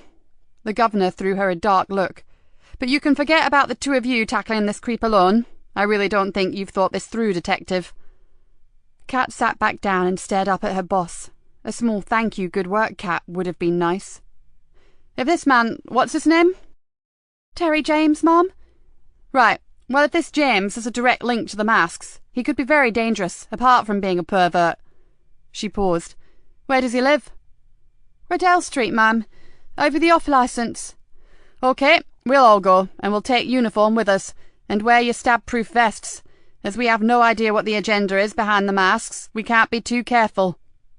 She stood up, then smiled at Kat. And good work, Detective. It's the first proper lead we've had on those damned rat-faced masks. Kat said nothing, but could not contain the satisfied grin that was spreading slowly across her face. The door of 42 Rydell Street was opened by a plump, middle-aged woman with brown cow eyes and an instant smile. The smile faded swiftly when she saw police officers, and her hands flew to her mouth. Oh no, something's happened to my Terry, hasn't it? He's had an accident. Please, Mrs. James, don't distress yourself. Joseph stepped forward and with his most sincere smile said, We just need his help with something, that's all. There's no accident, OK? The woman heaved a great sigh. Oh dear. Well, I'm sorry, but he's out visiting a client. That's why I thought... She allowed the sentence to trail off, then added, He's due back any minute. You'd better come in and wait. Nikki sent Dave and the uniforms back to their cars. Then she, Joseph and Kat went inside. The living room was big and airy, with large sash windows and a high ceiling. Everything was scrupulously clean, tidy and minimalist, so spotless that Nikki felt the urge to check the soles of her shoes for specks of dirt. What sort of work does your husband do? He's a web designer, Mrs. James announced with pride, and he's very good. Got lots of satisfied customers. Nikki didn't dare look at Kat, who was making a strange coughing sound. From what Kat had told her about the computer game, the people who used it were after a very particular sort of satisfaction. "What is this about, Inspector?" Mrs. James had begun to look worried. "We just have a few questions for him." Nikki looked at the woman shrewdly. "What sort of people does your husband work for?" "Small businesses mainly. So many people shop online these days that it makes economic sense to have a mail order side to your business, if it's appropriate. Terry designed sites for them." She stood up. "I can show you some of his work if you like." "That would be helpful." The woman led the way out into the hall, down a narrow corridor, and into a large room used as an office. 2 computers sat idle, and shelves full of books, CD-ROMs, and office equipment neatly lined the walls. "Here." She moved the mouse on one of the computers, and a vivid desktop appeared. She double-clicked on one icon, and a very professional cookware site appeared. Not quite the sort of thing that Nikki had expected. "This is his latest design." She closed the site and opened another. "This is the company he's been working with today. They are a floral postal service. Nice, isn't it?" Brightly coloured bunches and bouquets of flowers filled the screen. Joseph leaned towards the screen. "Must be quite difficult work, what with all the different options, shopping baskets and checkouts, etc." "Oh, yes, but Terry's been working with computers for years." "And you, Mrs. James, what do you do?" he asked. "I look after the accounts. You could say I'm Terry's general factotum." She smiled. "I work harder now than when I was employed by the university." "The Fenlands University?" "That's the one." "Bella?" A voice echoed down the hall. "What on earth is going on?" A tall, receding and bespectacled man, accompanied by Dave, was hurrying towards them. "Don't worry, it's all right, dear. These officers just want to talk to you. Let's go back into the lounge." Mrs. James led the way. "What is it you want?" Nikki's heart sank. This man, with the buttons on his jacket done up wrong, looked more like an absent-minded professor than a pornographic high-tech gamester. "Does the name Lyco mean anything to you?" asked Joseph. The man turned the corners of his mouth down and frowned. "Lyco? Can't say it does." He swung around to his wife.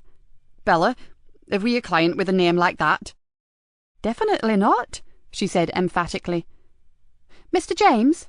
Kat stood up. "Would you mind if I take a look at your computers? You can come with me, of course." "Be my guest. The older one has my basic designs on it, and Bella uses it for her invoicing and banking. The newer one has the finished articles and a database of all my business accounts. There's nothing on there you can't look at." "Do you encrypt anything, sir?" "No need. Only my wife and I use them, and we have no secrets." "Thanks. I won't be long." Without waiting for Terry James, Kat slipped out of the room. "So what kind of company is this Lyco?" asked Bella James. "It's not a company, Mrs. James," said Nikki. "It's an alias for someone we want to talk to." Mr. and Mrs. James looked at each other with puzzled glances. Then Terry James said, "And you think this Lyco person has used our company?" "If he did," cut in his wife, "he must have done it under another name." Nikki drew in a long breath. With every minute that passed, she was closer to thinking that Kat had made a massive error over these people. "How big is your customer database, Mr. James?" interjected Joseph. James thought for a moment. "We have about 50 clients in all, 20 main clients who have had full web designs and follow-up maintenance. The rest are companies and individuals who have used us for consultancy or for troubleshooting." "Could you let us have a printout of them, please?" Bella James gasped. "Oh no, Sergeant. We hold all our clients' details in the strictest confidence. I don't think it would be very ethical if we just handed information like that out. Do you?" "Do it, Bella." Terry James shrugged. "We have nothing to hide. Just the names and addresses won't hurt." "Well, if you think so, dear, I'll get them." A few minutes later, both she and Kat returned to the room. "Here they are, officer." Bella James passed a sheaf of papers to Joseph. "But I'd appreciate it if they were destroyed once you've looked at them." "Of course, and thank you." "Are we through, DC Cullen?" asked Nikki rather icily. "I've seen everything I need to, Ma'am." Nikki noticed a look of something like excitement on Kat's face, but whatever the detective had unearthed, she clearly did not want to share it with the James family. Then we are sorry to have taken up your time, said Nikki with a fake smile. You've been most helpful. If we need anything else, we'll be in contact. Back in the car, Nikki turned to Kat. Okay, spill the beans. I think I know what's happened, Mum. I saw this with another case, a pedo ring that we busted. Then share it with us, for heaven's sake. Have you heard of an evil twin? No, and try to use English when you explain what the hell you were talking about, said Nikki impatiently. Kat rubbed her temples. Right, well, we're talking cybercrime, right? Now, most people use Wi-Fi, that's wireless high-speed net, and that needs a hotspot to... Lost. I said English. It's like this. The evil twin poses as a real hotspot, and when you use your computer, it steals your information, all your personal stuff, everything. Right, I get that. But how does it fit in with Terry James and the Lyco computer game? There's another scam, just like the one I was telling you about, but the cyber thief steals your domain. If he's done something that he doesn't want traced, he uses a stolen domain, and the shit lands on your head, not his. Kat shook her head. One of those two computers has been hacked into by Lyco. There's nothing more scary on the James's hard drive than a game of Spider Solitaire. Great, another dead end. Maybe not. Kat grinned. If I ask the IT section to help me, I think I can still track Lyco. That's unless Sergeant Easter feels like leaning on Graffiti Boy, the one who gave him the lead in the first place. I don't think P.T. Redfield would have a clue who Lyco was. I'm sure it's just a dirty game that one of the gang stumbled on. Now everyone wants to play it, said Joseph. Then we go down the IT route. Kat, get onto it as soon as we get... Nikki's phone interrupted her. Hello, Joy Galena here. Sorry to bother you, Inspector, but it's Sister O'Keefe from Greenborough ITU. Hi, Leah. How's the boy? Showing signs of improvement. We will be taking him off the respirator shortly, and we wondered if you'd like to be here. I certainly would. Thanks for that. We'll be straight over. She closed her phone and looked at Joseph. We'll drop Kat off at the station and get straight over to the hospital. They're going to try to bring the lad round. If he says anything, I want to know what it is, first hand. Chapter 20. As Nikki entered ITU, she was met by familiar faces. This was one of the few places where she was rarely known as a detective inspector, but simply as Hannah's mum. We almost lost him, said the sister, shaking her head, but he's a tough little devil. The doctors are pretty certain that we can keep him stable this time. Is he off the ventilator? Asked Nikki. Yes, and he's holding his own. We're just waiting for the anaesthetist, then we'll bring him round. Leah looked at Nikki, her eyes full of compassion. And considering your previous involvement with this procedure, it's our joint decision that you wait outside for a bit. We'll call you when he's compos mentis, okay? You're all very thoughtful, said Nikki, and I really appreciate it. But I'm here with my police hat on today. It's imperative that I hear everything that he has to say. It could be very traumatic for you. Leah looked worried. It's bad enough without all the bad memories that you have. She squeezed Nikki's arm. I'll come and get you immediately he's stable, I promise. Nikki raised her hands in silent surrender, and secretly felt a rush of relief. After the panic attack in the barn, she still didn't quite trust her own emotions. I suppose you've had no luck finding out who he is, have you? Leah was asking. Nothing as yet. Beggars belief, doesn't it? Beautiful-looking child, too. Well, he was before someone decided to resculpture his face. Nikki shuddered. I cannot begin to wonder what he could have done to warrant such a brutal beating. Hopefully we'll know soon. Then you can get the animal that did this. The sister looked towards the door. I have to go. The anaesthetist is here. Keep your fingers crossed, Nikki, and I'll be out as soon as I can, all right? Nikki watched as the nurse hurried away, then went back to the family room to find Joseph. He stood up as she entered, and somehow that simple gesture touched her. It may have been just inbred good manners, or an army-indoctrinated respect for a higher-ranking officer, whatever.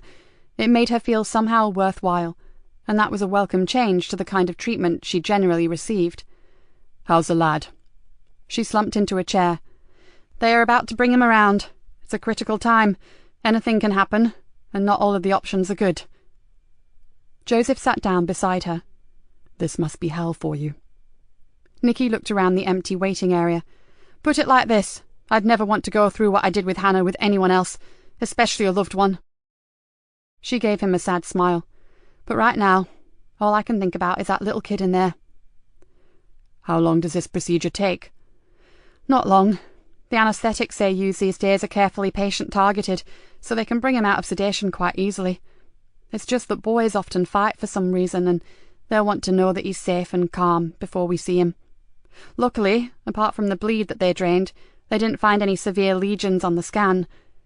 Nikki paused, but until they wake him up and do some tests, they'll have no idea of how the damage will have affected him. Have they told you what other injuries he sustained? Broken nose, deep laceration to the right cheek, 3 broken ribs and a cracked sternum, plus extensive bruising to the abdomen and groin areas, and that's without the head injury. Then dumped naked in the bushes, presumably to die. Joseph's face hardened. What drives some of these animals? Drugs. Nikki almost spat the word out. Yes, I guess so. And alcohol and hate and abuse and neglect. But mainly drugs. Nikki sank further down in her chair. I know that back at the station the others think I'm obsessed, and maybe I am. But when you see the damage they do, the families ripped apart and the abysmal waste of young lives, can you blame me, Joseph? No, I can't. But whereas we see it every day on the streets, it's far worse for you because it's hurt you on a personal level.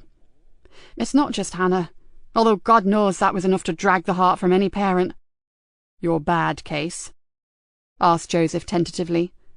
Nikki nodded. My bad case. She looked at her sergeant and saw a face full of compassion. Not a condescending kind of pity, just a simple understanding, from one injured soul for another. Why don't you go grab us a coffee, and I'll tell you about Emily Drennan. When Joseph had sat back down, Nikki leaned back, legs outstretched, closed her eyes and allowed a chestnut-haired teenage girl to fill her thoughts. Emily Drennan was highly intelligent, came from a good family with no money troubles, and was absolutely beautiful. She was the daughter of a local GP, and had secured a place at Durham University, but that was before she met the love of her life. Joseph sipped his coffee and stared at her over the top of his polystyrene cup. Stephen Cox was known to most as a successful Greenborough town footballer. We knew him as an aggressive little thug, skilled with his feet certainly, but also pretty skilled with his fists.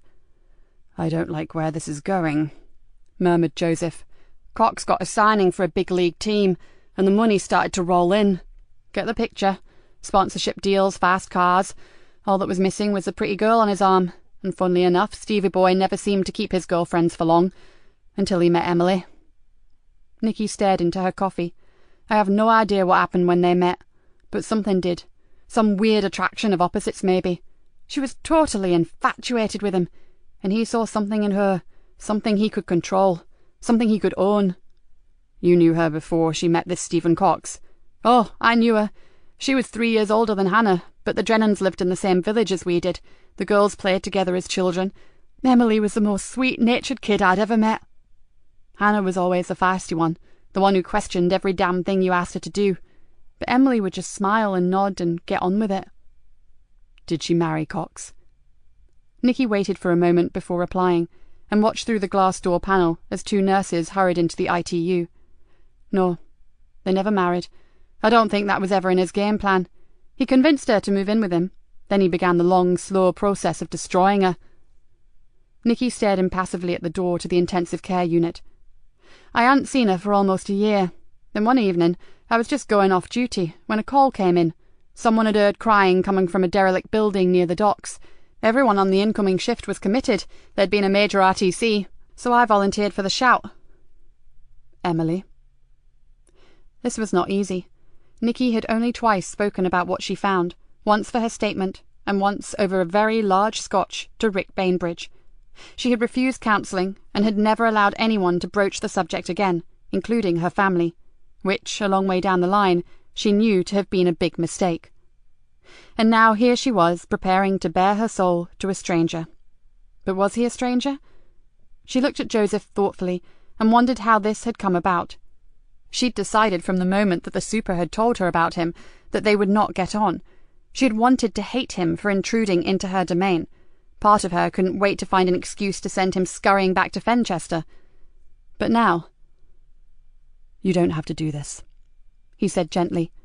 The longer old pain has been buried, the harder it is to dig up. But you shouldn't leave someone as beautiful as Emily Drennan buried in a cellar, should you? Said Nikki. She deserves to be brought into the light. And thinking about those words, Nikki steeled herself and slipped back into the past. Is anyone there? Her voice echoed back to her from the high, cavernous basement of the old warehouse. It's the police. I'm here to help. At first she heard nothing except the dripping of water and the occasional scurrying of a rat. Then she caught the faint sound of a sob. Picking her way carefully through the debris of the deserted building, she moved towards the area where the sound had come from. Don't be afraid. I won't hurt you. Can you hear me? The sobbing was getting louder, but swinging her torch beam around, Nikki realized that she was walking beneath dangerously rotting timbers.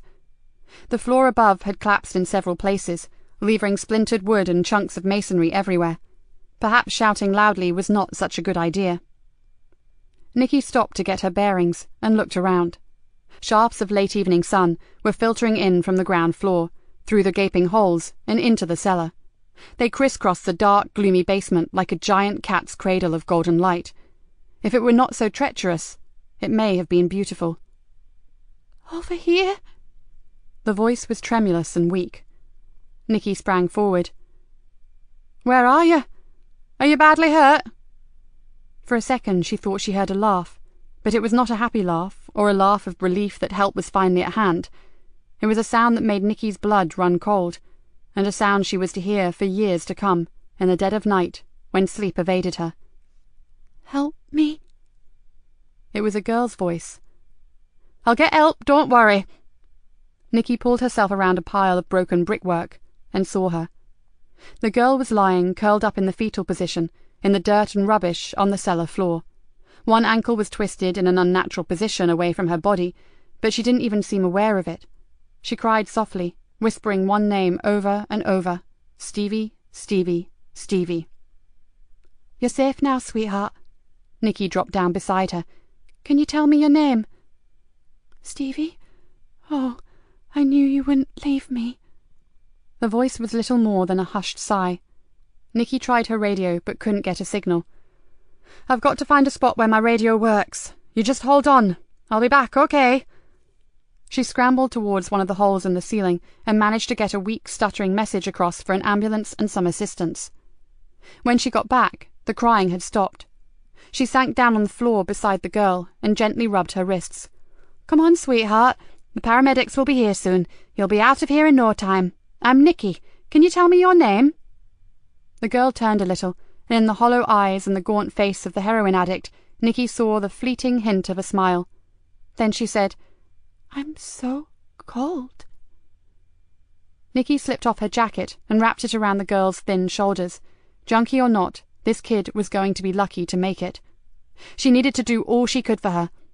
There you are. You just hold on for a bit longer. Thank you, Mrs. Galena. The girl gave a shudder, then whispered, I'm Emily Drennan. Nikki's eyes flew open, and she saw Joseph's concerned expression. I never recognized her. Nikki shook her head violently. It was horrible. Not until she said her name. Then I saw something in that ravaged face that I knew. That bastard had taken a beautiful, beautiful child and annihilated every lovely part of her. And the ambulance didn't get there in time, did it? Said Joseph. That RTC I mentioned. Everything was jammed up. She died in my arms. Said Nikki, with a long, painful sigh. And did you get Cox? It's amazing what money can do, Joseph. He played the part of the grieving partner and managed to get some cheap tabloid newspaper editor on his side, vomit-making stories of how he'd tried to get her off the drink and the drugs. Nikki's face screwed up with distaste. But the worst thing of all was the fact that she had loved him. She died believing that he'd come back for her. How could you build a case when Cox produced a dozen witnesses to say how much he loved her? Joseph took a deep breath, then raised one eyebrow. But I'm guessing that you didn't leave it there. I hounded him. Everywhere he turned, he found me watching him. I spent every moment on and off duty haunting that evil little murderer. And then I hit on his dealers, and I hit hard. In the end, he moved out of Greenborough. Last I heard he was in rehab and his money had run out. Good. That's how karma works. What goes around comes around. Nikki picked up her cooling coffee and drank it back. And now, I wonder, if I'd known that my vendetta would wreck my marriage and ultimately leave my only child in a high-dependency unit, would I have just let him go? I doubt it.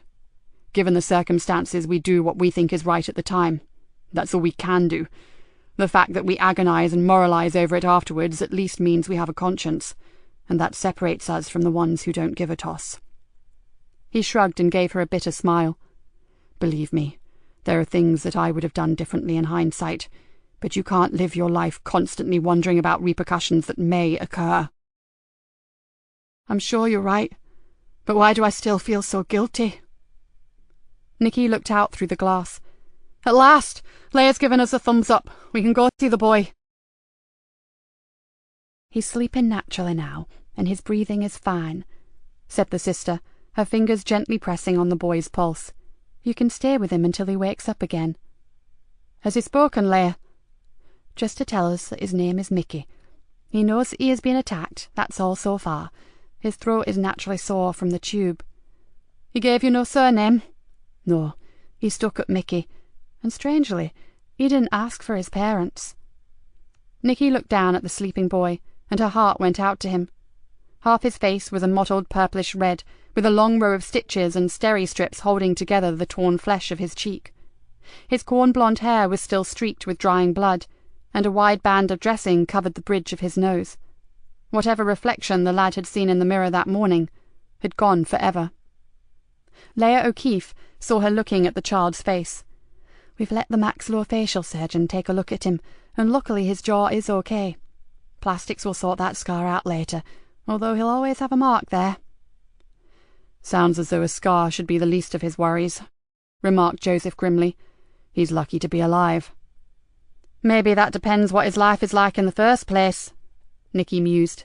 Whoever did this is still out there, maybe waiting to finish the job. That's if Mickey here was actually the target, and not just a wrong place, wrong time kid. Sorry, Sergeant, but something tells me my theory is the correct one. Now, pull up a chair, and we'll wait and see, shall we? Mickey slept for half an hour, and when he came round and saw his two visitors, he remained abnormally quiet. His frightened eyes darted from one to the other, but he said nothing. You're not in trouble, Mickey. Honestly, you are the victim here, so you can talk freely to us, I promise, said Joseph. Absolutely, added Nikki. We just want to get the people who did this to you. They have to be punished for hurting you. We only want to help you, Mickey. Do you understand? The wild eyes continued to dance around, as if he were looking for a way out of the small room, but still he refused to speak. Nikki sat back, trying not to crowd or intimidate him. He'd been through too much already to wake up and find himself pressured by a couple of pushy strangers. What's your surname, son? I'm sure that your parents are worried sick about you. For the first time, Mickey showed some sort of expression, and it wasn't one of pleasure. Through split and bruised lips he rasped, "That's a laugh. They couldn't give a flying fuck about me." Nikki sighed with relief. At least he was fully aware of his situation, even if it wasn't a good one. "Come on, Mickey. We have to let your mum know where you are," said Joseph amiably. "You'd have to find her first." He shifted uncomfortably, then groaned in discomfort. "Shit, my ribs." "Just lie still. The doctor will give you some more pain relief soon. Now, if you just tell us your name." Mickey closed his eyes and said nothing. "Do you know who did this?" asked Joseph. The boy didn't reply. "Because sadly, until we get some answers from you, we are just going to have to sit here and bug you." He smiled down at the lad, and we possess endless patience. Still, Mickey chose to keep silent, but after a while he sighed shakily, and Nikki noticed a tear creeping slowly down his cheek. "Please go away and leave me alone." "We can't, my love," said Nikki gently. "Just let us help you." "I'm scared." His voice was small, and all vestige of his earlier bravado had disappeared. We won't let anyone hurt you again, Mickey. We'll have someone with you, day and night. It won't matter. He'll get me. Even if you had a bloke with an Uzi outside my door, he'd still get me. Who is he, Mickey? I'm not saying. Nikki and Joseph looked at each other. Then Nikki nodded and indicated her head towards the door. Joseph reached across and very gently touched the boy's hand. Okay, you need some rest now, Mickey. You sleep, and we'll come back later, and there will be 2 police officers outside your door until you're well enough to move. Understand? The boy gave an imperceptible nod, then closed his eyes. As Nikki and Joseph left the room, she saw the tears begin to flow, and his narrow chest rise and fall with soft sobs. Poor little sod. He's exhausted. And terrified. Nikki's eyes narrowed. With good reason. He knows his assailant, and he knows he hasn't finished with him yet. She closed the door. I want our best officers on duty here, with no sneaking off for a fag break or spending 10 minutes in the bog. This kid needs us to give him 100%. Joseph nodded, and he'll get it. With your permission, I'll take the first shift, Mom, and if anyone wants to hurt him, they'll have to get through me first. Nikki agreed. Right, then I'll go back and organise a rota, and I must check out any progress being made on Kerry. Her face hardened. I don't want to think like this, but with every hour that passes, I fear the worse for that poor kid. Chapter 21. I'm holding off the media fest, but I don't know how long I can keep Lisa Jane's death secret. The superintendent paced restlessly up and down his office. Have you spoken to Archie? Nikki leaned against the wall with her arms folded. I'm going to see him when we've finished here. Where's your sergeant? Nikki grinned. It's okay. I haven't bought him a single ticket back to Fenchester. He's at the hospital with Mickey. She chewed on her lip. I think the boy may respond better to Joseph, kind of like a man-to-man thing. The super stopped pacing. Is it my imagination, or are you and Sergeant Easter... He stopped, almost scared to voice the words. Getting on. I'm not saying nothing, sir, but I do concede there is more to the man than the messroom gossips would ever dream of. Raising his eyes upwards, the super said, So there is a God. Hallelujah. Whoa, don't count your chickens, sir. There's still plenty of time for him to right royally piss me off. Her smile faded. The thing is, time's running out for Kerry Anderson, and frankly, we both know the gravity of that. I'd make the effort to work alongside Vlad the Impaler if it meant we found that missing girl. I know, Nikki, and I won't hold you up. Keep me posted on all levels, okay? Yes, sir. Oh, and we need a victim support officer allocated for Mickey. He's terrified, and I want exactly the right person to get the best out of him. Okay, let me know when you've assessed him, and I'll sort that out. Nikki thanked him, then went to the CID room to find Kat. What she found when she got there was an empty room and a memo telling her that Chris Brown was in the foyer waiting for her. Wonders will never cease, she muttered to herself, and ran down the stairs. No, Inspector. I've never heard of either of those women. Are they missing too? Chris Brown looked haggard. He had 3 days' stubble on his face, and his eyes were red and sore. Nikki stared at him and tried to decide whether his rough look was due to honest concern or guilt. Finding no sure answer, she sidestepped his question about Lisa Jane and Frankie Doyle and continued with her interview. And do you know of a student, a guy named Lewis? Lewis is another 3rd year on the photography programme. He's a pod neighbour to Kerry. You've met him? Once or twice, when I've been visiting the hub. Nikki looked down at her notebook. He said you'd been mugged. Is that true? Chris looked up with interest. Yeah, but how? He shrugged and answered his own question. I suppose Kerry must have told him. And did you report it? He shrugged again. No point. I wasn't hurt. And although they nicked my wallet, it didn't have much in it, and I found it again, in the gutter about 100 yards down the road. Would you recognise them if you saw them again? Oh, sure. Attractive faces, part rat, part cadaver, I'd say. I'd recognise them anywhere. Nikki's mind raced. Was it just another mask-related petty crime? Was there a connection somewhere between the masked gangs and Kerry's abduction?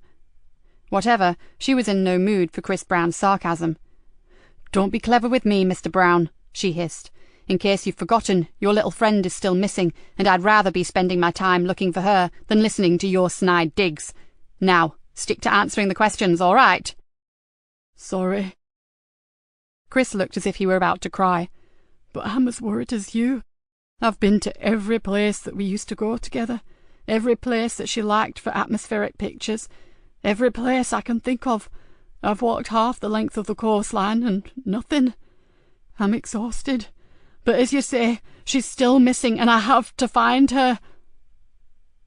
His outburst caught Nikki off guard, and for the first time she wondered whether Chris Brown was genuine. She thought for a moment, then changed the subject. "Where did a young bloke like you get the money for all that super fancy stargazing equipment?" He frowned. "If it's any of your business, Inspector, that's what happens when someone dies and leaves you 20 grand in their will." "Very nice," said Nikki. "That really enabled you to indulge in your pastime on a grand scale, didn't it?" When Chris spoke, his voice was cold and his words clipped. "Oh, sure, it's very nice. But frankly, Inspector, I'd rather have my dad back. Now, are we done?" Nikki met Archie in a small cafe on Riverwalk. He sat at the back, concealed from the windows, and stirred an oversized cup of cappuccino. "I hope to be handing you your flute character on a plate, but it seems I was wrong." Archie's face darkened. "My boys have been up more blind alleys than you could believe, and—" He paused and gave her a long, pondering look. "I hate to tell you this, Nikki, but one name has cropped up rather regularly as the family have been making their inquiries." He sipped his coffee, winced, then tore the top from another packet of sugar and tipped it in. "A name you won't like." "I'm supposing it's Frankie Doyle," said Nikki somberly. "You suppose correctly." "In what context does she appear?" "Well, my sister-in-law Margaret tells us that Doyle visited Lisa Jane a few days before she went missing." "I didn't know they were friends," said Nikki, unable to keep the surprise out of her voice.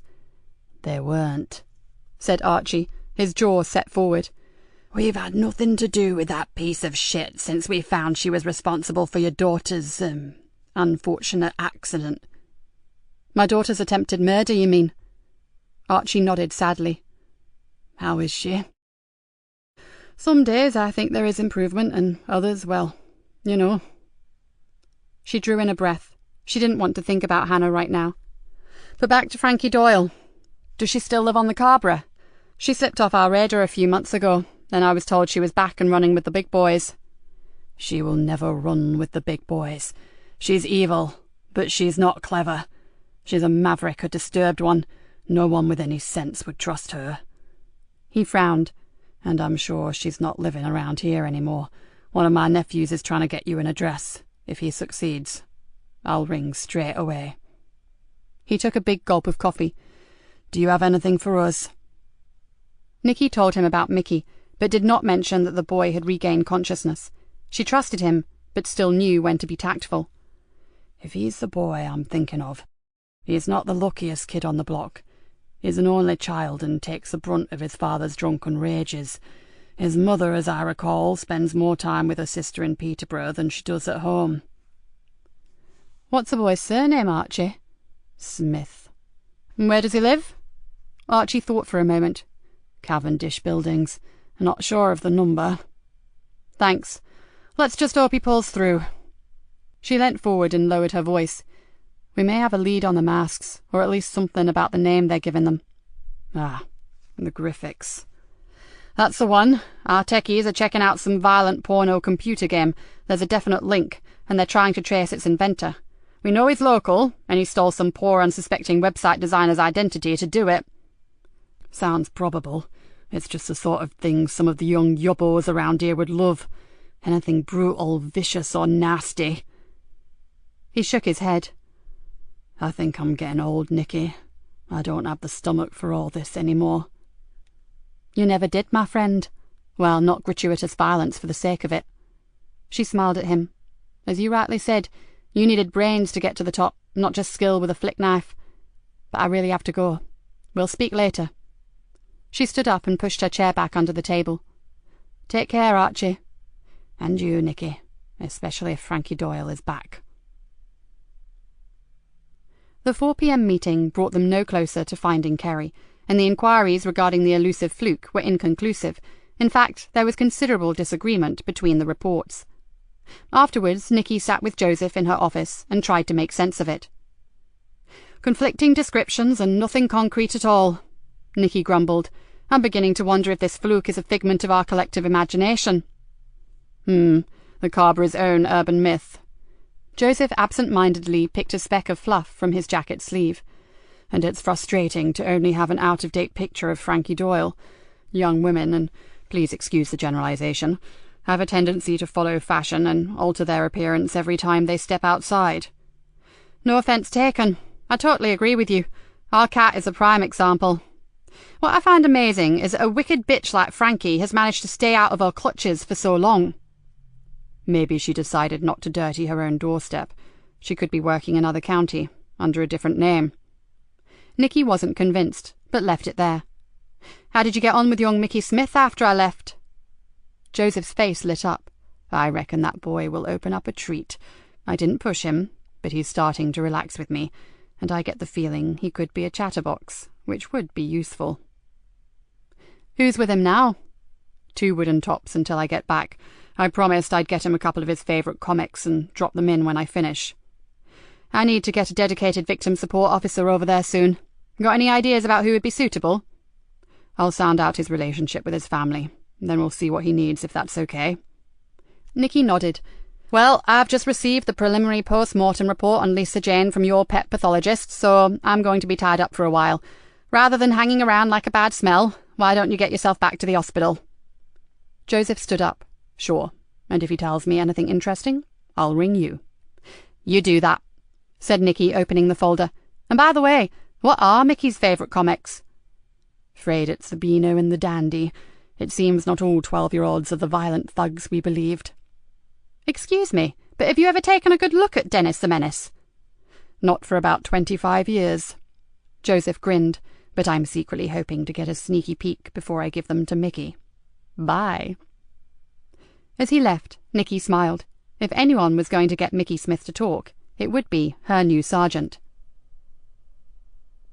By 8 o'clock that evening, Detective Sergeant Joseph Easter and Master Michael Nathan Smith were on first-name terms. Joe, as he now was, had read both comics to his captive audience, and although he wouldn't have admitted it, thoroughly enjoyed himself. Mickey had hardly noticed the carefully interspersed questions about himself, and as the boy dozed for a while, Joseph summed up what he had discovered. Dysfunctional family, with a father who used his fists when he'd had a drink, and the benders sometimes lasted for a week. Mother regularly disappeared, apparently to a sister, but from the way Mickey spoke, Joseph suspected she actually went to other arms for comfort. No siblings, and Mickey was very young for his age. Joseph wondered if he was trying to use his status as a child to protect himself from his father's violent outbursts. That, or he was just not terribly bright.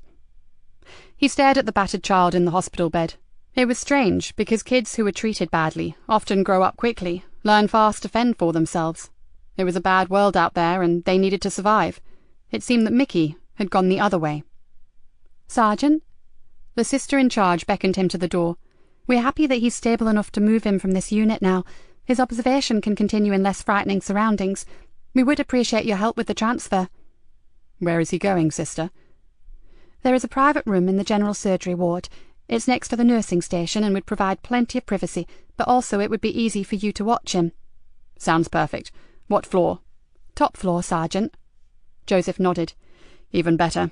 When is this going to happen? I need to keep my boss up to speed." "In about an hour. The bed manager is breathing down our necks, I'm afraid." "Fine. I'll ring in, then tell my colleagues here what we're up to." Joseph looked at the sister.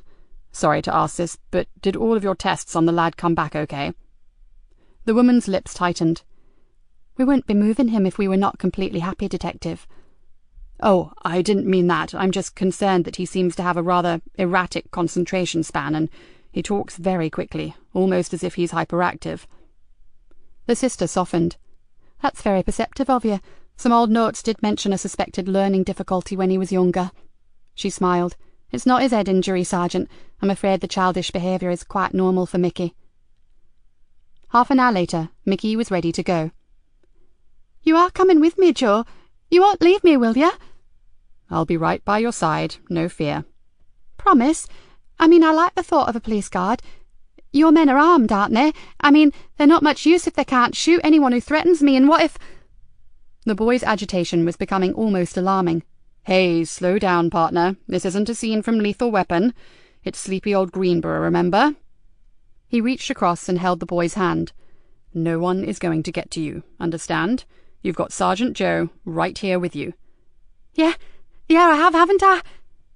Now listen, if you just stay calm until we get you settled into your private room, then when the doctors have checked you over, I'll tell you a secret, right? A really big secret. What is it? Asked Mickey, temporarily forgetting his fear. You be a good lad, and you'll find out. Deal? Deal, Sergeant Joe. The trip was uneventful, and in no time Mickey Smith was being made as comfortable as possible in his new room.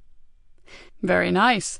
Even I've never had a private room before, said Joseph in mock awe. Look, Mickey, they've even got pictures on the walls, and your own toilet. How snobby is that? A tall, stick-thin nurse threw him a conspirational grin and whispered, You're a natural with the lad. If you ever need a new vocation, I'd seriously consider paediatric nursing. Joseph raised his eyebrows and whispered back, You have to be joking. This is really hard work compared to catching criminals. Finally, one by one, the nurses left, the last one saying, He's very tired, officer. I suggest you let him sleep now. Joseph checked that his uniforms were in place outside, then drew up a chair. So what's your big secret, Joe? Muttered a sleepy voice. You won't ever tell, will you?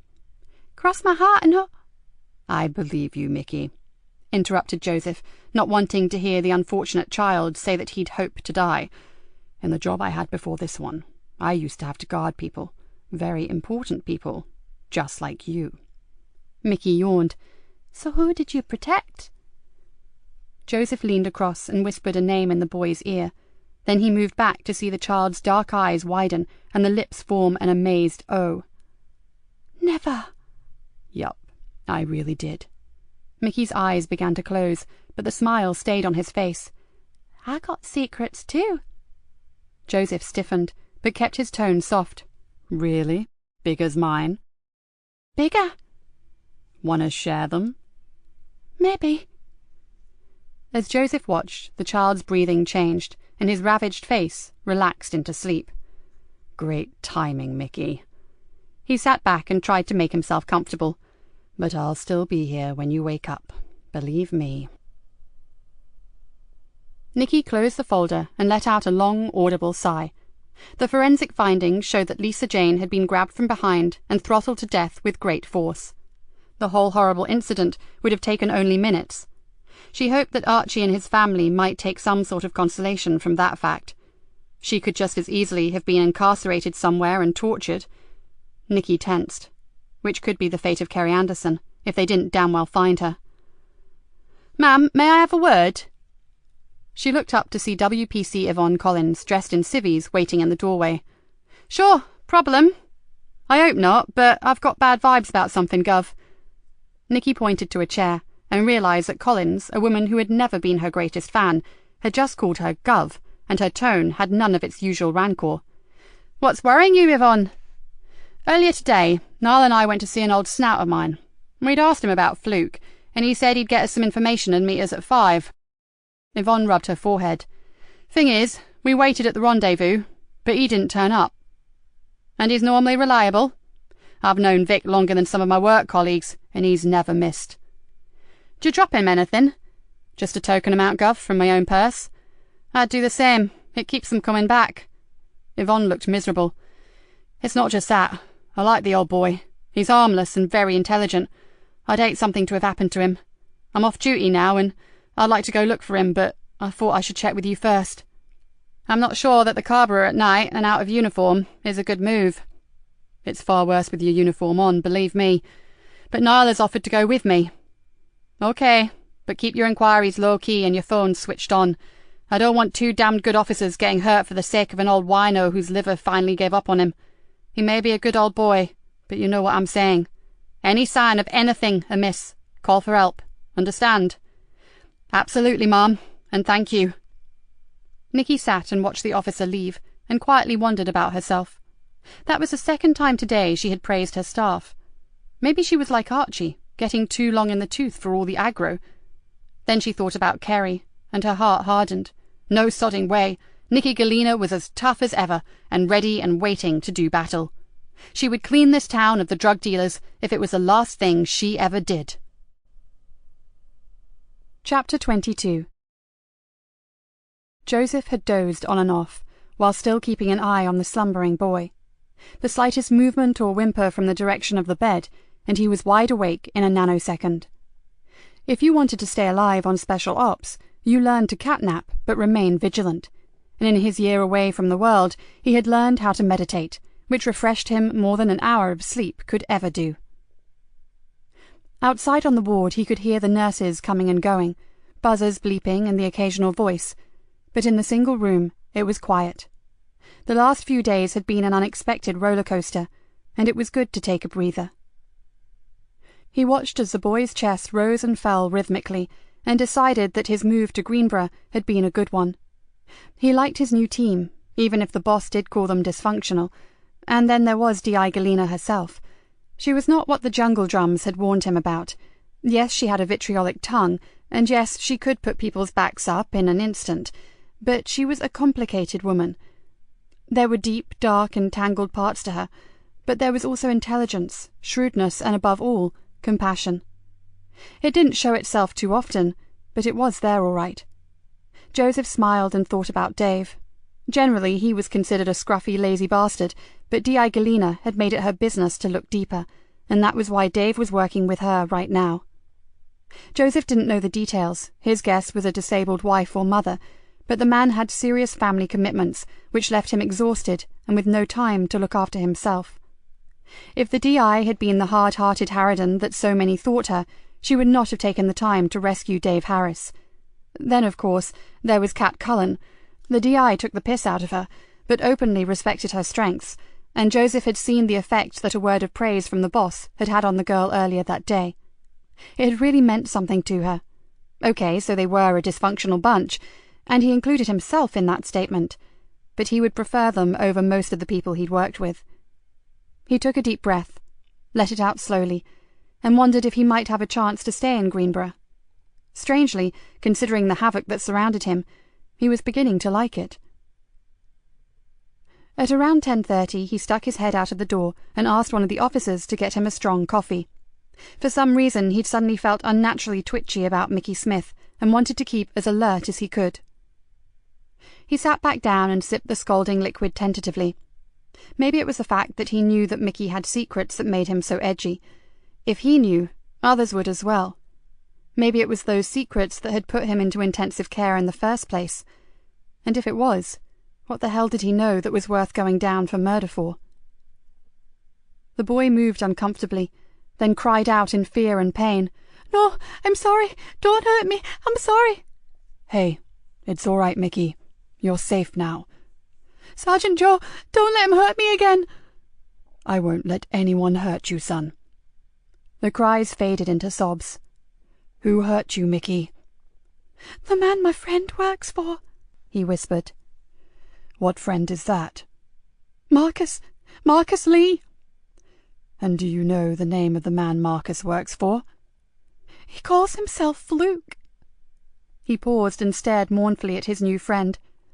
"I don't know his proper name, but I know where he lives." Joseph took a deep lungful of air. No wonder the boy was in danger. "And Marcus, did he help Fluke to hurt you?" The tears welled up again. "No, Sergeant Joe. He tried to stop him. I think he thought Fluke would just give me a good thrashing for being so stupid about the masks, but when he saw what the man was doing, he tried to help me." A shiver crossed Joseph's back, from shoulder blade to shoulder blade. "And what happened to Marcus?" Between gulping air and trying not to cry, Mickey said, "Fluke hit him with something heavy.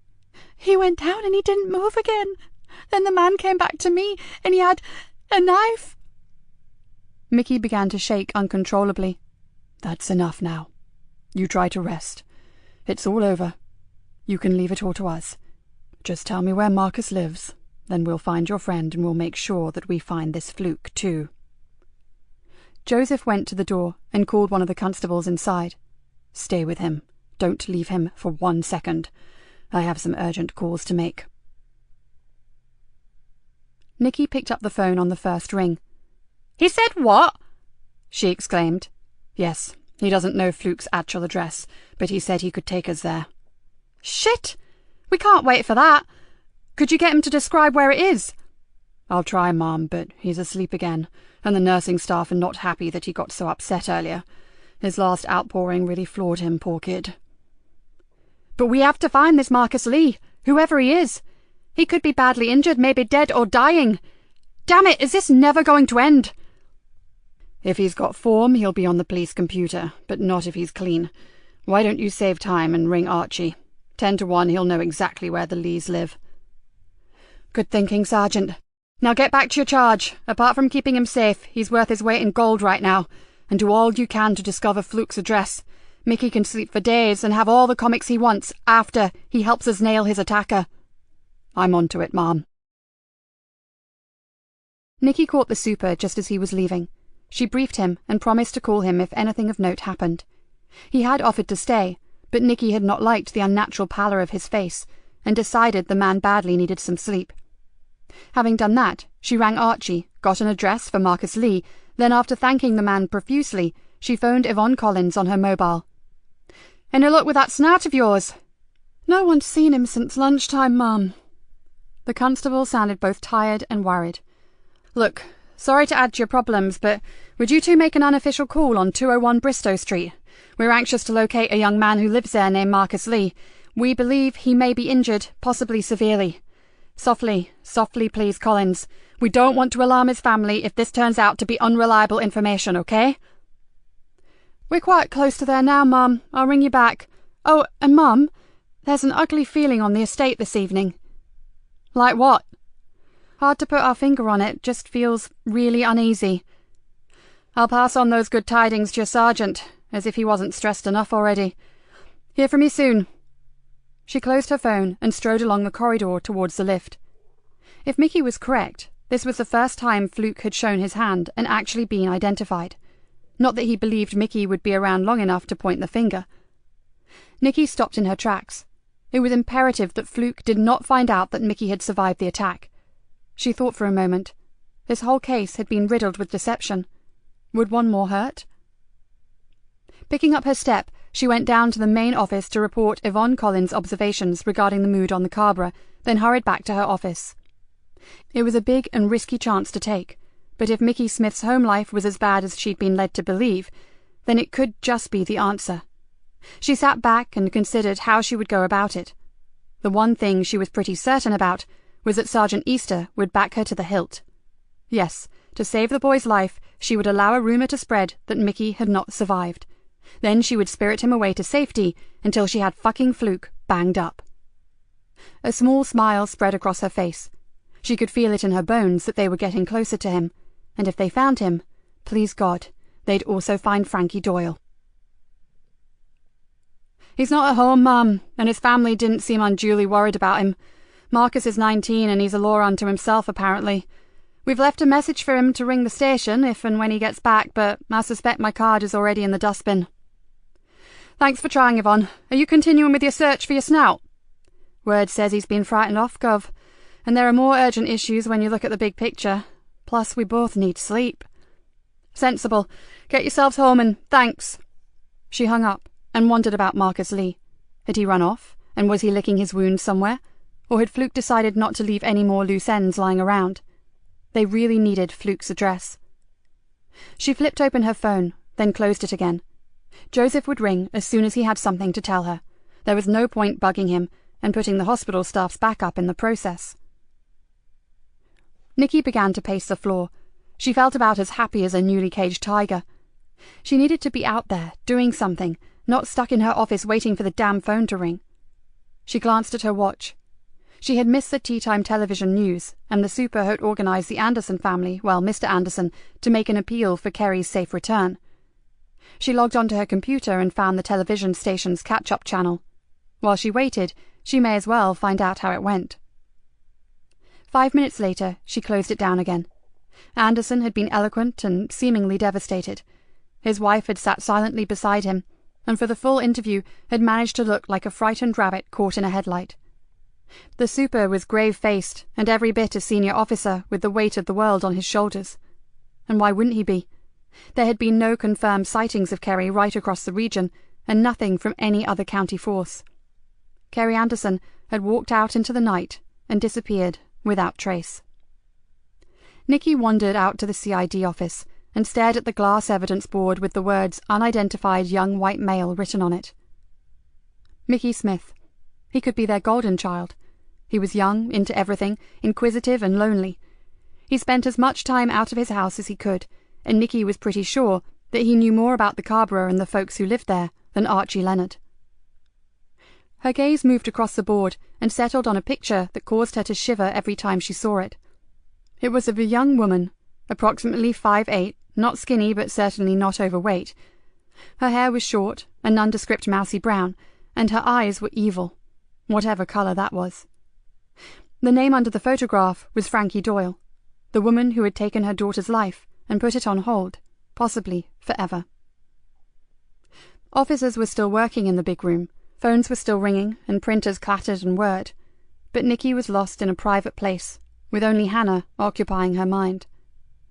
She knew the grim facts about persistent vegetative state, and she knew that if it went on much longer, the hospital would be coming to her and asking that terrible question, the question that she could not even bring herself to contemplate. There had been miracles before, so why not a miracle for Hannah? Surely where there was life there was hope. That's what everyone said, and she was sure that Joseph would be the first to embrace that old adage, although he didn't seem to think it applied to his own daughter, Tamsin. Joseph. Nikki frowned and wondered why his opinions mattered to her. She had known him for such a short time, yet, no, this was not the time. She turned from the board and swiftly walked back to her office. As she opened the door, the phone screamed into life. "Joy Galena here. I hope that's damn well you, Joseph Easter." "Funnily enough, it is, Mom." She could hear the excitement in his voice. "So, what have you got?" "First, a clear description of Fluke." Nikki scribbled down everything he said. "And what else?" "I've narrowed down his address to within 2 or 3 houses." "Brilliant. Fire away with that, and I'll get uniform and an armed unit straight round there." "OK. This is what Mickey says. From the traffic lights on Main Ridge, go down Haltoft Lane, then into Fishmere Crescent. There's a small dead-end street down there. He can't remember the name, but there's only 6 or 7 small terrace houses. Fluke is staying in one of the middle terraces. It has a blue front door." "He's talking about Carson Villas. Quiet, tucked away. Perfect." Nikki sighed with relief. "If that kid were here right now, I'd hug him." "With 3 broken ribs. He wouldn't thank you for it." "Joseph, I need your thoughts on something." "Fire away, Mom." Nikki sank back in her chair and told him about Mickey Smith's faux demise. For a while, Joseph said nothing, making her wonder if she'd been wrong about him. Then he said, "I'll get an idea from the doctor of when he'll be safe to move. It's not just a good idea, Mom. I think it's critical to get him to safety." He paused, then added, "And to be honest, I don't think that's here." Nikki's shoulders tensed. "Why?" "Gut feeling, Mom." "Right, that's good enough for me. Get his name changed on the hospital records and talk to his doctor in the strictest confidence, understand? There must be no reports to the press on his progress. As far as the media are concerned, he's still in a serious life-threatening condition, and we have no name for him. It must be believed that we do not know who he is. That's vital." She paused.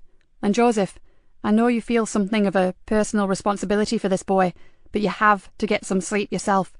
We'd like to believe otherwise, but we're only human." "Speak for yourself, Mom. I'm off to find his doctor."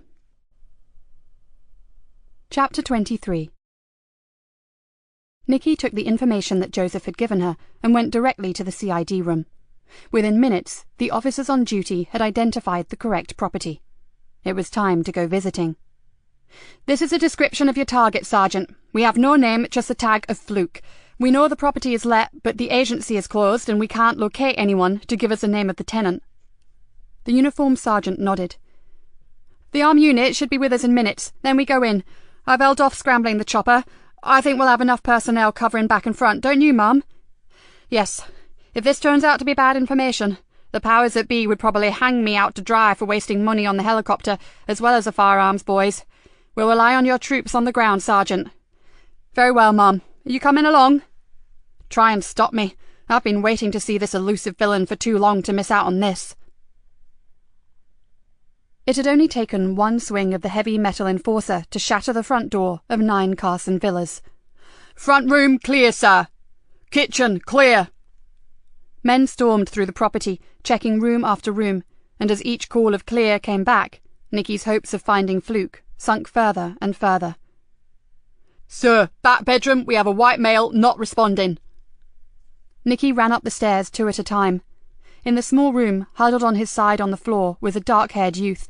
Drying blood was caked around his ear and in his hair, and had soaked down into the soft material of his hooded jacket. She dropped down beside him, and felt the side of his neck with her fingers. "Get an ambulance, quickly! There's a faint pulse, but he needs help, and fast!" From what she had seen on the police computer, the teenager oozing his lifeblood into the cheap nylon carpet was Marcus Lee. "Hold on there, son. Help's on the way. Can you hear me, Marcus?" There was no answer, and although Nikki was pretty sure they were going to be too late, she continued to talk to the boy. Calls were still being shouted from around the house, but after checking the loft space and the cellar, the place was declared safe. Nikki still sat on the worn carpet with her hand across the boy's shoulder and cursed the day she had ever heard the name Fluke. The raid may have been a success from the point of ascertaining the whereabouts of Marcus Lee, but they had lost their main man. She looked around the filthy room. Well, at least if Marcus had been brought here, then Fluke must have been here too, and forensics would have a good chance of picking up some DNA, once they had managed to discount 20 sets of policemen's boots that had stamped all over the place. "Paramedics, Mum." A PC looked over her shoulder at Marcus's still form. "Are they too late?" Nikki shrugged. "I'm no expert, but I hope the ambulance service have sent their best team because this kid is going to need them." Half an hour later, the ambulance pulled away. There were no sirens or blue lights.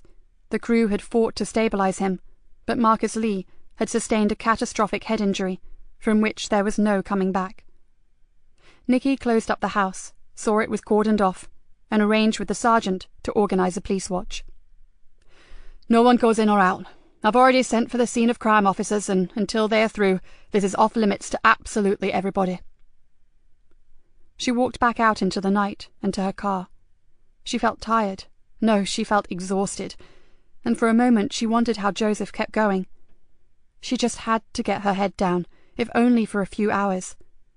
She turned on the ignition and looked at the time. 2:00. With a long, noisy yawn, she pulled out of Carson Villas and headed for the station. She would write a swift report for the superintendent, then ring him early morning.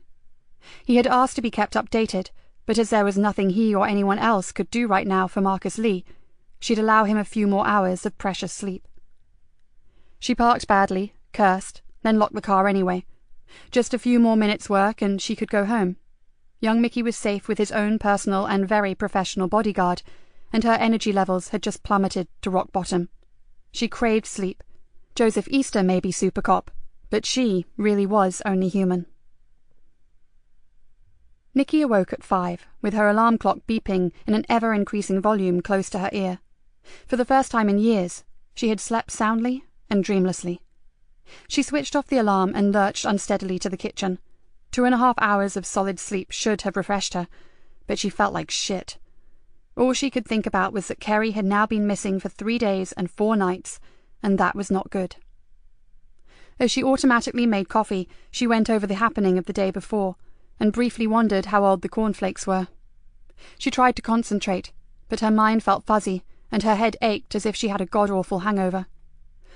"We have to be sharp," she heard herself saying, and this morning she felt anything but. She ate a few spoonfuls of the stale cereal, then threw the rest in the bin. She'd call in and get a Danish on her way to the station. Or maybe... what had she said to Joseph on their trip to Barnby Odike? When I'd had a bad shift, I would go up to the sea bank, be on my own, and get my head back together. If ever there was a time for that, it was now. She showered and dressed hurriedly, then locked the front door and headed for the station, and her badly parked car. In 20 minutes she was standing on the high bank that looked across the marsh to the wash. For once there was little wind, just a light, warm breeze, and apart from the call of a skylark above her, it was completely silent. She walked along the uneven track and down a narrow path to a spot where she knew there was an old wooden seat. It was a little-known place, rarely used even by bird-watchers, and being some way down the bank, it was partially hidden by weather-beaten shrubby bushes. Nikki sat down and gazed out across the salt marsh. It looked deserted, almost like a still photograph, until you really studied it. Then you realized it was teeming with life. A waterbird dipped its beak in a shallow lagoon of brackish water. A hare stretched up, sniffed the morning air, then sprang off in search of breakfast. A heron, grey and prehistoric, flapped its great wings and rose laboriously into the air, only to be chased by a pair of rooks that had materialized out of nowhere. And all around, the song of the skylark rose and fell, like an anthem to the dawn. She breathed in the salty ozone and closed her eyes for a moment. It was so peaceful, and she knew that when she opened them, she would see only nature surrounding her. No police uniforms, no decomposing bodies, no masks, and no dying teenagers. A sharp bark brought her from her reveries, and when she looked, she saw the shape of a small dog, nose to the ground, running sure-footed across the marsh paths. Caught the scent of a hare, she thought, which is more than we seem to be able to do. Nikki stayed for another 15 minutes. Then as she walked back to her car, she realized that the sea bank had worked its wonders. She felt calmer and far more in control of her thoughts. Before she started the engine, she took out her phone and rang the super. She told him there was a report on his desk that he should look at before anything else. She didn't go into detail. There would be time for that when he'd read it. With one last look across the marsh to the silver-grey horizon, Nikki started the car and went back to face the music of another day at Greenborough Nick. Joseph rang her at 7:30. She needed to get to the hospital as quickly as possible. His expression, "There are things I'd rather not talk about on the phone," had her gulping back her coffee and heading for the door with a half-eaten Danish still gripped between her teeth. He met her in the corridor outside the surgical ward. His hair was ruffled and dishevelled, but his eyes were bright, and she wondered again how he managed to keep going. "There are 2 officers in his room with him, and they won't budge until I get back, Ma'am. Would you mind if we talk in my car?" "No problem." She turned back and headed for the lifts. "How is the lad this morning?" "I think the gravity of what almost happened to him has hit home, Ma'am, and he's in a lot of pain, poor kid." The lift doors closed, and Joseph said, "Between short bouts of sleep, he's talked off and on all night long. He knows more about mask war than you would believe." The lift sighed to a halt, and the doors opened. They hurried from the building and across to where Joseph's car was parked. When the doors were shut, Joseph sank back in his seat and exhaled loudly.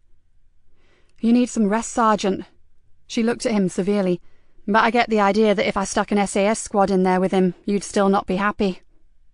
"I'm glad I stayed." He smiled at her. "And so will you be, Ma'am. But first, let me tell you what his doctor said. Dr. Langley is a smart guy. He won't compromise his patient's health, but he understands fully the danger he's in, so—" He stretched, then went on. "Langley is on the board of a small private hospital here in Greenborough. It's about a half-mile from the Nick, so it couldn't be more convenient. He's prepared to leak the news that their unknown young victim is being transferred to a city hospital where they have better facilities. They do have patients legitimately being transferred to both Nottingham and Leicester later today, so ambulances will actually be leaving on transfer runs." "While our boy is sneakily moved to his private facility?" "Absolutely. He'll go under a pseudonym into a carefully designated private room." Joseph smiled. "Langley's used to rich people needing to maintain their privacy, you know. Celebrities, politicians, etc." "That is perfect!" Her relation suddenly cooled. "But there's something I have to tell you before we go on. Mickey's friend, Marcus. He's dead, and I don't think the lad should be told. Do you?" "Damn it. No, I certainly don't."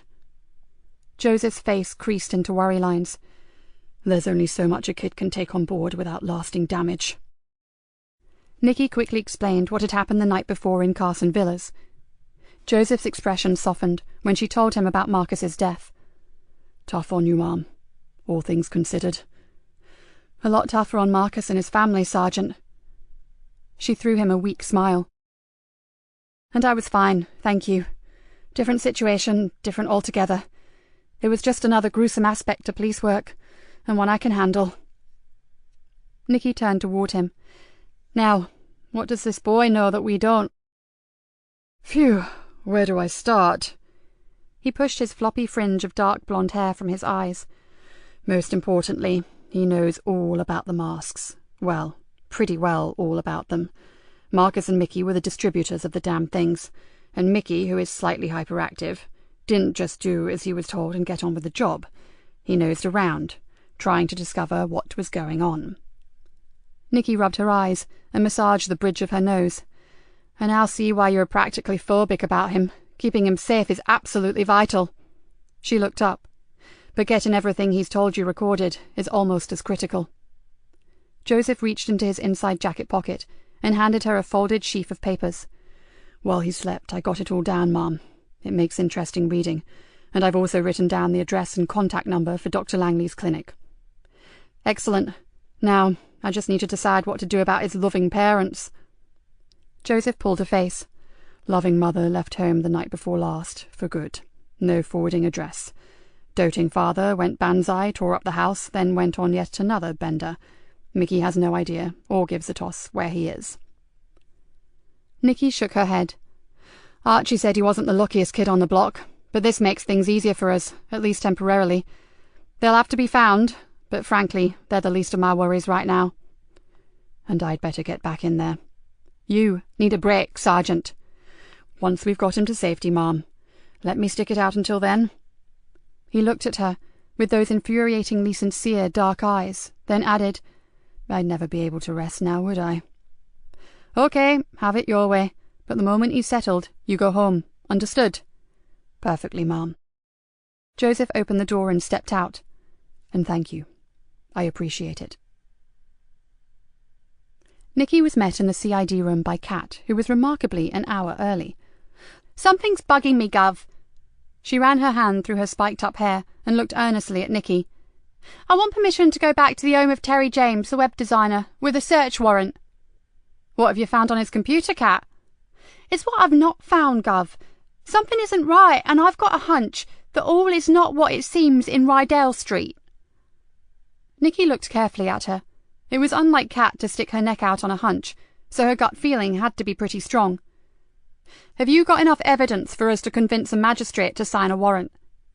I believe there is a third computer in that flat, Ma'am. We know that one of the ones we've seen has been hacked, and we assume from an outside cyber thief. Now, I think it's a double bluff. I reckon they've set this up themselves.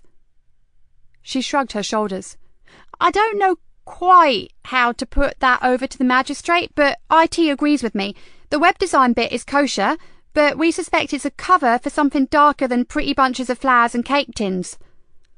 Then I'll do all I can to get it organised for you. And when you go, take Dave and a couple of uniforms, unless you think it's more serious than that. No, that should be fine, Mum. She turned back to her computer, then paused and looked up. Oh, Dave asked me to tell you he's down in the control room, Mum, trying to trace Lisa Jane Leonard's last movements on CCTV footage. Right, any news on the mask makers? I've got a crew checking out an old unit on a small trading estate on the outskirts of town, Mum.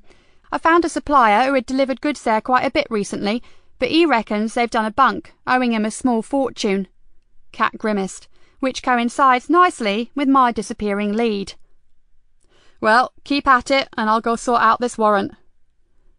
Nikki went back down to the front desk, got a statement typed out and signed it, then authorised a WPC to go disturb one of the local magistrates' breakfast.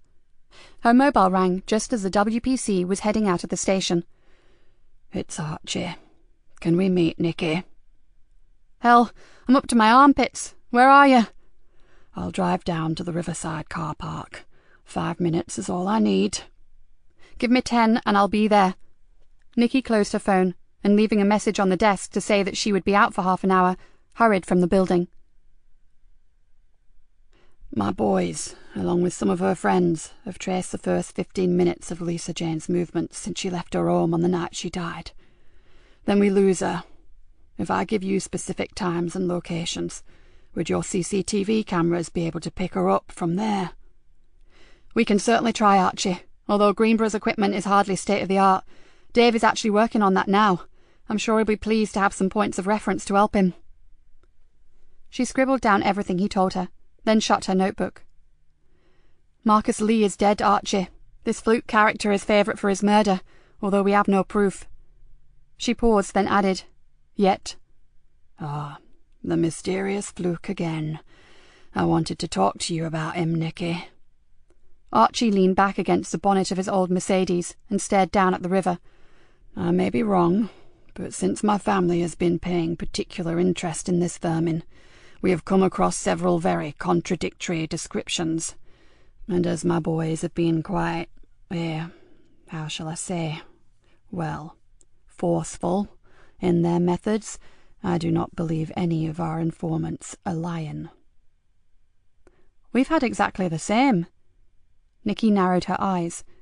So what does that say to you? That there is more than one Fluke.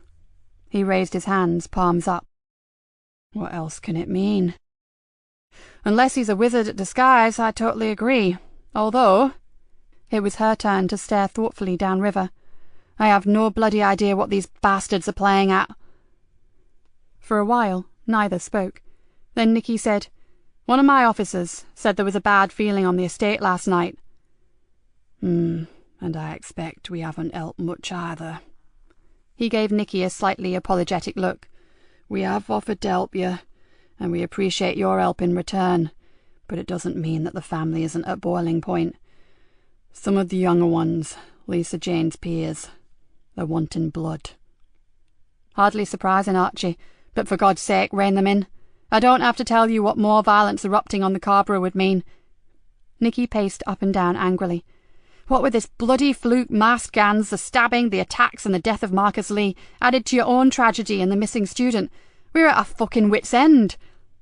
I'm sorry, Nikki, and I'll do what I can with the young guns, I promise.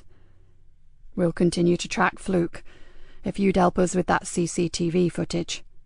Yeah, I'll do that, never fear. She went to move away, then said, "And Frankie Doyle? Any news of her?" Archie Leonard shook his head. So far we haven't located her, but she has been seen in the last few days, and I've heard her name has been tenuously linked to Fluke. What does she look like now, Archie? Asked Nikki, thinking of the old photo on the CID room wall. Sly as ever. Short-cropped, boyish style, fair hair, and stick-thin, is all I can say. He looked at her with a chilly expression. But believe me, Nikki, the minute she shows her head above the parapet, you'll be the first to know. Mickey's midnight confession certainly did make interesting reading, but as far as Nikki could see, the boy had done nothing serious enough to warrant an attempt on his life. She read it again. Mickey had stolen a mask from a consignment, worn it to impress his cousin Liam, then nicked 6 more from the next delivery and sold them to Liam. Enough to get him chucked off the team, and maybe a good thumping, but to strip him and almost beat him to death? No way. Nikki placed the handwritten document on her desk and stared at it. The boy had given them the exact locations of the mask drops and a concise list of the places where they were to be distributed. Plus, he had sneakily followed Marcus, listened into private phone calls, and even managed to track Fluke to his rented property, which was more than the police and Leonard family combined had managed. So, what more did the boy know? A streetwise kid like that may well have heard of Frankie Doyle, and if he could get an address for one slimeball, maybe he could get an address for another. "Mom!" The WPC that she had sent to obtain the warrant popped her head around the door. "Got it for you. The magistrate wanted to know the ins and outs of the proverbial duck's whatnot, but he has signed it." "Good. Leave it on the desk, Constable." Nikki went back to Joseph's notes, then looked up as the woman walked back to the door. "Oh, and on your way out, could you ask DC Cullen to come to my office?" She paused, then said, "And thank you. Good work." The constable glanced back, with a slight rise to her eyebrow, then smiled. "No problem, Ma'am." Kat almost ran into her office. "You've got it, Ma'am?" All yours." Nikki held the document out to her. "And as much as I'd like to come with you, I've got more than enough on already this morning." "Don't worry, Gov. I'll report in as soon as we're through." "You're pretty sure you'll find something, aren't you?" Kat nodded. "Oh, yes. The more I think about that squeaky clean we have no secrets attitude and that clinically clean and clutter-free home, the more I think they're hiding something." "People are allowed to be fastidious in their habits, Kat. And you do know that we can't arrest them for overkill on the magnolia paint, don't you?" Pity. But I'm dead certain there's dirt of a different kind in Rydell Street." She grinned mischievously. "And I can't wait to dig it up." "Just be careful," Nikki threw at her as she made to leave. "We seem to know very little about anything or anybody." "I will, Mom." Kat's smile was replaced by a more serious expression. "These masks are beginning to freak even me out. A group of young thugs, all wearing the damn things, jumped out in front of my car when I was going home last night. I nearly crashed the bloody thing." "The day we get those friggin' things off the street, I'll stand around for the entire station." "Could we have that in writing, Gov?" "Just bugger off and be careful." Chapter 24. Nikki spent over an hour in the superintendent's office, bringing him up to speed on the occurrences of the night before, but all the time they spoke, her mind kept returning to Kerry Anderson and Mickey Smith. Finding Kerry was paramount, but keeping the boy from further harm was also vital. She didn't know how or why, but her gut was telling her there was a link between them. She had nothing concrete, but she was certain that Mickey Smith was the one person who could not only help them solve the riddle of the masks, but lead her to Frankie Doyle. The superintendent had wanted to go over everything in detail, and Nikki finally used the excuse of expecting an urgent phone call to get herself free. She then hurried down the corridor to her own office, closed the door, and rang Joseph. "He's safe," said her sergeant, with considerable relief. "Transfer went off like a charm, Ma'am. Have you managed to read my report?" "Who needs intelligence when you've got the Carberra kid?" "Oh, he can talk for England. My ears ache. But it was worth taking the time to sort the wheat from the chaff, wasn't it?" "Certainly was. I'll be calling in on him myself later, when he's had a chance to settle in." "Why not wait until I've grabbed a few hours shut-eye, and I'll come back with you. That boy is an acquired taste." Nikki's hackles rose. "Meaning?" "Meaning only that you asked me what I thought about a victim support officer, and I definitely say send a male. I've seen him with some of the nurses, and he does not respond well to women." Nikki festered quietly for a moment. She had been hoping to follow the Frankie Doyle route privately, but the last thing she wanted to do was upset their main source of information. "Right, I'll get on to sorting that. And when you're rested, we'll go speak to your young oracle." She paused, then added, "Together." "Great." Joseph sounded either unaware of her irritation, or he was magnanimously ignoring it. "I'll get back to my digs for a bit, then. See you this afternoon, Ma'am." "Joseph?" Nikki softened. "You did really well with the boy. Take as long as you need to recharge, okay?" "Thanks, Ma'am, but a few hours will do. Once I'm awake, I'll want to get back to work." She heard a smile spread through his voice. "You haven't seen my digs. The wallpaper alone could bring on epilepsy." Before Nikki could reply, her office phone rang. "Gotta go, and you get some rest." She flipped her mobile closed and picked up the desk phone. "Dear Galena." "This is Rory Wilkinson, your totally exhausted and run-ragged locum pathologist." "Professor Wilkinson? Well, we've never met, but I have to say that your reputation precedes you." "I'd say the same about you, but I suspect I may be brought to task and possibly flogged publicly. But hey-ho, it's a pleasure to talk to you, Ma'am." Nikki smiled. This man made a refreshing change from their own stick-in-the-mud forensic pathologist. "What can I do for you, Professor?" "Several things. I'll start with the attack on the unknown young male in the recreation ground. We've identified 2 separate blood samples, and although I'm awaiting confirmation from the lab, one is almost certainly from the dead teenager that you so kindly sent me by overnight delivery. Let's see." There was a rustle of paperwork. "That would be Marcus Lee, which would seem to confirm that he was attacked in the same place as the injured child, then moved to the house in Carson Villas where he subsequently died." That fits with what we believe, Professor. Do you think you'll be able to isolate some DNA from the Carson Villa crime scene? Oh, by the bucket load, I should think. The residents there were perfect candidates for a visit from Kim and Aggie. I didn't need to even see the place to tell you it was a filthy hovel, and if the samples are anything to go on, their personal hygiene was far from meticulous.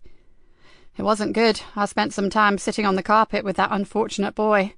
Oh, you poor woman. But I can recommend an awfully good dry cleaner. Nikki laughed out loud and marvelled at the unusual sound. Thanks, but I think I'll survive. What else have you got for me? Now, this next point is not so jolly. His voice changed. That lovely young woman, Lisa Jane Leonard. Sadly, whoever strangled her, and I'm sure you saw in my preliminary report that from the height and sheer strength of her assailant it was most certainly a male, left no traces of DNA. But Nikki felt him frowning. There was saliva on the side of her face. "Someone kissed her?" asked Nikki with surprise. Nothing so pleasant.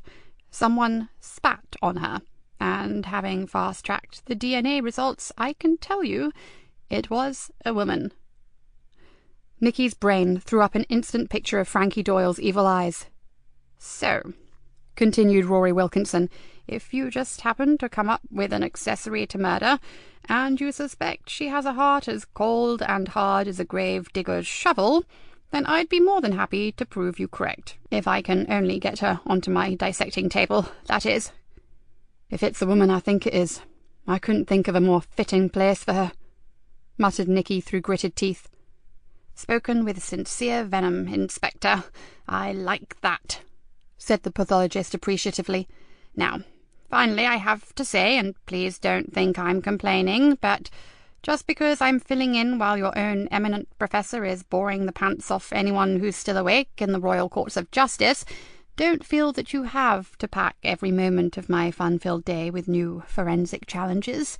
Strangely, I actually find the odd hour or two of sleep quite acceptable, and I've seen very few of those since I arrived."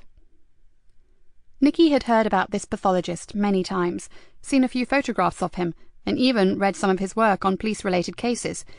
He was a tall, gangly man with a droopy fringe, a beak of a nose, and thin, wire-rimmed glasses. His weird wit was legendary, and he was happy to tell the world that he was as camp as a row of tents. But over the years he had proven himself to be one of the finest Home Office pathologists in the country. Nikki had just not realised that in the strangest of ways, his black humour when dealing with such a gruesome job was almost a breath of fresh air. "Believe me, there is nothing I'd rather do than give you a peaceful life, Professor. But sadly, my lovely Greenborough market town has turned into something more akin to a 21st century location for the Night of the Living Dead." "I have to agree. And because of that, dear lady, I must let you get on, and I shall return to my homely little chamber of horrors, of which, by the way, the door is always open if you care to visit." "I'll remember that, and thank you." Nikki hung up the phone, and her recent amusement faded. Frankie Doyle had contacted Lisa Jane a few days before she was killed, and a woman had spat on the girl's dead or dying body. Nikki's eyes narrowed to little more than slits. It had to be Doyle. But why the hell couldn't they find her? She had half the police force and most of the local villains out looking for her, and zilch. Nikki cursed. She didn't want to pin too much hope on the kid, but Mickey Smith was looking like her last hope. Fluke was linked to Doyle, and Mickey knew Fluke, ergo Mickey may well know Doyle too. She glanced at her watch. Almost midday, and Joseph wouldn't be in for a while yet. It was very tempting to just ignore his advice and go see the kid on her own. But did she dare risk it? She flopped down in her chair and stared at her sergeant's report. The answer was probably not. Apart from shooting herself in the foot if her plan backfired, it was hardly fair on Joseph if she cocked up all the hard work he'd done gaining the boy's trust. Oh, but finding Frankie Doyle was a very strong incentive. No, Nikki closed the debate she was having with herself. Like it or not, she'd wait, and use the time to catch up on the latest reports from Kerry's search. An hour later, Kat Cullen came striding through the door from the CID room with Dave Harris puffing along behind her. From your expression, I gather your policeman's nose was correct. Was it ever, Gov? Said Dave, easing himself into a chair. She's got good instincts, our cat. So, from the beginning, please. The bad news is that the Terrys are not directly connected to the case. Kat scratched her cheek, which is something of a bummer after all the work we've done tracing the mask design back to them. So why are you two looking so bloody pleased with yourselves? Asked Nikki impatiently. Because there was another computer in the house, in a very interesting attic room, answered Kat. Blimey, Gov, I've never come across the like in all my life, said Dave, his eyes wide in almost childlike incredulity.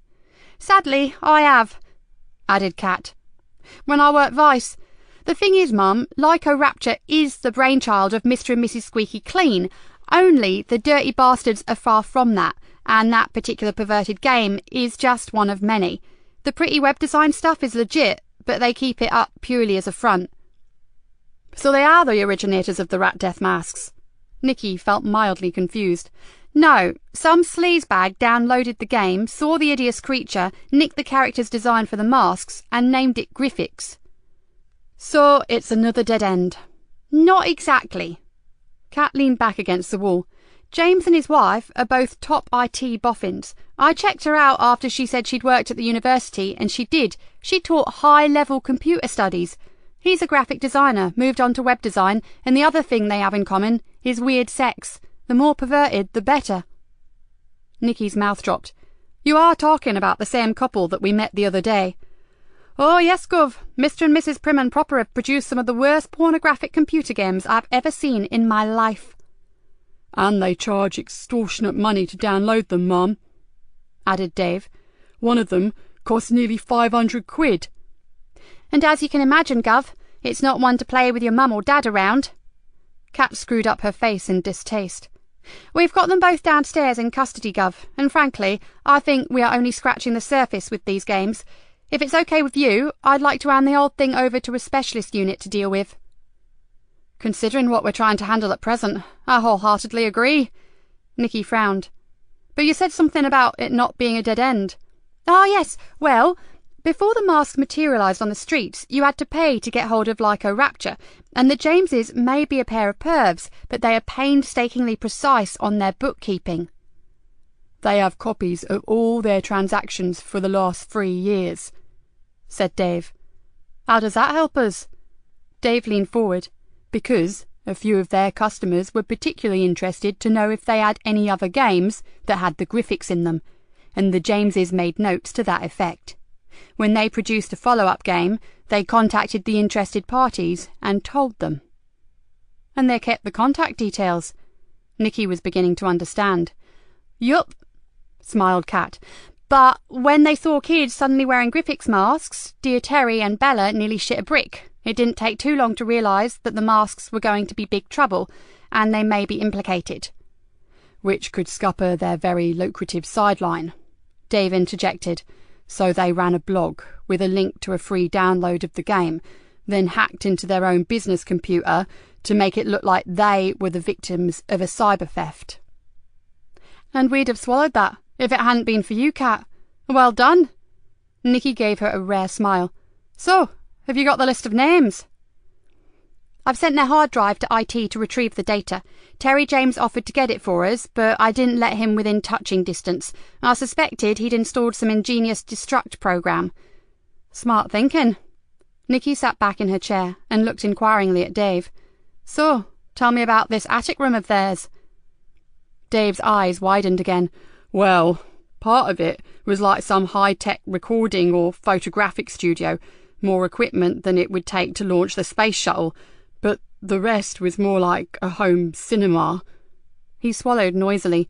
Big screen and a row of seats, but they weren't like normal armchairs, His face reddened, and he looked helplessly at Kat. They were electronic, Gov, and the coverings were made of thick rubber. They enabled you to relax and play along with the game. They reclined and had certain accoutrements to assist with one's pleasure. Need I say more? Nikki shuddered. You've said too much already, thank you, but it's my fault. I did ask the question, didn't I? A soft knock on the door made her look up. What am I missing? Joseph's benign smile entered the room before he did, and he was greeted by a roar of laughter. "Bagsy, you tell him, Dave," called out Kat, and Dave blushed even deeper. "Come in, Sergeant," said Nikki, "and believe me, you've missed nothing of importance. Well, nothing any of us are prepared to share with you right now." She turned to the others. "Okay, you two get onto those contact details and let me know what you come up with. The Sergeant and I are going out for a while." Chapter 25. The private hospital was concealed at the back of a small industrial estate. From the front it looked like an upmarket office block, nothing like a fancy clinic, and that was perfect as far as Nikki was concerned. Mickey, now known as Jonas, from his favourite group, Lincoln, his favourite football team, was in a small private room on the first floor. When he saw Joseph, his eyes lit up. Then a sullen look spread across his face when he saw that his hero had not arrived alone. "Hi, champ. How's the pain?" "Okay, I suppose," he mumbled. "Who's she?" "Well, that's a nice way to talk to my boss." He grinned at the boy, then leant down and whispered something in the child's ear. After a moment or two, Mickey gave her a half-hearted smile, and Joseph continued. "Right, let's start again, shall we? Allow me to introduce Detective Inspector Nikki Galena. Governor, this is Jonas Lincoln." "Hello, Jonas. Do you like your new room?" "It has TV. Loads of channels, look." He pressed a handset and the screen shot dizzily from program to program. Good stuff. And they tell me the food is ace as well," said Nikki, hating the small talk and desperately wanting to get on and grill the child. "I guess," he said miserably, "but everything tastes weird to me. The doc says I swallowed a lot of blood." "It'll pass, and you'll soon be enjoying whatever you want. You'll see," said Joseph with a grin. "Now, are you up to answering just a few questions for us?" "I'm pretty tired." He closed his eyes and blinked a few times for effect. "Then we'll get it over very quickly, and you can rest," said Nikki. "Now, I've heard from our sergeant here that you're a really smart kid, and I'm wondering if you know something about someone, something that no one else seems to know." Mickey drew himself up on his pillow and looked at her suspiciously. He reacted to the compliment, but was obviously wondering who she was talking about. "Ever heard of Frankie Doyle?" Mickey didn't even need to consider his reply. "I don't like her." "You know her?" "I've seen Marcus talking to her, and hey, have you guys found Marcus? Is he okay?" "Sorry, sport. We've got no news for you yet." Joseph looked apologetic, then turned to Nikki and with a tiny wink said, "See, Mum, I told you this was the boy to ask. Not much gets past Jonas here. So, you've actually met this Frankie Doyle?" Mickey, Jonas, visibly inflated when he heard Joseph's words of praise. "I know her well enough to stay clear of her, and the people who do mix with her say she's not right." "Not right about what?" "Not right in the head is what I mean." He shifted uncomfortably and clutched at his damaged ribs. "I don't want to talk about her." "Has she ever hurt you, Mickey?" asked Nikki. "Don't call me that. My name is Jonas. Sergeant Joe said so." "I'm sorry, Jonas, but I have to know about her. Does she live near you?" "No, she moved away, but she's been hanging around again." Nikki had a strong feeling that the boy had had some kind of dealings with her at some point in his young life, and she had not exactly made a good impression. "Does she hang around with Fluke?" "Maybe, but I've never seen them together." He looked at Joseph pathetically. "I'm really tired, Sergeant Joe. Can we leave it at that, please?" "Sure. One last question and we'll be off. Have you seen her with anyone in particular?" The boy shook his head slowly. "No, no one. But they say she's hooked up with a drug dealer, someone from out of town. That's all I know, honest." "That's cool, Jonas, old buddy. You get some rest. I'll check in on you later, okay?" As they left, Nikki spoke briefly to the two officers outside, then walked down the corridor to the lifts. Behind her, she heard the ever-changing background noises from a dozen different television channels. "Oh my God!" She clasped Joseph's arm in horror. "What if he sees the news about Marcus's death?" "It's okay." Joseph touched her hand reassuringly. "I've already thought of that. I've tuned it into specific channels, cartoon, film, and kid stuff. It's all pay-as-you-go, so I've set it up myself. He'll get no nasty surprises from that particular television." Nikki relaxed, and he released his hand. "Oh, yes. And what exactly did you whisper to him when we went in?" "Oh, that. I told him that you were the really big cheese, and if I didn't impress you, you could send me back to Fenchester." He gave her a rueful smile. "I told him to make me look good, or I'd be history." Many a true word and all that, Sergeant Joe. Maybe you should remember that for the future." On their return, the station yard was packed with vehicles, and Nikki had to drive with great care through the crowds of officers and volunteer helpers. "What, more reinforcements? This looks like organised chaos," Joseph said with surprise. "The super said they were going to send us help from other forces." She looked around at the sea of uniforms. "At least they'll be able to extend the search for Kerry out to the Fen villages." "About time," said Joseph gravely. "This is day 4. If we don't find Kerry soon, we'll be searching for a body, not a survivor."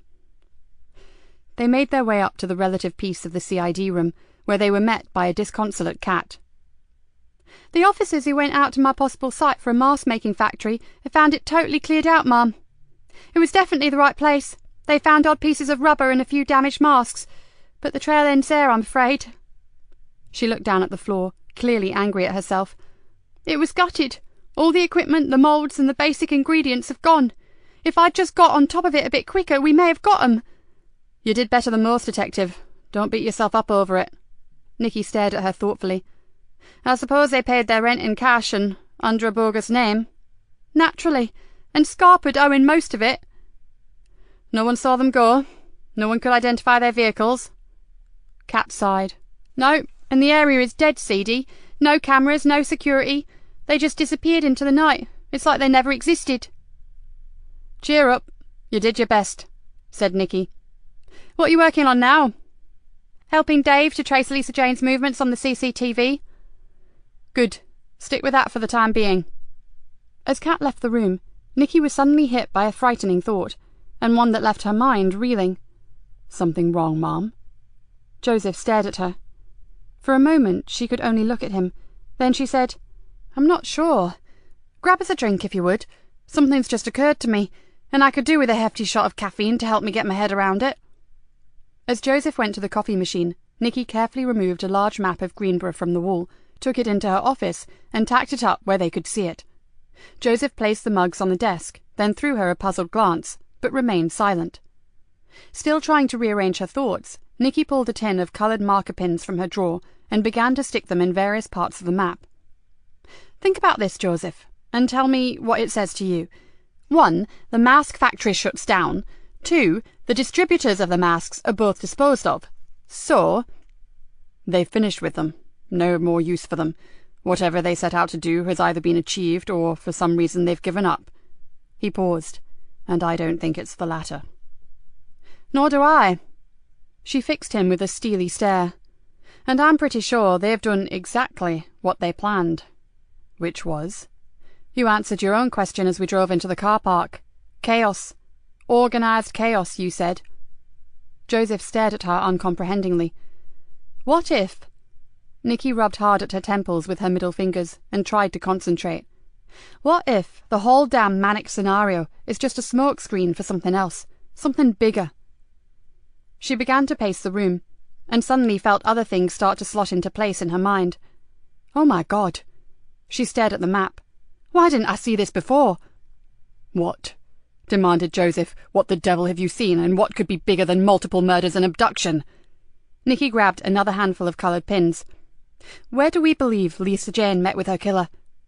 She stabbed a pin into the map. "Somewhere close to this area, right? Now." She didn't wait for an answer. "We have the university here." Another pin. "Kerry walked off from here and was accosted on the sea bank at this point where her phone was found." A red pin. "Lisa Jane's body was left in the barn way out here." She jabbed a blue pin into a spot close to the coastline. "And all those pins I'd already placed indicate Mickey's list of where the masks were delivered and the specific places where the boys were told to take them." She drew in a deep breath and pointed at the map. "Notice anything, Joseph?" For a moment he frowned and stared unblinkingly at the pin-spotted map. Then his eyes widened, and his mouth made a silent "oh." "Exactly." She slowly circled her finger around the one area that was pin-free. "The docks. The only location in Greenborough that isn't either heaving with flat-footed policemen or being patrolled both day and night by vengeful criminals. Something is going to happen at the docks. Joseph sank down onto a chair. I don't believe it. You mean all these petty crimes, the gang fights, the mask war, the murders, all orchestrated just to keep us chasing our tails and tearing our hair out? His face paled. Dear Lord, even Kerry Anderson's abduction. What better than a missing girl to tie up every man and woman on the force? And even our natural enemies, the Leonards, have been thrown into disarray while they hunt for the killer of one of their own. As you said, total chaos. She picked up her coffee and drank it back. And another thing. She picked up Joseph's earlier report of his talks with Mickey and leafed swiftly through them. I know exactly why they tried to kill your boy. She found what she was looking for, then flung the folder on the desk. I thought so. Mickey Smith was selling masks to his cousin, who lives here. She stabbed a finger on the map, in a small estate of cottages right on the edge of the docks. Joseph puffed out his cheeks. That's why they were so specific as to where the masks were distributed, and why they chose Scarborough. The damn place is located way across Greenborough at the farthest point from the docks. He leant forward, head in hands, and Mickey, the silly little sod, was introducing the masks straight into their mask-free zone. And where there's masks, there's coppers, so he may possibly have corrupted their whole plan. She grimaced. No wonder Fluke lost his rag. He could see the whole operation going straight down the pan. And the whole operation is drugs. Nikki almost whispered the word. In her world, it always came back to drugs. Listen, I have to go speak to the superintendent. Meantime, do you have any mates in Peterborough CID? Someone both in the know and that you trust implicitly? Joseph thought for a moment. Yes, I do. What do you want me to ask them? Word from the city street. Rumours of an incoming consignment, probably cocaine. A big one, and I mean really big. To go to all this trouble, it has to be massive. Joseph jumped up. I'm on to it, Mom. With her head still spinning, Nikki ran up to the superintendent's office and told him everything that she suspected. Would you ring that friend of yours? The one in the Met, sir? He helped me once before with information regarding a big drugs ring.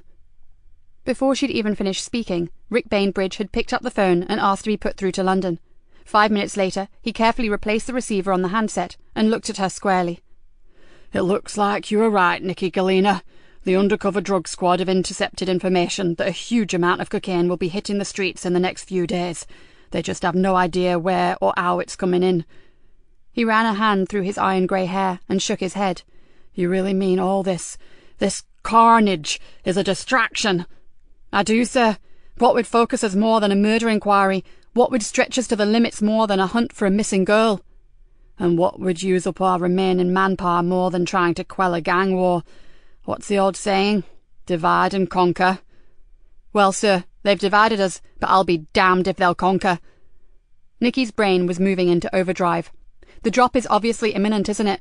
They've stopped making the masks and killed off their distributor. Her eyes lit up. But they have no idea that we have sussed what they are up to, and that puts us in the driving seat, sir. We need to get onto HM Customs and Revenue and the port authorities and see what ships are due to berth in Greenborough Port. And we'll have a very big and extremely well-armed reception party waiting for them. The superintendent seemed to have suddenly shed a few of the years that he had put on over the past days. I'll get onto that immediately, and I'll involve the Special Drug Squad. They have a protocol for dealing with something as big as this. It's my guess that the gang who have arranged all this will think it's going to be a walk in the park. Well, thanks to you. It'll be far from that. Rick Bainbridge smiled warmly. Well done, Nikki.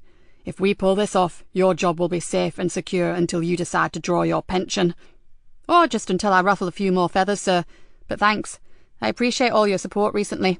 I know I've been a total pain in the ass. She stood up abruptly. But this can wait. Kerry Anderson is still out there somewhere, and I have to find her. One more thing, Nikki. All cooperation with Archie Leonard stops here. I know you're fond of him, for reasons that I don't really want to know about, but this could be the biggest drugs bust of the century, and like it or not, the Leonard family are criminals. We can't afford for a single slip-up, and talking to him constitutes an unacceptable risk. Do you understand where I'm coming from? Nikki nodded. I'll get on with him, but I'm 100% copper, and I'm not stupid. Although, she added, I really believe he's been used just as much as we have. By this Fluke character? Nikki shrugged. Faluke may not even exist, sir, but there's someone lurking out there in the shadows, and when we find him, I'm willing to bet that Frankie Doyle will be draped decoratively across his arm. An icy smile twitched at the corners of her mouth, which would be something of a bonus for me. There's someone I'd so like her to meet. The superintendent looked mystified, but Nikki's smile just widened. Sorry, sir. Private joke between Professor Rory Wilkinson and me. Chapter 26. Joseph hurried back to the DI's office with his news. Peterborough was on high alert for an imminent shipment, and the estimated street value was in excess of £3 million, something that some evil shits would consider well worth killing for. He knocked on the door, and hearing no reply, stuck his head round. The room was empty, and he decided that she must still be with the super. He walked away, then heard her phone ring. With a little shrug, he went back inside and picked it up. "I need to speak to Nikki Galena. It's urgent." The voice was female, and sounded to Joseph as being distinctly odd. "Can I take a message, or get her to ring you back?" There was a long pause, and he thought the woman had rung off. Then he heard her say, "I have to speak with her, and there's no time left."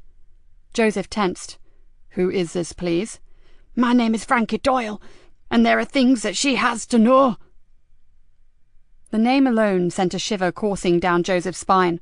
Was he actually talking to the woman who had deliberately tried to kill Nikki's daughter? "Listen, I'm D.I. Galena's sergeant. Tell me what it is she needs to know, and I'll make sure she gets your message the minute I see her." "No good. It's her who needs to hear this, and she needs to hear it from me." "Then give me your number. I'll go find her now." There was a strange sort of hollow laugh from the other end of the phone. Then he could have sworn he heard the woman start to cry. "Are you hurt?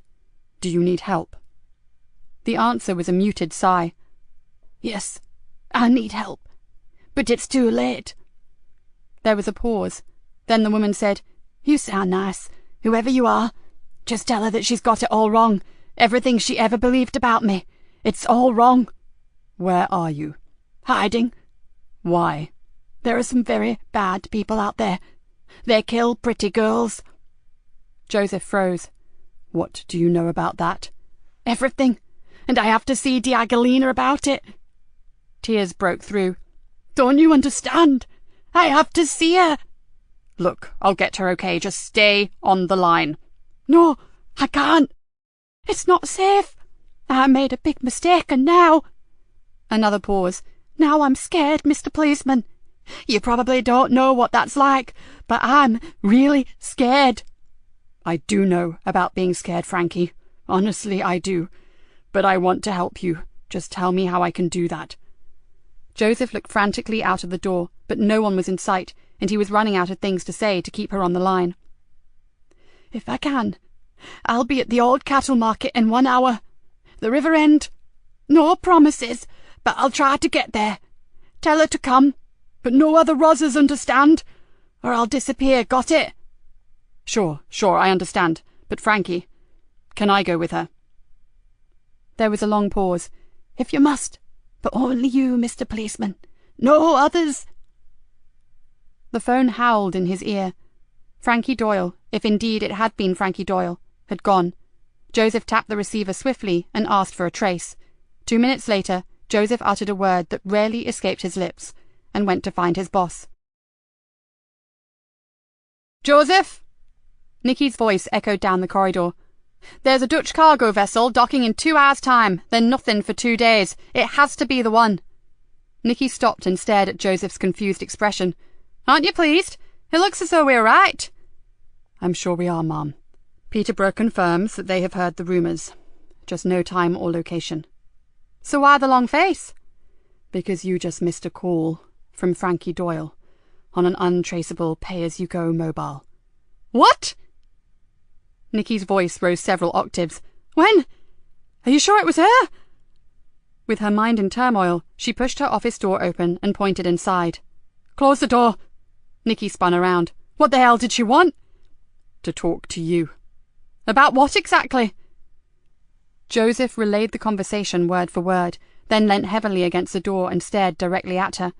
"I know you hate her, and with damned good reason, Mom, but I think she's in trouble. Real trouble." "Fucking good luck," spat Nikki. With all my heart, I hope she is." She sounded terrified. Joseph stared at the floor, and I mean terrified. Nikki felt as if her head could explode at any moment, but she fought for control and grittily said, "She's a con artist, Sergeant. Even your pet kid said she's not right in the head, for Jesus Christ's sake." Joseph gave her a disparaging look at the blasphemy, and once again her original anger at him welled up. "Get real, Sergeant Joe. You've just been talking to a cold-blooded, heartless psycho. Do you honestly think she was telling you the truth? Are you really that gullible? Because if you are, I don't think I want you on my team." Joseph clamped his jaw tightly, but said nothing in his defence. The pressure in her head was building, and without premeditation, she grabbed at her desk lamp, picked it up, and flung it against the wall. The crash echoed around the small office, and shards of glass scattered across the floor. Then everything went quiet, and the crushing force inside her head slowly abated. She looked across at Joseph, who was standing immobile and silent by the door, and said, "I'm so sorry. That was unforgivable." "Smart move, actually. It's what they teach you in anger management." "What the hell do you know about anger management?" she whispered, still trying to understand why that dreadful, evil woman would evoke such violent reactions in her. "Plenty. I've screamed into more pillows and smashed more plant pots than you've had hot dinners. But that's another story." He looked at the pile of mangled cheap metal and glass in the corner. "Hope that wasn't one of your favourites." Nikki looked at it and shook her head. "I don't think I've ever even noticed it until I picked it up." She sat down heavily in her chair. "And when I said that was unforgivable, I was referring to what I said to you, and I apologise." She looked up at him. "What on earth are we going to do? The ship is arriving in under 2 hours, and now this. What should we do?" "At the risk of endangering more electric light fittings," Joseph raised his hands in the absence of a white flag and said, "I have to say that I would meet with Doyle, even if just to see what the hell she's on about." Nikki took a deep breath. "And I suggest that this is just another ploy to keep us occupied, to keep us away from the docks." "And if that is the case, the gang would be even more complacent if we did turn up. They would believe we know nothing about the consignment." He turned his head a little, then looked at her sideways. "And what if, just possibly, Doyle is out of her depth? You told me once that she was evil, but she wasn't clever. What if she has pissed off the wrong people? We know what they are capable of. Look at Marcus and Mickey." "We should go to the docks. This could be the biggest thing you've ever been involved in." "Those guys are professionals. They can manage very well without us." Joseph perched on the edge of her desk and looked down at her thoughtfully. "You've been hunting this woman at the expense of all else for a very long time. This is your one chance to find out what really happened to Hannah." Nikki bit down hard on her bottom lip. It was true. She had waited all this time, and now she was going to let the opportunity slip away. She closed her eyes and saw her daughter, her lovely girl, as she was before she went out for a drink one night with a deadly friend. When her eyes opened again, they were completely focused and as cold as ice. "So, where exactly are we meeting her?" Chapter 27. "What is this place?" asked Joseph in a low voice. "It's got a bad atmosphere." "It is what it says, a cattle market, only we haven't had a livestock market here since the first outbreak of foot and mouth disease." Nikki looked around. "They are gradually demolishing it. They've taken most of the stalls away, and the hard standing is being utilised as a temporary overspill car park." "Looks like the kids use it too," remarked Joseph. "I think I recognise some of my friend Petey's artwork over there." One wall, in front of which were a few randomly parked cars, was completely covered in graffiti. "Yeah, we try to keep them out. There's a lot of junk and old wood around. What's left could go up like a tinderbox if they decide to have some fun with a box of matches." Nikki's eyes were continually watching for movement. They were early, but she did not feel at all comfortable about this meeting. The place was secluded, but not completely unused. People took shortcuts through it to the town centre, and although not many felt confident enough to park their cars there, it was frequented on a fairly regular basis. She looked around again and shivered. She could hardly believe that she may be meeting her nemesis after all this time. "Where did she say again?" Joseph watched as a man with a scruffy dog skirted around a derelict wooden office and sauntered slowly towards the riverside path. "The river end, that's all she said." Nikki didn't like it. Every nerve ending was screaming out that something was wrong, but Joseph, the ex-Special Forces officer, seemed strangely oblivious to the dangers. "There are no guarantees that she'll come," he said softly, "but I hope for your sake that she does." He moved a little closer to her. "You need to talk to this woman. You need to know." Nikki nodded. Yes, she did need to know. But what would she do then? Doubts clouded her usual confident, no-nonsense belief that Frankie was responsible for her daughter's terrible state. What if she'd got it wrong? Most of her information had come via a villain. Maybe Archie wasn't the friend that she thought he was. Nikki stared around at the boarded-up offices and partly dismantled buildings. Maybe today was a day that she would find out. Joseph was edging forward, glancing this way and that. Nikki looked at him and tensed. He had suddenly switched to a more heightened state of awareness. Something moved.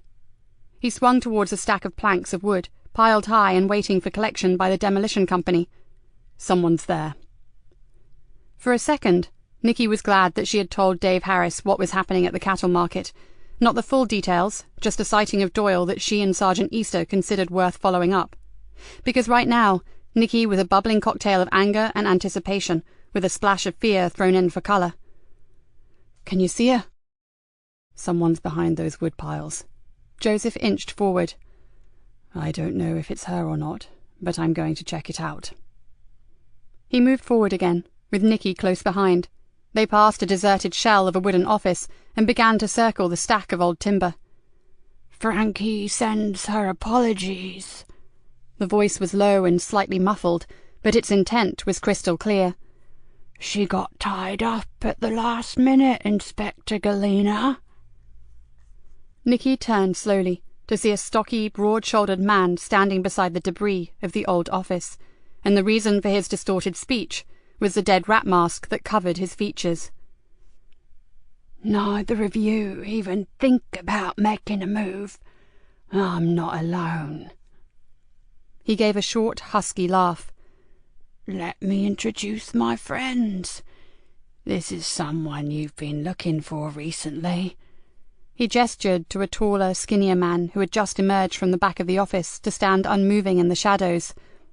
"Say hello to Fluke." The masked man gave a small, stiff-backed bow and passed a heavy iron bar slowly from one hand to the other.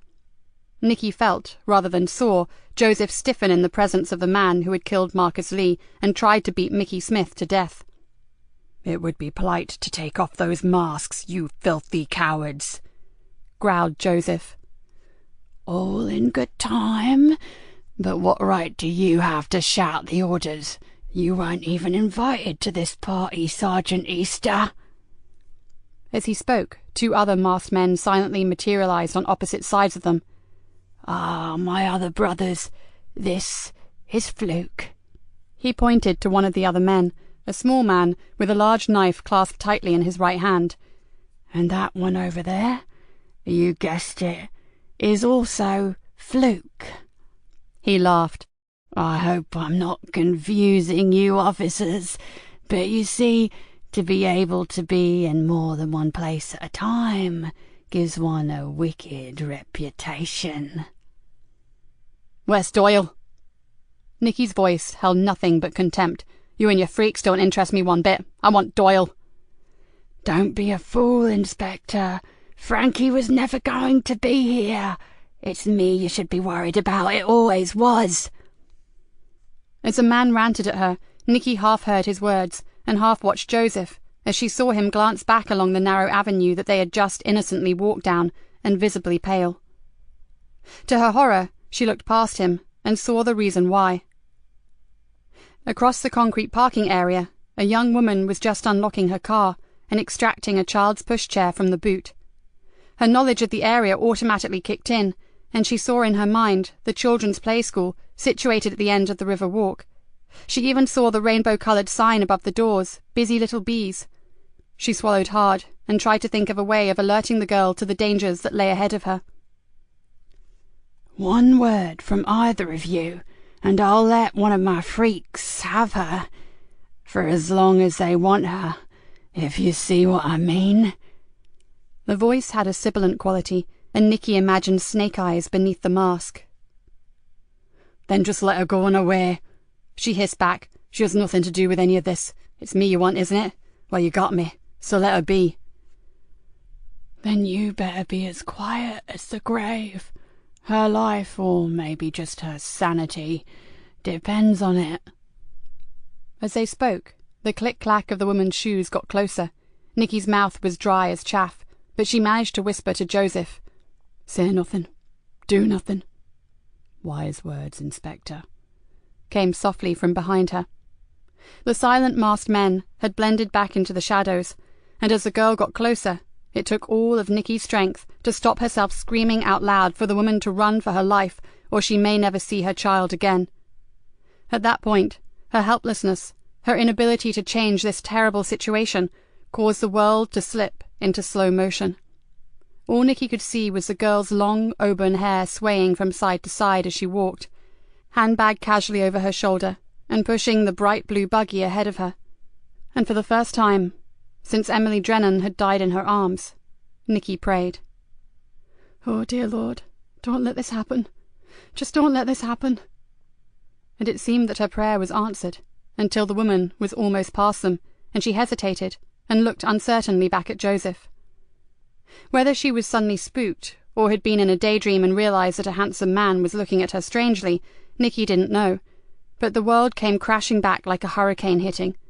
Faster than she would have believed, the masked man leapt out and grabbed the young woman.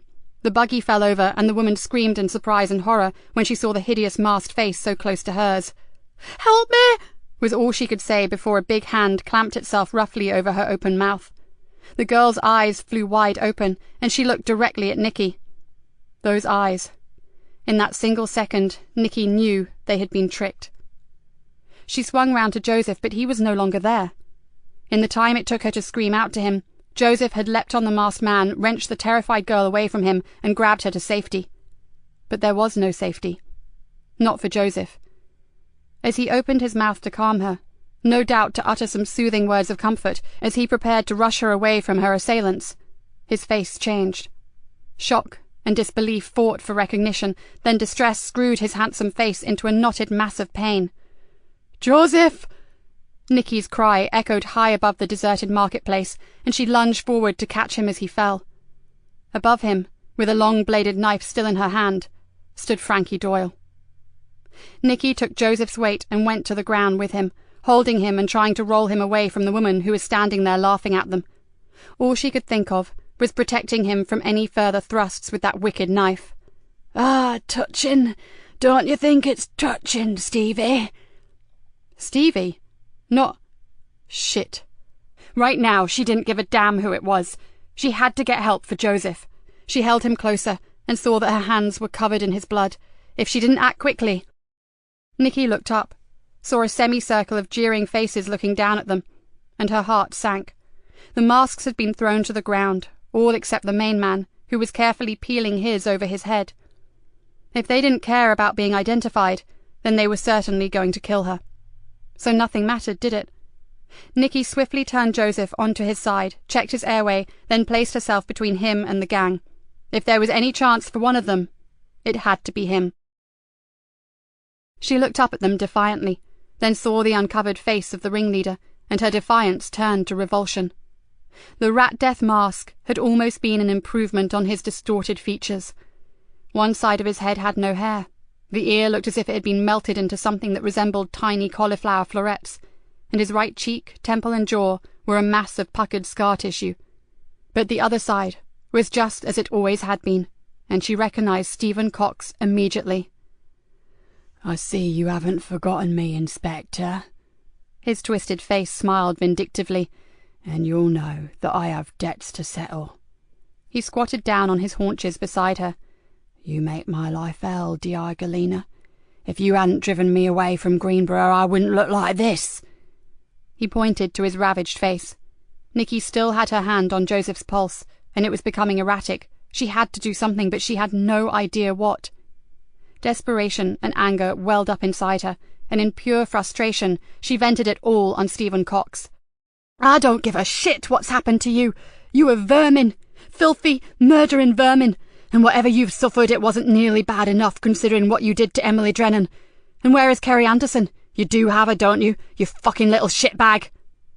"Temper, temper." Cox stood up, glanced at his watch, then looked across at his thugs. "Fun as this is, we need to finish it." "Seems such a shame to kill her, Stevie. It'd be far more painful for her to go on living with this on her conscience." Frankie poked the toe of her shoe viciously into Joseph's leg. "As well as everything else in her sad little life." "What the hell would you know about conscience? You were born evil," exploded Nikki. "So they say." Frankie's cold fish-like eyes never left hers, and she slowly removed the long wig and dropped it casually over Joseph's body. "Poor Mr. Policeman." Cox glared at her. "We don't have time for this. We need to be gone. There's no time for a bloody debate." He caught Frankie by the arm and pulled her away. "Say your goodbyes." He turned back to Nikki. "Much as I'd love to stay and watch you both die, we've got a little bit of business to attend to. Benny, get it over with, and fast." One of the three flukes drew a knife, stepped slowly towards her, and Nikki's heart began hammering in her chest. She loosened her hold on Joseph, and as she did, her hand touched a rough piece of timber that lay just beneath his arm. As the thug moved closer, Nikki saw an odd expression on the man's face, an expression of apprehension. In that second, as she saw the man's Adam's apple move jerkily in his throat, she knew instinctively that he had never killed before, and she seized the moment. With nothing left to lose, Nikki grabbed the piece of wood and launched herself at him, swinging the makeshift club with every ounce of strength she could muster. She landed a crushing blow on the side of the man's head. Taken completely by surprise at her sudden attack, the man screamed in pain and crashed to his knees before lurching forward and laying still. It wasn't until Nikki saw the blood pouring from his temple that she noticed the ugly, rusted nails sticking from the end of her impromptu weapon. Her eyes snapped up and swiftly took in the amazed faces of her assailants. Then, still clutching the bloodied chunk of wood, she sprang back to Joseph and stood over him like some fearsome shepherd protecting her lamb from the wolves. Nikki barely knew what happened next, but she did hear a loud shout echo across from the far side of the car park. "Police! Get away from her! Now!" Then she heard the wail of sirens and saw the two remaining flukes spin around in shock. "Fucking blue lights, boss! What about the—" "Shut up, you fool!" screamed Cox. "There's too much at stake. Come on!" Nikki saw her assailants turn and race for their cars. Then she threw down her weapon and dropped to Joseph's side. "Give my love to Hannah!" shouted Frankie as she fled away. "Rot in hell, bitch! You've made a big mistake by not killing me, because I'll see you dead on a slab one day." Nikki turned back to Joseph. His pulse was still erratic, but at least he had a pulse.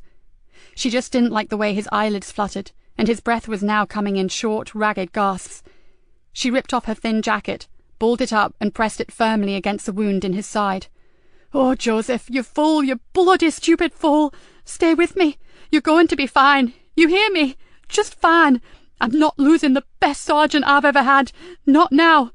Talk to me, Joseph." "But, best sergeant?" Blood began to seep from the side of his mouth, but there was the slightest smile there now. Honestly. No, you're the biggest idiot I've ever met." "Mom." Despite his weight and poor condition, Dave ran towards Nikki, then almost fell down beside her. "Are you all right?" he gasped. "My God, Sergeant Easter!" He staggered back up again. "Paramedics, over here, quickly!" "You and those guys in green are the best thing I've ever seen, PC Harris." Joseph clung tightly to her hand. "Mom, you have to know. If there was a chance to rewind, I'd do it again." He coughed and gave a little cry of pain. "I mean, what if she had been just an ordinary mum collecting her kid?" "But she wasn't, Joseph." She stroked his hand and gently pushed the hair from his face.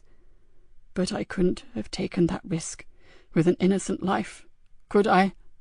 No, of course not." The tears were now almost blinding her. "But you just lay still. The medics are here now." He looked at her, his eyes suddenly wide with fear. I don't feel good. Nikki leant over him. Just you hang on there, Joseph Easter, and that's an order. Tamsin. Tell Tamsin. Tell her yourself. Please. Joseph. Joseph! It's okay. She felt a hand on her shoulder. We've got him, Mom. As the ambulance crew took over, Nikki felt Joseph's hand slip from hers, and she sunk back on her heels and cried like a baby. Chapter 28. Nikki sat outside the recess room and clutched a beaker of hot chocolate. She was surprised to see that her hands were still trembling. It had been 2 hours since they first stabilized Joseph, but they were still not confident enough of his condition to send him to theatre. I put plenty of sugar in, Gov. It'll help with the shock. Dave sat across from her, stirred his own drink, and looked bemused. Tell me, how come so many people here seem to know you? It was true. She was better known here by her first name than by the staff in her own nick, and there was little point in covering anything up any more. She was tired, sick to death of all the subterfuge. My daughter is in here, Dave. She's on the high dependency unit. Has been for a long time now. Daughter? But I didn't. No one did, except the superintendent, and recently Joseph, and he found out by accident. But, Ma'am, that's awful. I could have helped, I'm sure. Nikki gave a long, shuddery sigh. You know, you really are a good bloke, Dave, but you've got enough problems of your own. We all have our crosses to bear, Mum, but it doesn't stop us lending a hand to a friend, does it? She looked across at him, quite liking the thought of being someone's friend. You're beginning to sound like Joseph. That's not such a bad thing, is it? Dave asked with a faint smile. No, it's not. She stared across to the room where gowned hospital staff were still moving around her injured sergeant. Nikki sank further down in her chair. She was so weary of sitting in hospital waiting areas, while those she loved and cared about lay on trolleys or beds or tables with their lives suspended between heaven and earth. He's going to make it, you know, Dave said positively.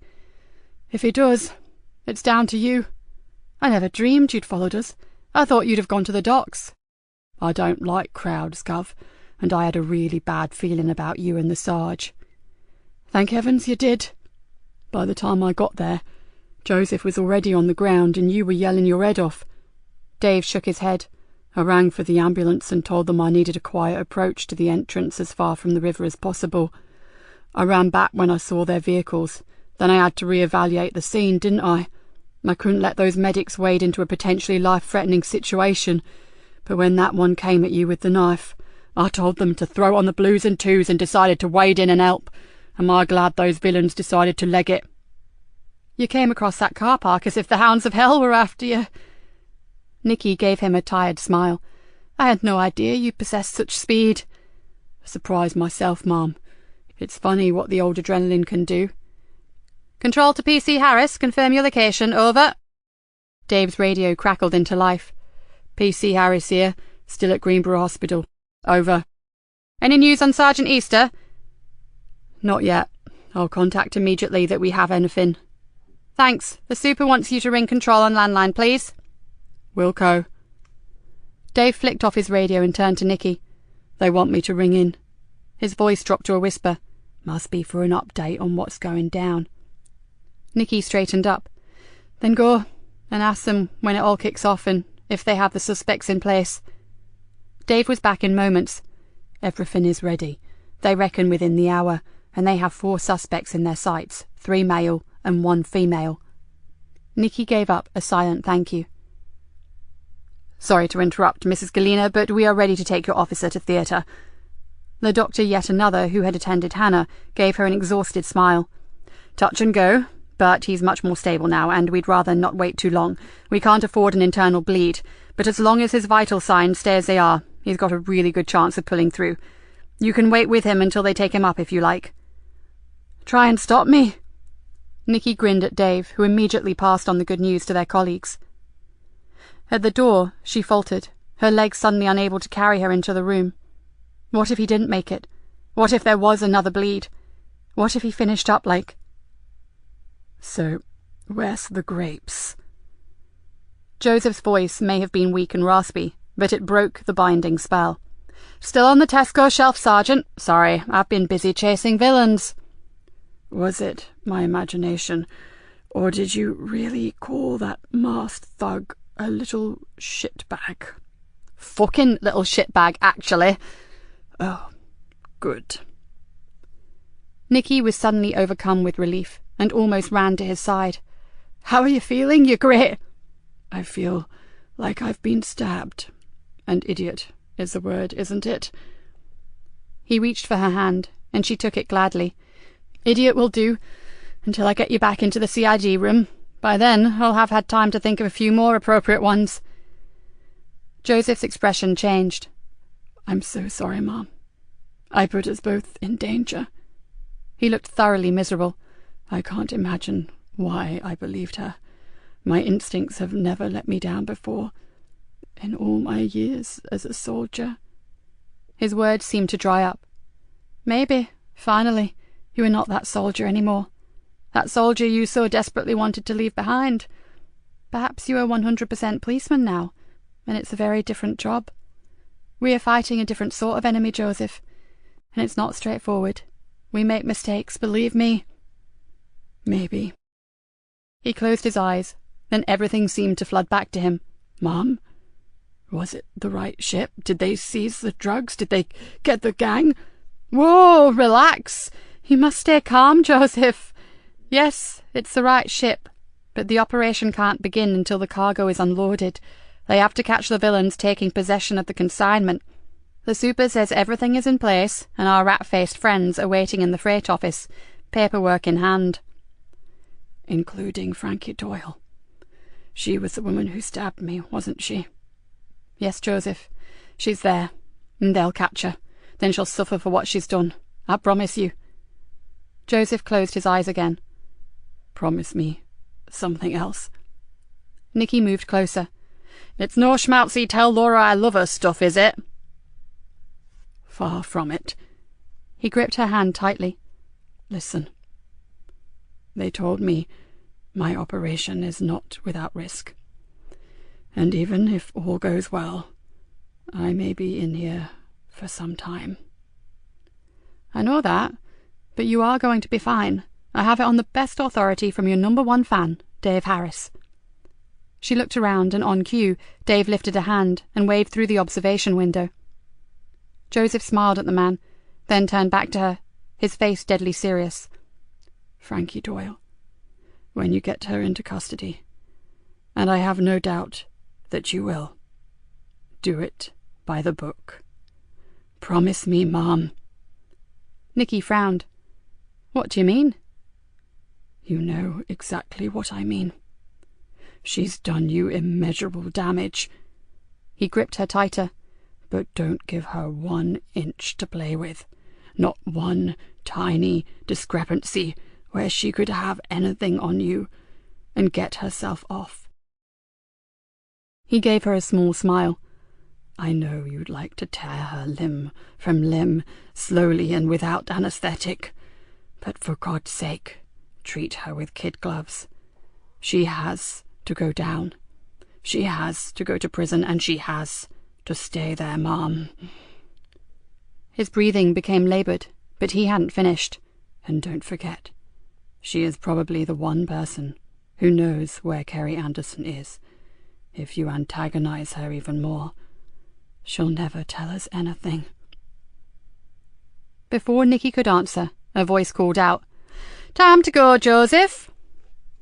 2 porters stood in the doorway, and the doctor and a small army of nurses began organising drips and monitors for his trip to theatre. Don't wait around here, Mom. Get yourself down to the docks for a piece of the action. I think I've had quite enough of that for one day, thank you very much, Sergeant. Maybe I'll do as suggested, and leave this one to the professionals. As the bed was pushed towards the door, he called back, Whatever you do, don't let her win. She followed him along the corridor towards the lifts. Good luck, Joseph, she whispered. I'd like to pray for you, but it doesn't seem to have worked too well recently. As the lift doors closed, he smiled wanly and said, Oh, I wouldn't say that. I'm still here, aren't I? Dave met her in reception. There'll be a few nails being bitten down at the docks right now. Nikki nodded. Normally she would have given her eye teeth to be part of the raid, but not this time. This time she would prefer to keep close to the operating theatre. And anyway, a horrible lethargic tiredness was creeping into her bones. Today she and Joseph had been a hair's breadth from death, and she was feeling the aftermath. I think I'd like to go and spend a little while with my daughter. Would you stick around in case there is any news on the sergeant? Of course, and I'll come and get you if I hear anything, either about Joseph or from the station. As Nikki walked the long corridors to HDU, she saw Frankie Doyle's wicked eyes in every other person she passed. There was no doubt now that she had fully intended to kill Hannah. As it was, by committing her to a long living death must have been even more deliciously satisfying for her twisted ego. Nikki bit back tears. Sadly, the bitch had been right. Maybe it would have been easier to die out there in the cattle market than to keep living the sort of life she had now. If Hannah had died, she would have buried her, then grieved, and finally, as everyone has to, moved on with her life. But the night she spiked Hannah's drink, Frankie Doyle had committed them both to limbo. At the door of Hannah's room, she stopped. Through the window, she could see a nurse carefully washing her daughter's face. Hannah seemed to be awake, her eyes were open, but there was no interaction with the woman that was caring for her. There never was. Nikki swallowed back the sob that was rising in her throat. How could she go in there and sit with her child? How could she talk inanely to her, knowing that the woman who put her there was still very much alive and had just cold-bloodedly knifed her colleague?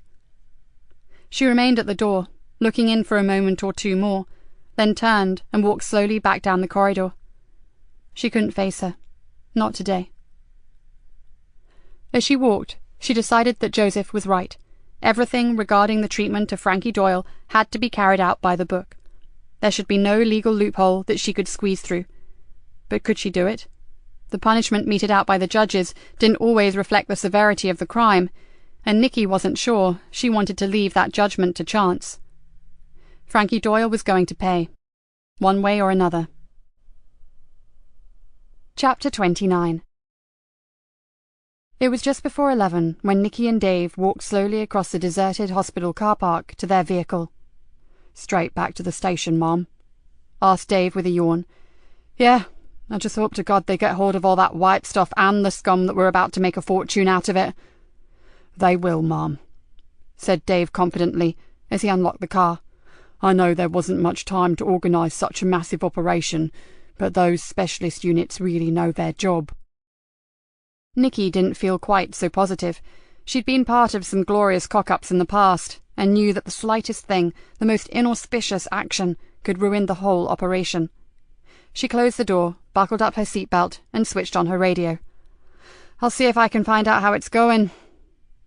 The radio crackled into life, and her heart sank. From the shouts and barked orders that were being sent to the police vehicles in the area, things were far from peachy at the docks.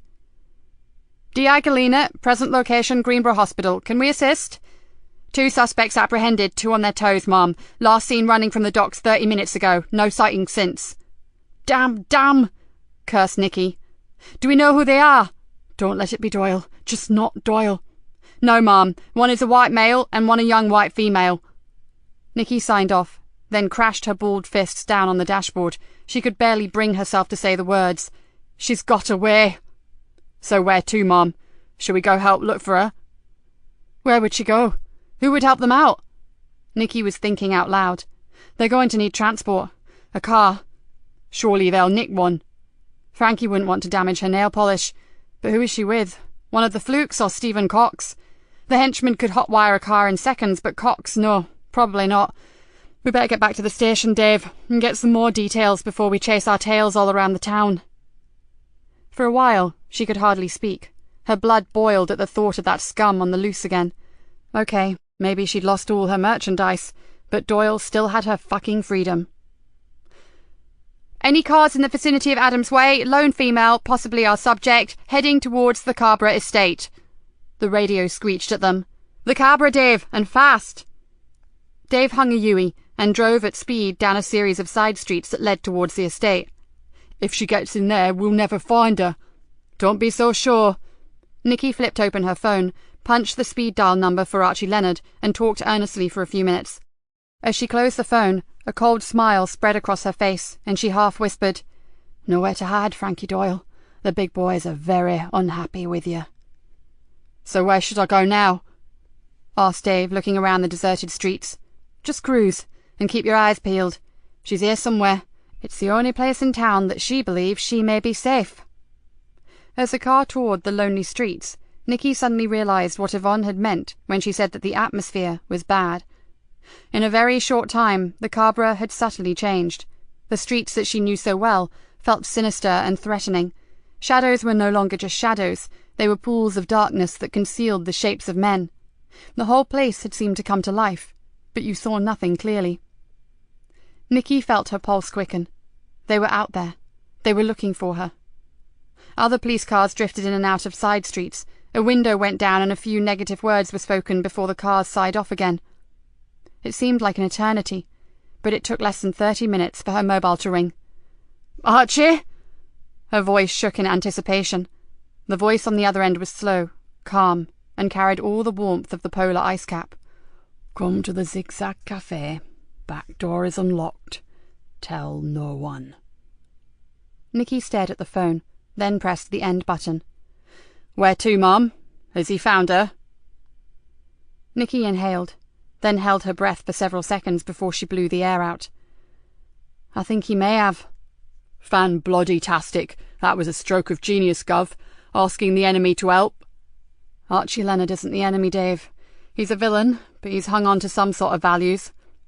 Stephen Cox and Frankie Doyle are the true enemy, and they don't have any friends, either in our world or Archie Leonard's." "So where is she, Gov?" "Close by." She turned and looked at Dave.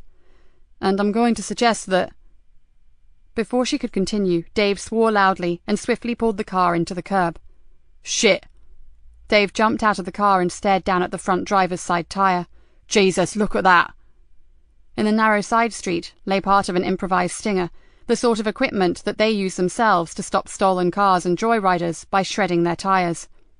"We sure aren't going any further until I change that," muttered Dave, pushing up his sleeves. "We don't have time." Nikki leapt from the car. This was her golden opportunity. "I'll go and find Archie. You stay with the car, or we'll come back and find no wheels, no radio, and possibly no engine." "But you can't go on your own, Mum." Dave looked completely torn. He knew exactly what the Cabra kids would do to his vehicle if he walked away from it. "I'll call for backup." "Not yet, Dave. Think about it.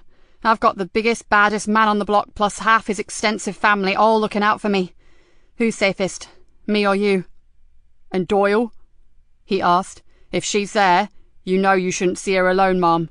After what she did to the sergeant and all that." He looked at her, his eyes full of concern. "You would do things by the book, Mum, wouldn't you?" "If you knew the half of it, Dave Harris." "Trust me, Dave. I just need to know that Archie's actually got her, or at least that he knows where she is. Then I'll ring you, and we'll go arrest her, okay?" Nikki looked back at him. "Stay here, wait for my call, and hang fire on radioing in our position just yet. Not everyone thinks my trusting Archie is such a good idea, so just in case this is a blind alley, let me check it out first, okay? I can't afford any more black marks on the super's reports." Mixed emotions fused into one big mess on his face, but he finally nodded. "Fair enough, Mum. But don't take all night, will you? You may have half the Leonard clan behind you, but I've got sod all out here." The Zigzag Cafe had always been a dive, but since a gang of masked hooligans had tried to torch it, it looked more like a demolition site. The back door led directly into the kitchen, a place that looked more suited to hosing down tractor tyres than to preparing food. Archie stood in the shadows and waited for her. "Did she kill my girl, Nikki? I want an honest answer." "Forensics prove that Lisa Jane was killed by a powerful man, Archie, not a woman." That was honest enough for now. He nodded. "But she's implicated." "She may well be, but I'll need to prove it." She stared directly at him. "And I will. Of that there is no doubt." She took a step closer to the man. "Archie, listen to me.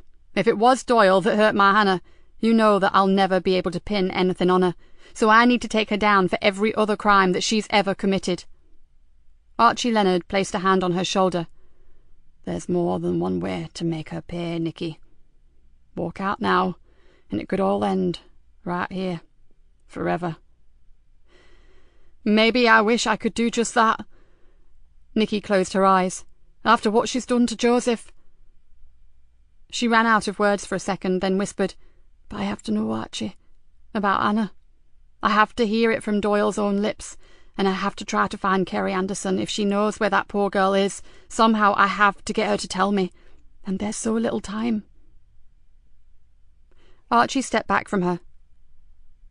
"Yes, you deserve that at least." He glanced at his watch. "Are you alone?" She told him about Dave. "I'll send one of my boys to wait with him, just in case he finds himself outnumbered by masked idiots all hankering after his police radio." "Don't mention that you've got Doyle, Archie. Just tell him we're alone, talking." "Naturally." He smiled at her. "I reckon you have about 15 minutes before your colleagues ride by this part of the estate again, so—" He pointed to a door. "She's all yours, Nikki. But if you change your mind, I'll be outside. And the offer still stands." The room was a grubby storeroom. Shelves packed with cheap own-brand ketchup and even cheaper tea bags lined one wall. Frankie Doyle sat unmoving on the only chair. She didn't move because she was tied tightly to the back and the legs of the chair and had a wide band of duct tape across her mouth. Her eyes were wide with fear, and the parts of her complexion that were visible around the tape were a sickly grey. Nikki found it hard to recognise her as the woman who had so recently and so casually stabbed Joseph. The room was poorly lit.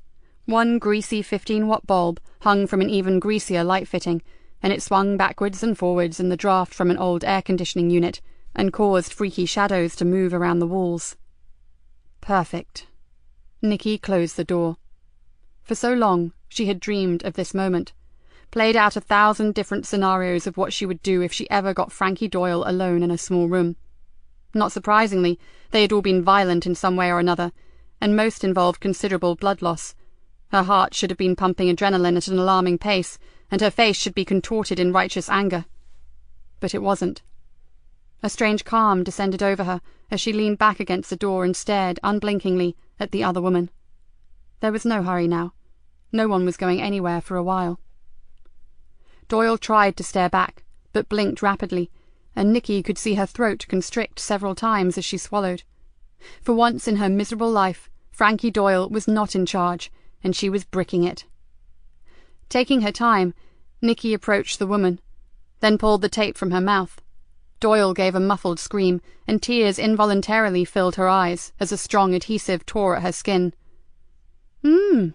You seem to be more comfortable dishing it out, don't you?" "Where's Leonard?" Her voice fell to a scared whisper. "Where's Archie Leonard?" "Not here. It's just you and me for a while, Frankie. And frankly, I'd be more scared of me right now than of Archie." Nikki stood close to her, close enough to smell stale perfume and sweat. "Why did you hate me so much, that you wanted to kill my daughter?" Doyle seemed completely caught off guard. Whatever she had expected Nikki to say, it hadn't been that. Her eyes opened wider, and her mouth dropped a little. "What?" "The bad drugs. You thought they'd kill her, right?" "Yeah." Doyle looked genuinely confused. "But what's all this shit about hating you?" Nikki stiffened. "So if I'm wrong about that, tell me why you hurt her." Doyle gave a humourless little laugh. "Because it wasn't you. It was Hannah I hated." Nikki felt as if someone had kicked her legs from under her, but she kept her face stonily impassive. Why on earth should she hate Hannah?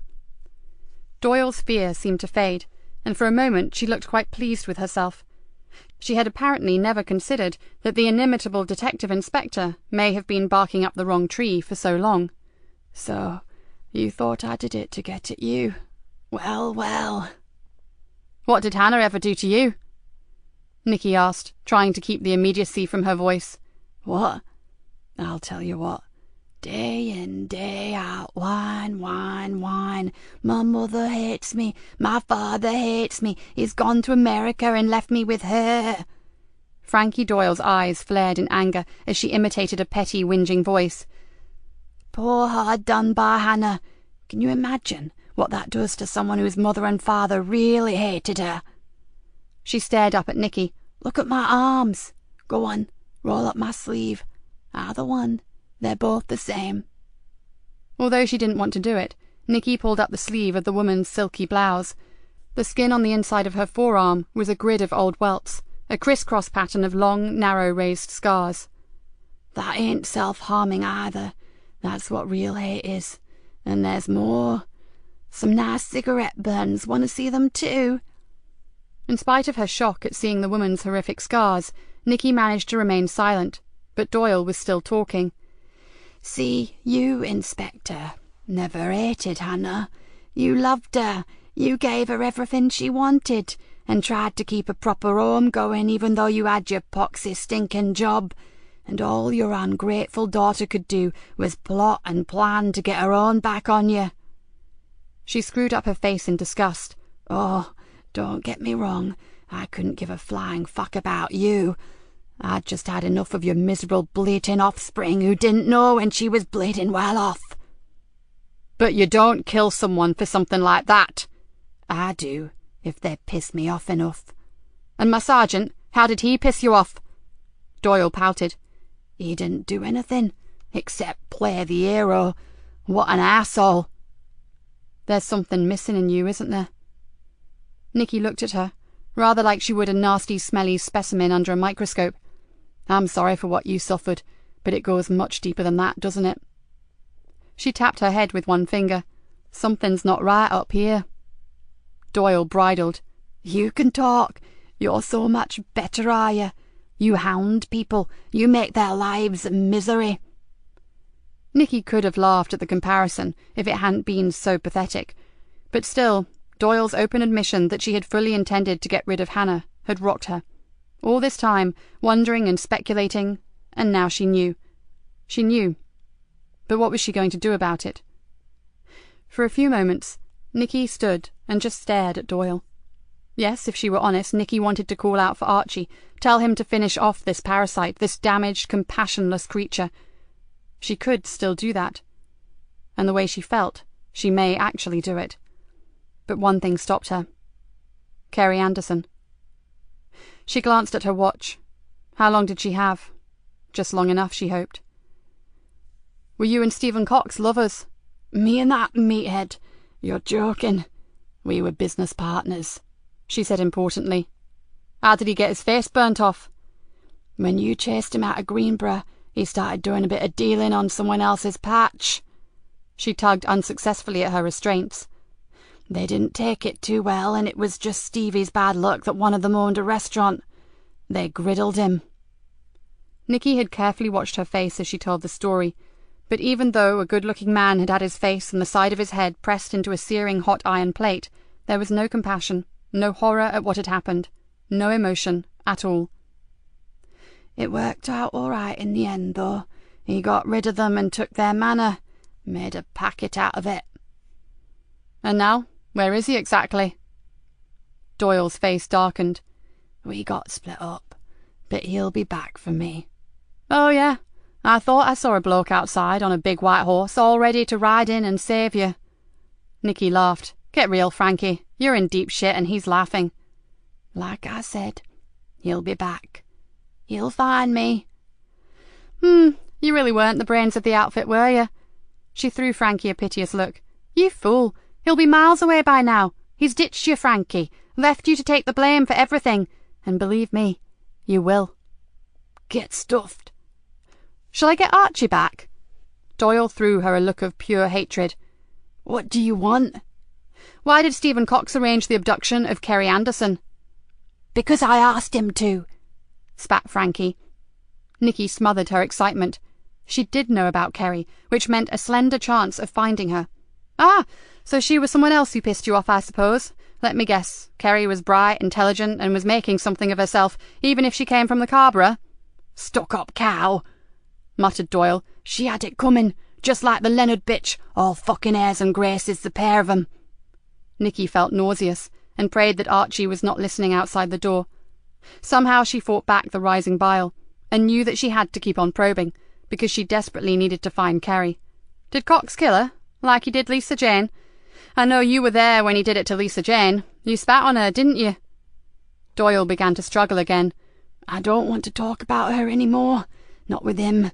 Not with Archie around. Nikki walked around until she was behind Doyle, then whispered, As I see it, this could go one of two ways. I give you to Archie, and tell him all about what you and Stephen did to Lisa Jane, or you tell me where I can find Kerry Anderson, then I arrest you for attempted murder and a whole load of other stuff, but then I get you out of here. She gave a small laugh. Deal or no deal? And I know which I'd choose. Initially, Doyle said nothing, although Nikki was pretty sure that she understood the wisdom in her words. Then the woman found some sort of misguided bravado from somewhere and hissed, Stinking pig! Find her yourself! Anger coursed through Nikki's gut. Suddenly she was tired of all this. Why was she even lowering herself to try to reason with this bag of shit? Nikki stared at her. Doyle was callous, lacking in all social graces, and seemed completely indifferent to other people's suffering. And, if crossed, even if unintentionally, she was lethal. Better to walk away and leave her to the Leonard family to dispose of. The world would certainly be a safer place. Do it by the book. Promise me? Joseph's voice rang through her mind like a clarion call. Still staring at the woman, Nikki flopped back against the wall. But they were never going to find Kerry in time to save her. So what did it really matter? She should call for Archie. What are you thinking, pig? I don't like the look on your face. Shut up! Nikki never took her eyes off her, but desperately tried to control the heated temper that was boiling away inside her. In her head, she saw Hannah, just as she was when they hooked her up to the ventilator. She saw Lisa Jane Leonard handing her a cup of coffee and telling her how she had been chosen to model for a sun cream advert. She saw the stunning photographs hanging on Kerry Anderson's pod wall. Then Mickey Smith's battered face swam into view, and standing next to him was young Marcus Lee. She saw the doctors attending to Callum, the boy who was stabbed for the sake of a mask. And then she saw Joseph, and he filled her field of vision like an avenging angel. By the book, Nikki. She has to go down. Nikki felt a strange peacefulness enter the smelly storeroom and swirl all around her, and in that stillness, the bitterness and the hate began to fade slowly away. How close had she just come to crossing the line? Maybe she would never really know, but now she didn't need to hear Joseph calling to her any more. There was only one way to deal with Frankie Doyle. Nikki had overstepped the mark more times than she could ever remember. She'd threatened and intimidated drug dealers. She'd even given one or two a good thumping. But at heart, she was a good copper. Her whole career had been about righting wrongs. Her conscience was not going to let her move into the same category of the scum that she hated so much. Oi, Inspector Filth, I'm fucking talking to you. And I'm talking to you, Frankie, so shut up and listen. She marched right up to Doyle. As Stephen Cox is now out of the picture, I am going to assume that you are the ringleader for this whole thing. The deaths, the abduction, the drug scam, everything. You will go down for life. There will be no successful appeal because no judge or jury in this land will see you for anything other than what you are. A vicious, evil, and calculating killer. You won't go to a secure hospital because everything you did was deliberate. You will die alone, in prison, one way or another. For the first time, Doyle seemed to realize that she really was a scapegoat, alone and in terrible danger. Her already pale face drained to the colour of wallpaper paste, and her eyes widened. First, however, I'm going to caution you. Nikki quickly untied the ropes that bound her arms, then swiftly cuffed her wrists before the circulation returned. Francis Doyle, I'm arresting you for the murder of Kerry Anderson. You do not have to say anything, but it may harm your defence. For Christ's sake, she ain't dead. How can you accuse me of a fucking murder when she ain't dead? And you can prove that, can you? Of course I can. Unless that lump of shit Cox went back and finished her off. And that ain't my fault, is it? Where is she? Get me out of here. Just get me away from that psycho Leonard and I'll tell you. The words pot and kettle came to mind, but then Nikki felt a great surge of hope. She pulled out her phone and called Dave Harris. Call this in, Dave, then get your ass down here pronto. I've got Doyle, and I want a car immediately to the Zigzag Cafe." She released Doyle's feet and stood her up. "After you." She pushed her through the door and out through the kitchen and into the alley. Archie waited outside, his face expressionless. "I should have guessed which road you'd choose, Nikki Galena." He threw her a slightly sad half-smile, then began to walk away. "Pity." "You'll thank me for it one day, Archie," she called after him. "And thank you." He paused, then nodded and walked on, and in moments he had melted into the darkness. Chapter 30. When Nikki and Dave arrived back at Greenborough Police Station, and the mood was a mixture of disbelief and anger that one of their own had been deliberately injured, and elation at the fact they had secured the massive shipment of drugs, and taken 3, now 4, of 5 of the villains. The officers that had just returned from the raid were naturally high, the adrenaline was still pumping, and there was a usual backslapping, high fives, but even they seemed subdued, considering the high profile of the operation. "Didn't see you down at the docks, Davy boy," called out one young officer, "scarving off again, dodging the action." Nikki spun round on him, but Dave put his finger to his lips and said, "Let them have their moment, ma'am. They don't mean no harm. I've seen plenty of action in my years on the force, done things that he'd only dream of. Forget them. You need to see the super about a search party for Kerry." "Sorry, but some of these gung-ho rookies make me want to puke. They need to learn to keep their big gobs closed when they don't know the full story." She gave Dave's arm a squeeze.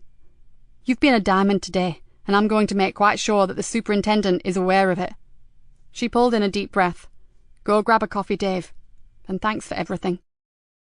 As Nikki hurried to the superintendent's office, she vaguely wondered if Kat was still there. She doubted it. Kat's style was more subtle. She preferred the undercover, clandestine operations, not the riot gear and the batons at the ready kind of stuff. So as she passed the CID office, she was surprised to see the hunched form of Kat slumped over her desk. She pushed the door open and called out, "Hey, not sleeping while the rest of the station parties, are you?" "Mum?" Kat looked up blearily. "Sorry, but I couldn't go home until I'd heard directly from you about Joseph. How's he doing?"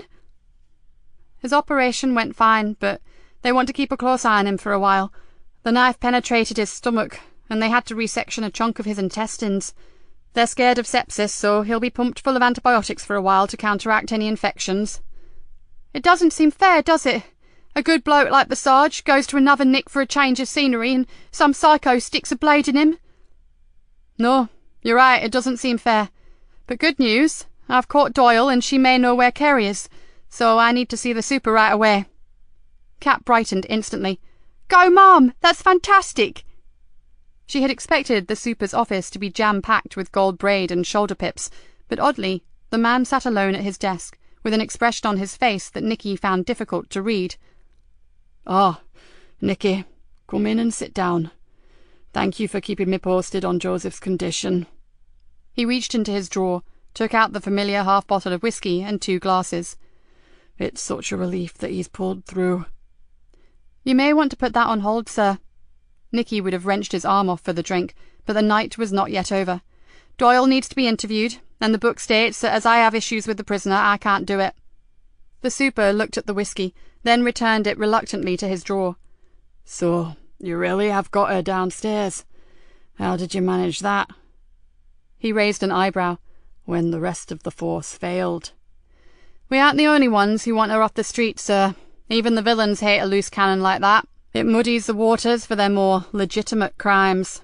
"Ah, good old Archie." "Better to have that man as a friend than an enemy, sir." "Probably. Now, about Doyle. You suspect that she knows the whereabouts of Kerry Anderson?" "She said she does, and although she's flaky as hell, I do believe her." "So, let's hope the custody sergeant allows this interview as soon as possible." Nikki nodded. "I know all prisoners have rights, sir, far more than they ever allow their victims, but there's reasonable grounds for believing that there is a serious risk to a girl's life if we delay." "I'm banking on that, Nikki." The super stood up. "Come on, I know you can't interview her, but you can watch through the viewing window." He walked to the door and held it open. "By the way, you really should know that top brass are pretty damn pleased with you and your team. Nikki nodded, said, "Makes a change from their usual vitriolic comments, sir," and thought, would they be so pleased if they knew my earlier quandary? Well, let's face it, you were the only one to find some sense in this whole bloody shambolic war. He shook his head, as if still astounded at what had just happened. And in turn, we managed to intercept cocaine with a street value of over £3 million. You deserve more than just a pat on the back. And no one got hurt on the raid, sir? No, all back home safe, even though it wasn't quite textbook. These hastily cobbled combined ops can be tricky. How did Doyle and Cox manage to slip the net? We think something aroused Cox's suspicion, but to alert the rest of them would have attracted attention, so he and Doyle went to use the loo. Then they slipped out and off the radar, leaving the 2 remaining flukes to carry the can. Once a piece of shit, always a piece of shit. At the lift, the super pressed the down button. Remind me, this is the man you believe to have been instrumental in Emily Drennan's death, isn't it? The footballer. Ex-footballer, now drug dealer. I don't think he'll get far, Nikki. Not with a face as distinctive as that. We've circulated a description to all forces and to all airports and ports. I'd be surprised if he lasts more than a day on the run. I wouldn't be too sure, sir, said Nikki. There are more villains involved in this than the ones we have in custody. Someone will hide him. We already have the names for the mask makers. 2 of the flukes have clammed up, but the one that you poleaxed has woken up singing like Aled Jones in order to help himself. Sadly, he has no idea where Cox took Kerry. Then it really is all down to making Frankie talk. She stepped into the lift. So what was the shipment concealed in, sir? 2 restored classic cars. Oh, little beauties they were. The super smiled as the doors closed. Apparently being brought in for a private collector up north. Everything was totally kosher. The buyer, the seller, the paperwork, all the real McCoy. But there was one major anomaly. The transport company that was collecting them from the dock didn't actually exist. Cox's drivers had nice smart uniforms and 2 sign-written lorries to transport the cars, but they were as phony as a painting-by-numbers Rembrandt. And the drugs? The lift sighed to a halt, and the doors opened. In the hand-stitched leather upholstery. All the newly restored seats were stuffed with Charlie. It was wrapped in some kind of scented material to throw off the sniffer dogs, but the drug squad found it. Rick Bainbridge yawned and stepped out. We haven't had time to dig up the details yet, but it looks like a very well-planned scam. And one worth murdering for. If you don't have 1 ounce of morality or conscience, it's not even an issue, is it? Said the superintendent. I just can't believe the lengths they went to keep us away from the docks. There must have been easier methods. Nikki followed him down the corridor to the custody suite. I think there are a lot more issues here than we know about, sir. Later, perhaps, Frankie Doyle and the Fluke brothers may collectively help us shine some light on them. While the superintendent spoke with the sergeant, Nikki kept well back. In any police station, the custody sergeant was king, and every officer knew it. There were so many rules and regulations that even someone of Rick Bainbridge's rank couldn't just walk in and have everything their own way. But very quickly, the super turned to her and gave her the OK sign, his thumb and forefinger making a circle. He's gone to check her condition, but I think we are on. Nikki sighed with relief. While we wait, sir, can I just tell you that Dave Harris was a star today? If he hadn't used his initiative and acted quickly when it was necessary, I'm not sure that I'd be standing here with you right now, and I'm damn certain that Joseph would be in the mortuary getting reacquainted with his friend, Professor Wilkinson. I'm aware of that, Nikki. Andy gave us the reg numbers of Cox and Doyle's cars. When they drove into the docks with their import documents in their sweaty little mitts, SO19 knew exactly which vehicles to target. Good old Dave. There's a lot more to him than people think, sir, and his home life is difficult to say the least. She looked at her boss. Cut him some slack, sir. Just because he doesn't rabbit on about his problems doesn't mean he doesn't have them. Don't tell him I told you this, but his wife has early onset Alzheimer's. He has a lot to handle. Why the devil didn't he say? We could help. The superintendent looked dumbfounded. Ever heard of pride, sir? I'll speak to him, Nikki, privately and with no mention of what you just said, simply to commend him on his work today. And then maybe he'll open up a bit. Maybe, but don't hang by your eyelashes. Nikki gave him a tired smile. "What you could do is make sure some of the young probationers know how professionally he acted today. It doesn't do to write off the old-timers. Their experience is worth its weight in gold." "Point taken.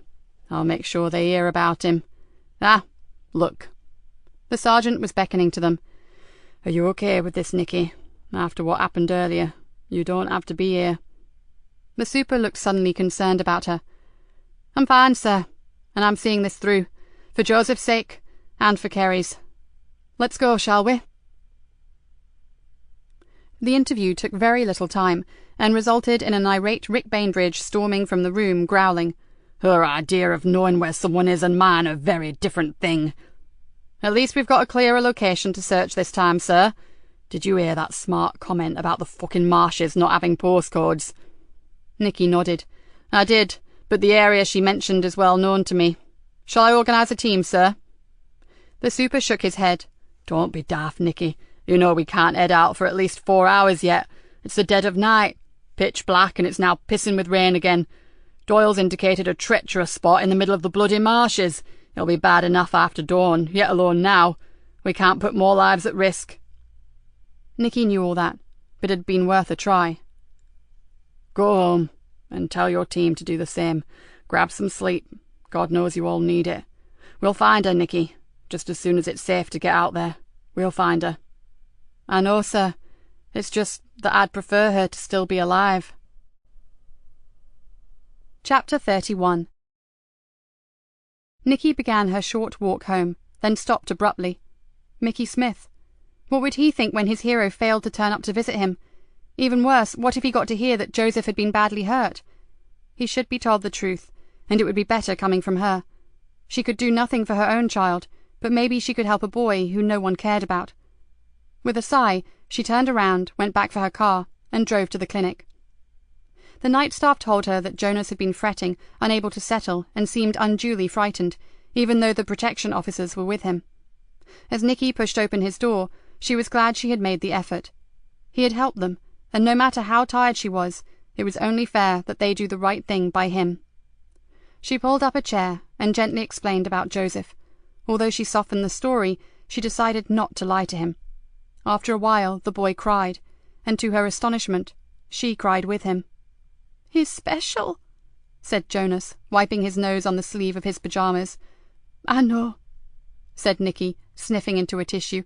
"And now you two have got a lot in common, haven't you? When he's better, you'll be able to compare war wounds." The boy nodded. "He will get better, won't he?"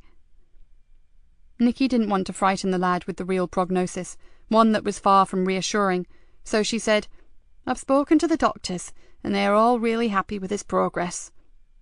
"Good. Maybe you could come here when he's a bit better. We could share a room." "He'd like that," Nikki said with a grin, "except he'd nick all your comics." "Who hurt him?" the boy suddenly asked. "Frankie Doyle," said Nikki evenly. "Then we've got even more in common." He looked at her warily. "But I don't really want to talk about that. Okay." "I knew it," she thought, then said, "Absolutely. No questions tonight, I promise." "And you really have caught her?" Fear clouded his bruised face. "Locked up in a cell." "And her bloke, the dealer?" "Not yet, but we will. We got all the others, including Fluke, so you really are safe now." "I don't feel it. And Doyle's bloke is still free. Maybe he'll come after me in the night." "He won't. I won't let him." "But you're not going to be here, are you?" Tears filled the boy's eyes once again, and Nikki's heart went out to him. Joseph had finally made the lad feel that he had someone in his world, someone who cared about him, and then, bang, no one again. "I've got an idea," said Nikki softly. "Give me a minute, and I'll be back, okay?" She slipped out and found the night sister, and after a short conversation, returned to the boy. "Sorted." She smiled at him. "You, young man, are going to get some proper sleep." The door opened, and a nurse entered carrying a smart fold-up bed and some brightly coloured pillows and covers. "And so am I. We're in this together. Okay, Private Jonas, old buddy?" Mickey Jonas gave her a relieved smile, pulled the bed covers closer to him, then saluted. Understood, Inspector Nick. The night nurse woke her as arranged just before dawn. After several hours spent in a camp bed, lying next to a boy who had more bruises than a bare-knuckle fighter, Nikki had not expected to wake up feeling good. In fact, she hadn't expected to even sleep. But she had, and she felt very good. She had dreaded going back to her miserable flat, a place that was only inhabited by her own dark thoughts, and Mickey's night fears had provided her with the perfect compromise. The boy had slept soundly too, and the weak light of dawn through his window seemed to melt away his earlier terrors. Nikki felt happy to leave him. His distress had been out of proportion, but considering what had happened to him, he had every reason to be scared. And there was always the outside chance, 1,000,000 to 1 maybe, that one of the gang had sussed out their deception and decided to close his chatty little mouth forever. She didn't think that was the case for 1 minute, but she was still happy with the decision that she had made. She left him with promises that she would keep him updated with news of Joseph, and that she would return at the end of the day to visit him. As she stepped out into the corridor and looked back, she saw the pathetic, bandaged child, and a feeling of intense emotion flooded through her. Some sort of bond had developed between them when they had spoken about Joseph, something she couldn't define, but she knew that Mickey had allowed her in, and she felt almost humbled because of it. She waved to him, and he gave her a thumbs up. "You really helped him, you know." The nurse lightly touched her arm. "He'd been agitated all the evening. We were considering a sedative, but we prefer not to with paediatric head injuries." She looked back through the doorway. "He looks a different boy now. You and that nice sergeant would make a good team. You both seem to have the knack with a problem child." As the nurse walked off, Nikki smiled in amusement. Her previous reputation with young tearaways had been far from creditable. In fact, most of her colleagues liked to keep her at least 100 meters away from anything in trainer's jeans and a hoodie. This was something of a first. She left the clinic, called in at a small market cafe, and grabbed a large coffee and a bacon sandwich to go. The sleep, albeit short and sweet, had been great, and now she needed sustenance to keep her grey cells ticking over. She was going to need both energy and a brain if she were to find Kerry Anderson. As she waited for her sandwich, she rang the hospital to check on Joseph. The nurse on the ward was cagey, but said he was comfortable, whatever that meant, and they were cautiously optimistic that he would not need more surgery. The next 24 hours were the testing time, apparently. Nikki sent her best wishes, hung up, took her breakfast, and left. Superintendent Bainbridge had everything organised and ready when she arrived, and Nikki was pleased to see that she had Yvonne, Niall, and Kat with her. Doyle's directions had been hazy, but as she said, she had never been there. She had just listened to what Stephen had told her. The first wave, 4 small search teams, were waiting for instructions, and a fleet of emergency backup vehicles were being sent to a rendezvous point on the main road above the marsh coastline. Nikki took a look at the maps and the details of the areas to be searched, then said, "I'll take this one, sir. It's old home ground." 10 minutes later, with every one of their senses switched to high alert, they moved out. "We've already been over this part of the marsh." "Then we go over it again. Give me the map." Nikki swung around in the speeding police car and grabbed the map from Niall. "I used to live near here, and I was only a mile from here on the sea bank yesterday morning." She drew in a deep breath. God, I could have been metres away from her and never realised. "There are only 3 possible spots on the search record, ma'am. The old watchtower, a decrepit shack that bird watchers occasionally use, and a derelict cottage." "What have they said about them?" "Watchtower and 1 outbuilding, totally clear, nowhere on site suitable to hide or conceal." Niall turned over the sheet of paper and continued. "Bird hide, a single room, derelict, totally clear." He ran his finger down the page. "And the place called Coggins Cottage, demolished, no longer standing." "Nothing else about it?" asked Nikki sharply. Niall shook his head. "Just a pile of bricks, apparently." Nikki felt a rush of hope course through her. "Then that's where we go. Yvonne, in about 500 yards, take a right at the fork in the road. Go careful. It's single track and the reeds are high on both sides. Head towards the estuary." "But why?" asked Kat, looking anxiously out of the window as Yvonne capably swung the vehicle around a blind corner. "Because, although the report is right, it's little more than a chimney stack and a couple of collapsed walls. It once had a cellar." Nikki exhaled. "I haven't thought about that old place in years. It was strictly out of bounds and a magnet to us local kids. It was dangerous even back then, so it's liable to be a death trap today, but that cellar was pretty well built." For a moment, She saw herself, a little kid doing what she shouldn't, slipping through the doorway and down the worn stone steps to the creepy old cellar. "Where now, Mum?" asked Yvonne, braking sharply. "It looks like there's nowhere to go." "There's a track that leads down to the bridge. See over there?" Nikki pointed. "It's really overgrown, but someone has been down there recently. Look, the grass is flattened." "If this is it, God help the ambulance crew trying to find us," muttered Kat. "Maybe we should go the last part on foot." "It'll probably be quicker. Come on." Nikki threw open the car door and hit the ground running. "And Niall!" she yelled back over her shoulder. "Bring a thermal blanket just in case." Every fibre in her body screamed out that this was the place. Oblivious of her trouser legs snagging against tall reed grass and nettles, she ran like a hare, and in her head she saw herself standing on the sea bank and seeing a small brown and white dog running across the marsh paths towards the estuary, towards this place.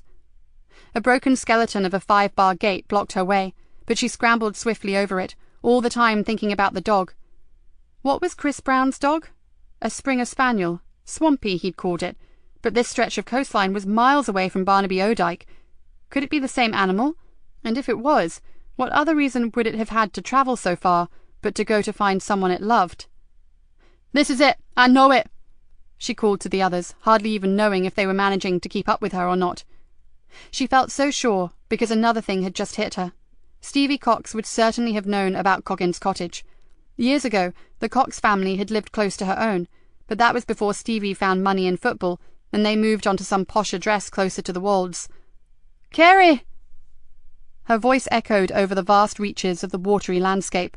"Carrie!" The single stack of the weather-beaten chimney suddenly came into view, and although seabirds screeched and cried, Nikki heard no sound of reply. "Carrie! It's the police! We're here to help! Can you hear me?" All she heard was the sound of her colleagues crashing through the undergrowth, swearing and stumbling after her. Suddenly, Niall was overtaking her. "Where's this cellar supposed to be?" "Close to the waterside, beneath what would have been the back wall. This was an eel-catcher's cottage. The stream used to run right past it." "Yes, there is a door," cried out Niall. "Kerry!" "Hellfire, not exactly a softly approach, is it?" gasped Kat as she reached Nikki's side. "What if we find Stephen Cox sitting in there?" "Then I'll stick his ugly head in the stream and drown the fucking bastard, that's what." "Fine, just checking." "It's jammed. Give me a hand here." Niall was wrestling with an old but still solid wooden door. "Can't move it." "We need something to prise it back," said Yvonne, hunting through the rubble of the derelict building. "Maybe this'll do." She dragged a flat metal pole from a pile of debris. "Give it here." Niall wedged it firmly between the door and the frame and put all his weight behind it. There was a screech of splitting timbers, and the door swung free. "Good lad. Let's get in there." Nikki followed him down the damp and slippery steps, then almost cannoned into his back when he suddenly stopped. "What is it? I can't damn well see through you." "She's here, Mom, but—" Nikki pushed him aside and jumped down the last 2 steps. Kerry Anderson lay on some old fleece blankets, the kind that come 2 for a $5 in cheap bargain shops, and beside her, cuddled in tightly as if trying to keep her warm, was Chris Brown's Springer Spaniel. Even the sound of the door being trashed had not woken her, and for one moment Nikki feared the worst. With a little cry, Nikki threw herself down beside the girl and frantically searched for the pulse in her neck. "Please, please, oh sweetheart, you're safe now. We've got you. Come on, Kerry." She turned and looked up. "Radio for the ambulance crew. Tell them she has an irregular heartbeat. She's cold to the touch and unresponsive. It looks like hypothermia. Yvonne, can you remember the way back to the marsh lane?" "No problem, Mum." "Then go meet them and escort them as far as their vehicles will go. Then bring them in on foot." As Yvonne jumped up and ran up the steps, Nikki called out, "And tell them to bring oxygen and all the equipment they can carry. The poor kid's in a bad way." She swung back to the still form huddled on the cold floor. "Niall, over here with that thermal blanket. The dog's done its best, but she needs more right now." She ripped off her jacket, recalling recently doing the same for Joseph, and laid it over her. "Yours too, Niall, and you, Kat. We need to get her core temperature up." As she tucked the last jacket around Kerry's narrow shoulders, she felt the spaniel gently lick her hand. "You're a good boy, Swampy." She ruffled the fur under his chin. "And if I had half your intelligence, I'd have been here a day ago, after I saw you running across the marsh." "Any change, Mum?" asked Kat. "No, damn it. We just need those paramedics." Should we try to get her out of this damp hole, do you think? Nikki chewed on the inside of her cheek. I'd love to, but no, I don't think we should move her. We don't know what injuries she may have. Better we leave her to the medics. Pity we can't scramble the helicopter, said Niall with a boyish glint in his eye. Nice one, Numpty, said Kat with a hopeless expression on her face. We're in the middle of a marsh and nowhere to land, and the rotor blades would bring what's left of this dump down on us like a pack of cards. Ah, good point. Shut up, you two, and do some police work while we wait. Nikki glanced around. Did the scumbag who brought her here leave her food or water? There are some plastic water bottles, Mum, said Kat, and a few empty sandwich boxes. Anything your side, Niall? A syringe and a needle. Maybe he drugged her, the wicked sod. Bag them. Nikki checked her wrists and ankles. At least she wasn't tied up, just imprisoned. So how did Furface get in? Kat looked around. Here. Niall pointed to a small channel where some sort of pipework had once led out to the stream. Certainly not big enough for even a little kid to get through, and it's concrete, so she couldn't have enlarged the hole in any way. How much longer? Cursed Nikki. If we don't get help soon, we'll only be needing a body bag to take her out in. They'll be here, Mum, said Kat calmly, and soon. There's no one better behind a wheel than our Vonnie. And a few minutes later they heard the sirens scream across the bleak and brooding marsh. Thank God! Nikki felt the anguish begin to melt away, and she's still with us, so she has a chance. As the green uniforms came down the steps, Nikki thought that maybe, for the first time ever, she had something to thank Frankie Doyle for. Chapter 32. This hospital has more people in it that I know than the bloody Nick. Visiting time is taking me hours. Nikki handed Joseph a large bag of seedless grapes. Thought you'd start carping on if I forgot them again. She smiled down at him. How goes it? Fair to middling, as my mum used to say, but I'm starting to get suspicious about what they're doing with all the blood they keep taking from me. He eased himself higher in the bed and winced, and my gut is still tender as hell. Ah, then you'd better give me that fruit back. Maybe they weren't such a good idea after all. She moved a chair up to the bed, sat down next to him, and pulled a small cluster from the bunch of grapes. Everyone sends their love, or their regards, delete which is not applicable. Nikki bit into a grape. So, any news on when they're going to discharge you? Joseph pulled a face. 5, maybe 6 days. Things aren't operating quite normally yet, and some liver function test was not quite what they expected either. More blood tests?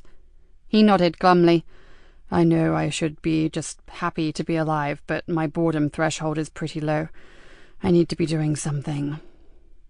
How about concentrating on getting better? Done that. I'm improving by the hour.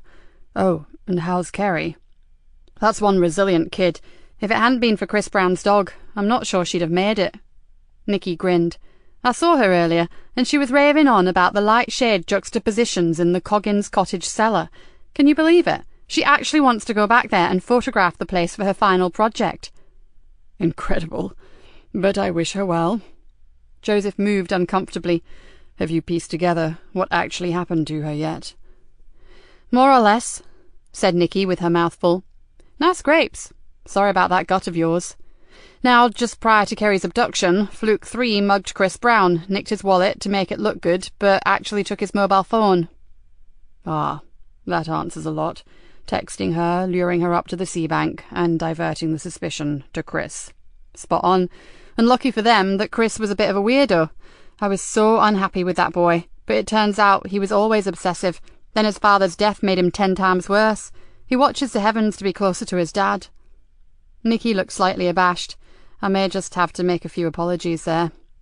Joseph smiled. You were pretty hard on him.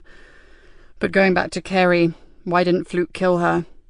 Fluke 2 and 3 were the worker ants. It wasn't in their remit to murder, just cause chaos.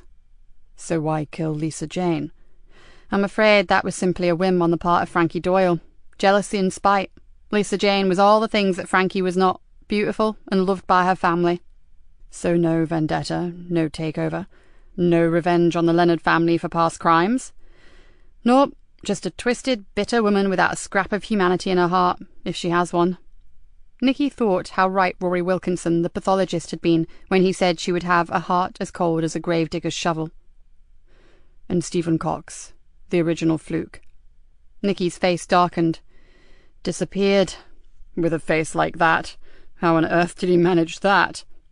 Beats me, but I really wouldn't want to be him right now. What, with the entire British police forces hunting him? No, because Archie Leonard has offered a reward. A strictly unethical and totally below-board offer, you understand. Right now, the Cabra looks like Dodge City, with wanted, dead or alive posters everywhere. The faster we take them down, the quicker they spring back up again. Sounds like a bit of light relief, actually, said Joseph. It shouldn't be, but it is. Oh, and we're running a mask amnesty. Boxes of the ugly buggers have been handed in over the last few days, mainly by furious parents, it has to be said. We're going to have a ritual burning at some point. Nikki glanced at her watch. Great. You've eaten my grapes. Now you want to go. Joseph endeavoured to look miffed. Not without giving you these. She reached into her bag, pulled out 3 copies of the Beano, and threw them on the bed. Guess who sent you those? Joseph's face brightened immediately. How's he doing? Brilliantly. He could go home soon, but... Nikki shrugged. Social services. Not sure yet. I'm working on a few ideas. Joseph tilted his head to one side. And they are? You'll be the first to know, if I come up with something more suitable for him. She smiled. And now, I really do have to go. To see Hannah? How is she? Nikki looked at him, but didn't answer for a moment. Then she smiled again and said, Fancy a trip in a wheelchair? I've never brought anyone here, Nikki said softly, as she gently stroked her daughter's hair. Joseph watched the girl, and Nikki noticed a tear glistening in the corner of his eye. It's disconcerting at first, but you get used to it, she said. Don't we, Hannah? There was no response. She seems to be awake, but there are no signs of awareness, are there? Can she hear us? Asked Joseph. They say not. They say she is completely unaware of her surroundings, but I'm not convinced. Nikki took Hannah's hand and gently massaged her fingers. She breathes for herself. She goes into a sleep cycle and she wakes up, but it's widely accepted that any other movements or noises she makes are just involuntary. This must be so hard for you. Joseph's voice crackled with emotion. It was worse when she was in the coma. At least this is a slightly better neurological situation. Nikki. Hello. I'm sorry I didn't see you come in. Hi, Bob. She turned and indicated towards Joseph. This is a colleague of mine, scarving off active duty at present. Joseph Bob Traynor, one of Hannah's ministering angels, or one of her specialist nurses, as they like to be called. So how's my girl doing today? I was just going to bathe her. She had a great workout with the physio earlier, didn't you, Han? We'd better leave you then, said Nikki. No hurry. Have you got a moment before you go, Nikki?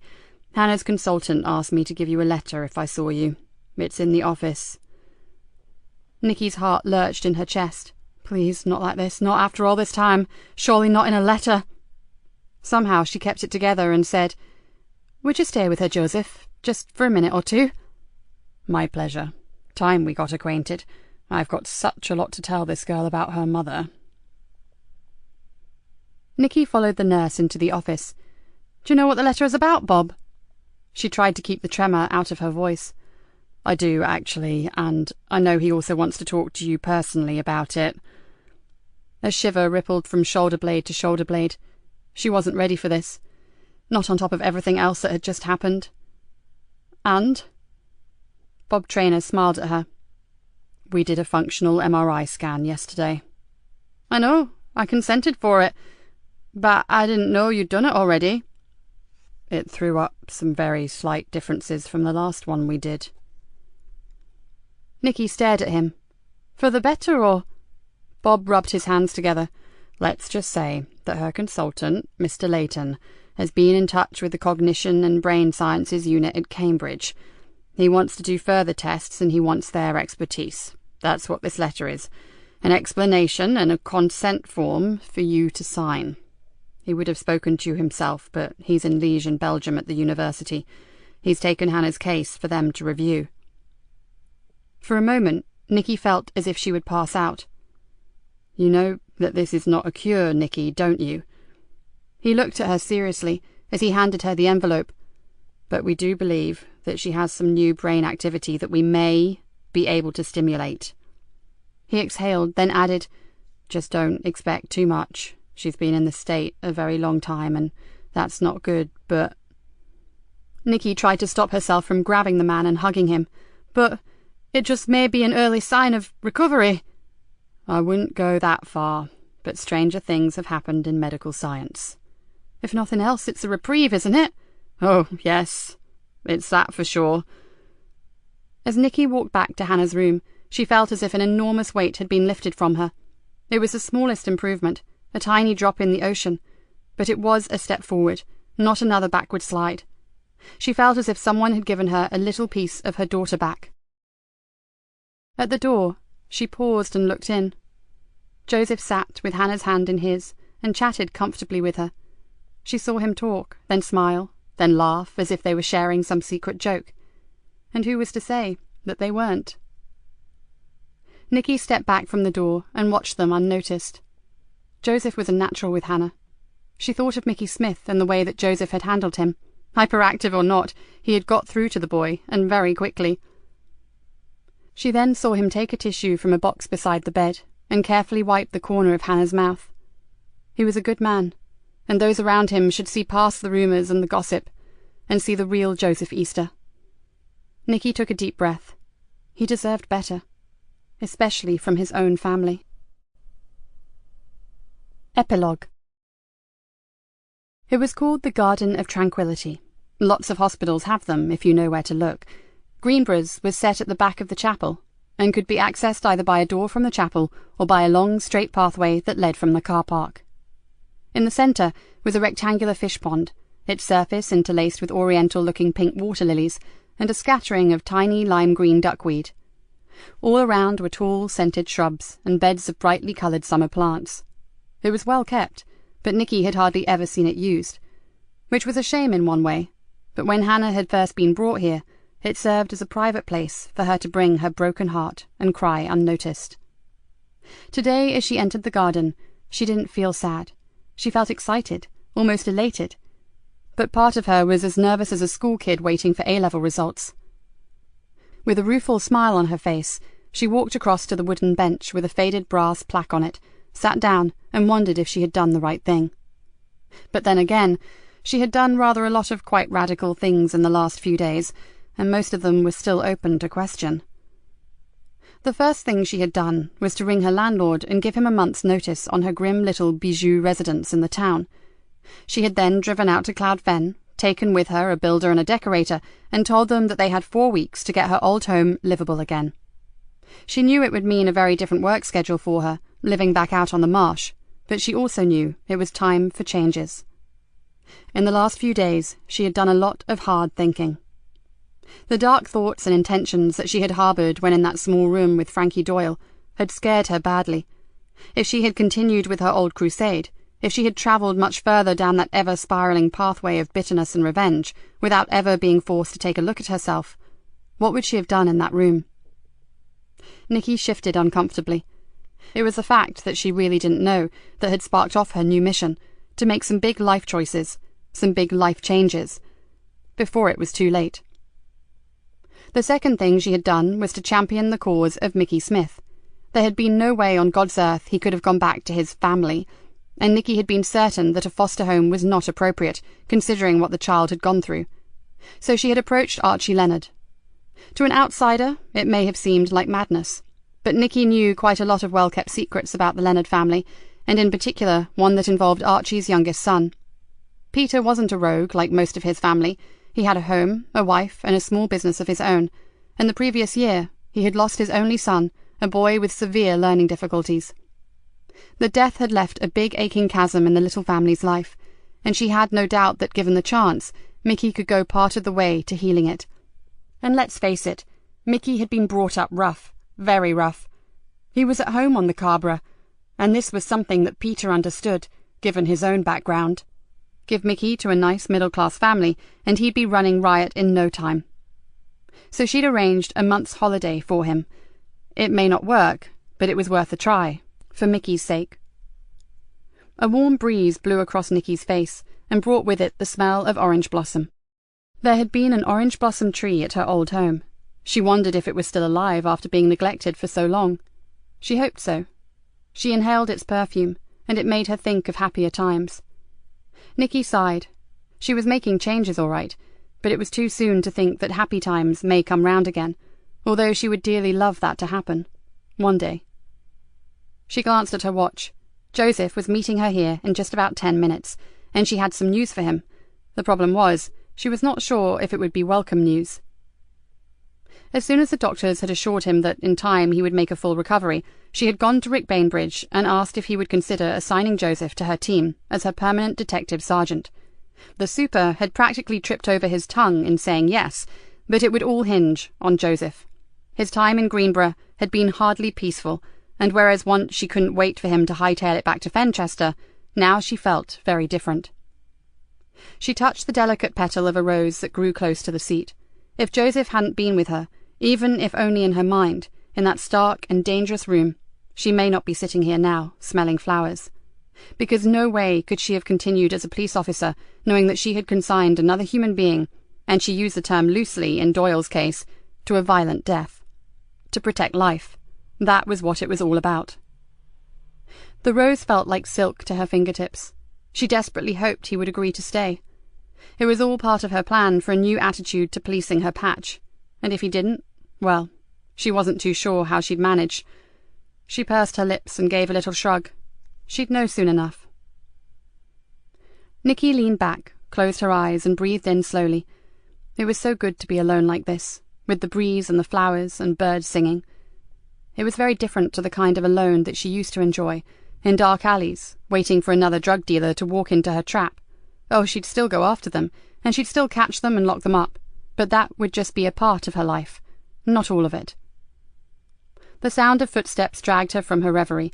She cursed under her breath. She had hoped to get time alone with Joseph. She'd never really told him that he had been the pivotal point in how she dealt with Frankie Doyle, and she felt that he deserved to know. She opened her eyes and squinted in the sunlight. A figure was moving towards her from the lane. A young woman, tall and willowy, with a light brown hair and a curtain of a fringe hanging across one eye. Nikki took a shaky breath and looked again. She had not dared to believe this would really happen, but as the girl came closer, there was no doubt. "My God," she thought, "she's actually come!" Because that was the last, and probably the most radical thing that Nikki had done in her busy 3 days. It hadn't been easy, but somehow she had traced her halfway round the world, and then, ironically, found her in London of all places. The girl had made no promises, but she had listened to what Nikki had to say, and Nikki had asked no more of her, just told her where and when she could find him. She looked up at the girl and smiled. Tamsin had her father's eyes. Nikki hoped that she also had his capacity to understand and to forgive. "Thank you. You won't regret this," Nikki whispered. Then she heard the door to the chapel open. "Time for me to go." She slipped quietly out into the lane and walked swiftly towards the car park.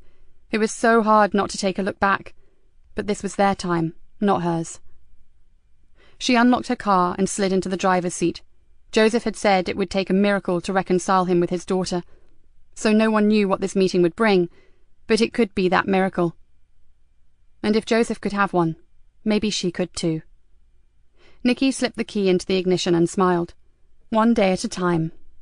Right now, she'd settle for a permanent detective sergeant for her team, and if Joseph Easter didn't want the job, he'd better have a damn good reason for turning her down. This concludes Crime on the Fens by Joy Ellis. Narrated by Henrietta Meir.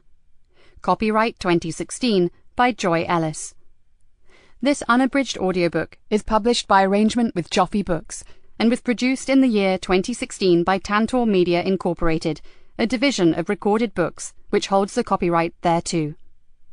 Please visit tantor.com for more information on our growing library of unabridged audiobooks and to take advantage of special offers. Audible hopes you have enjoyed this program.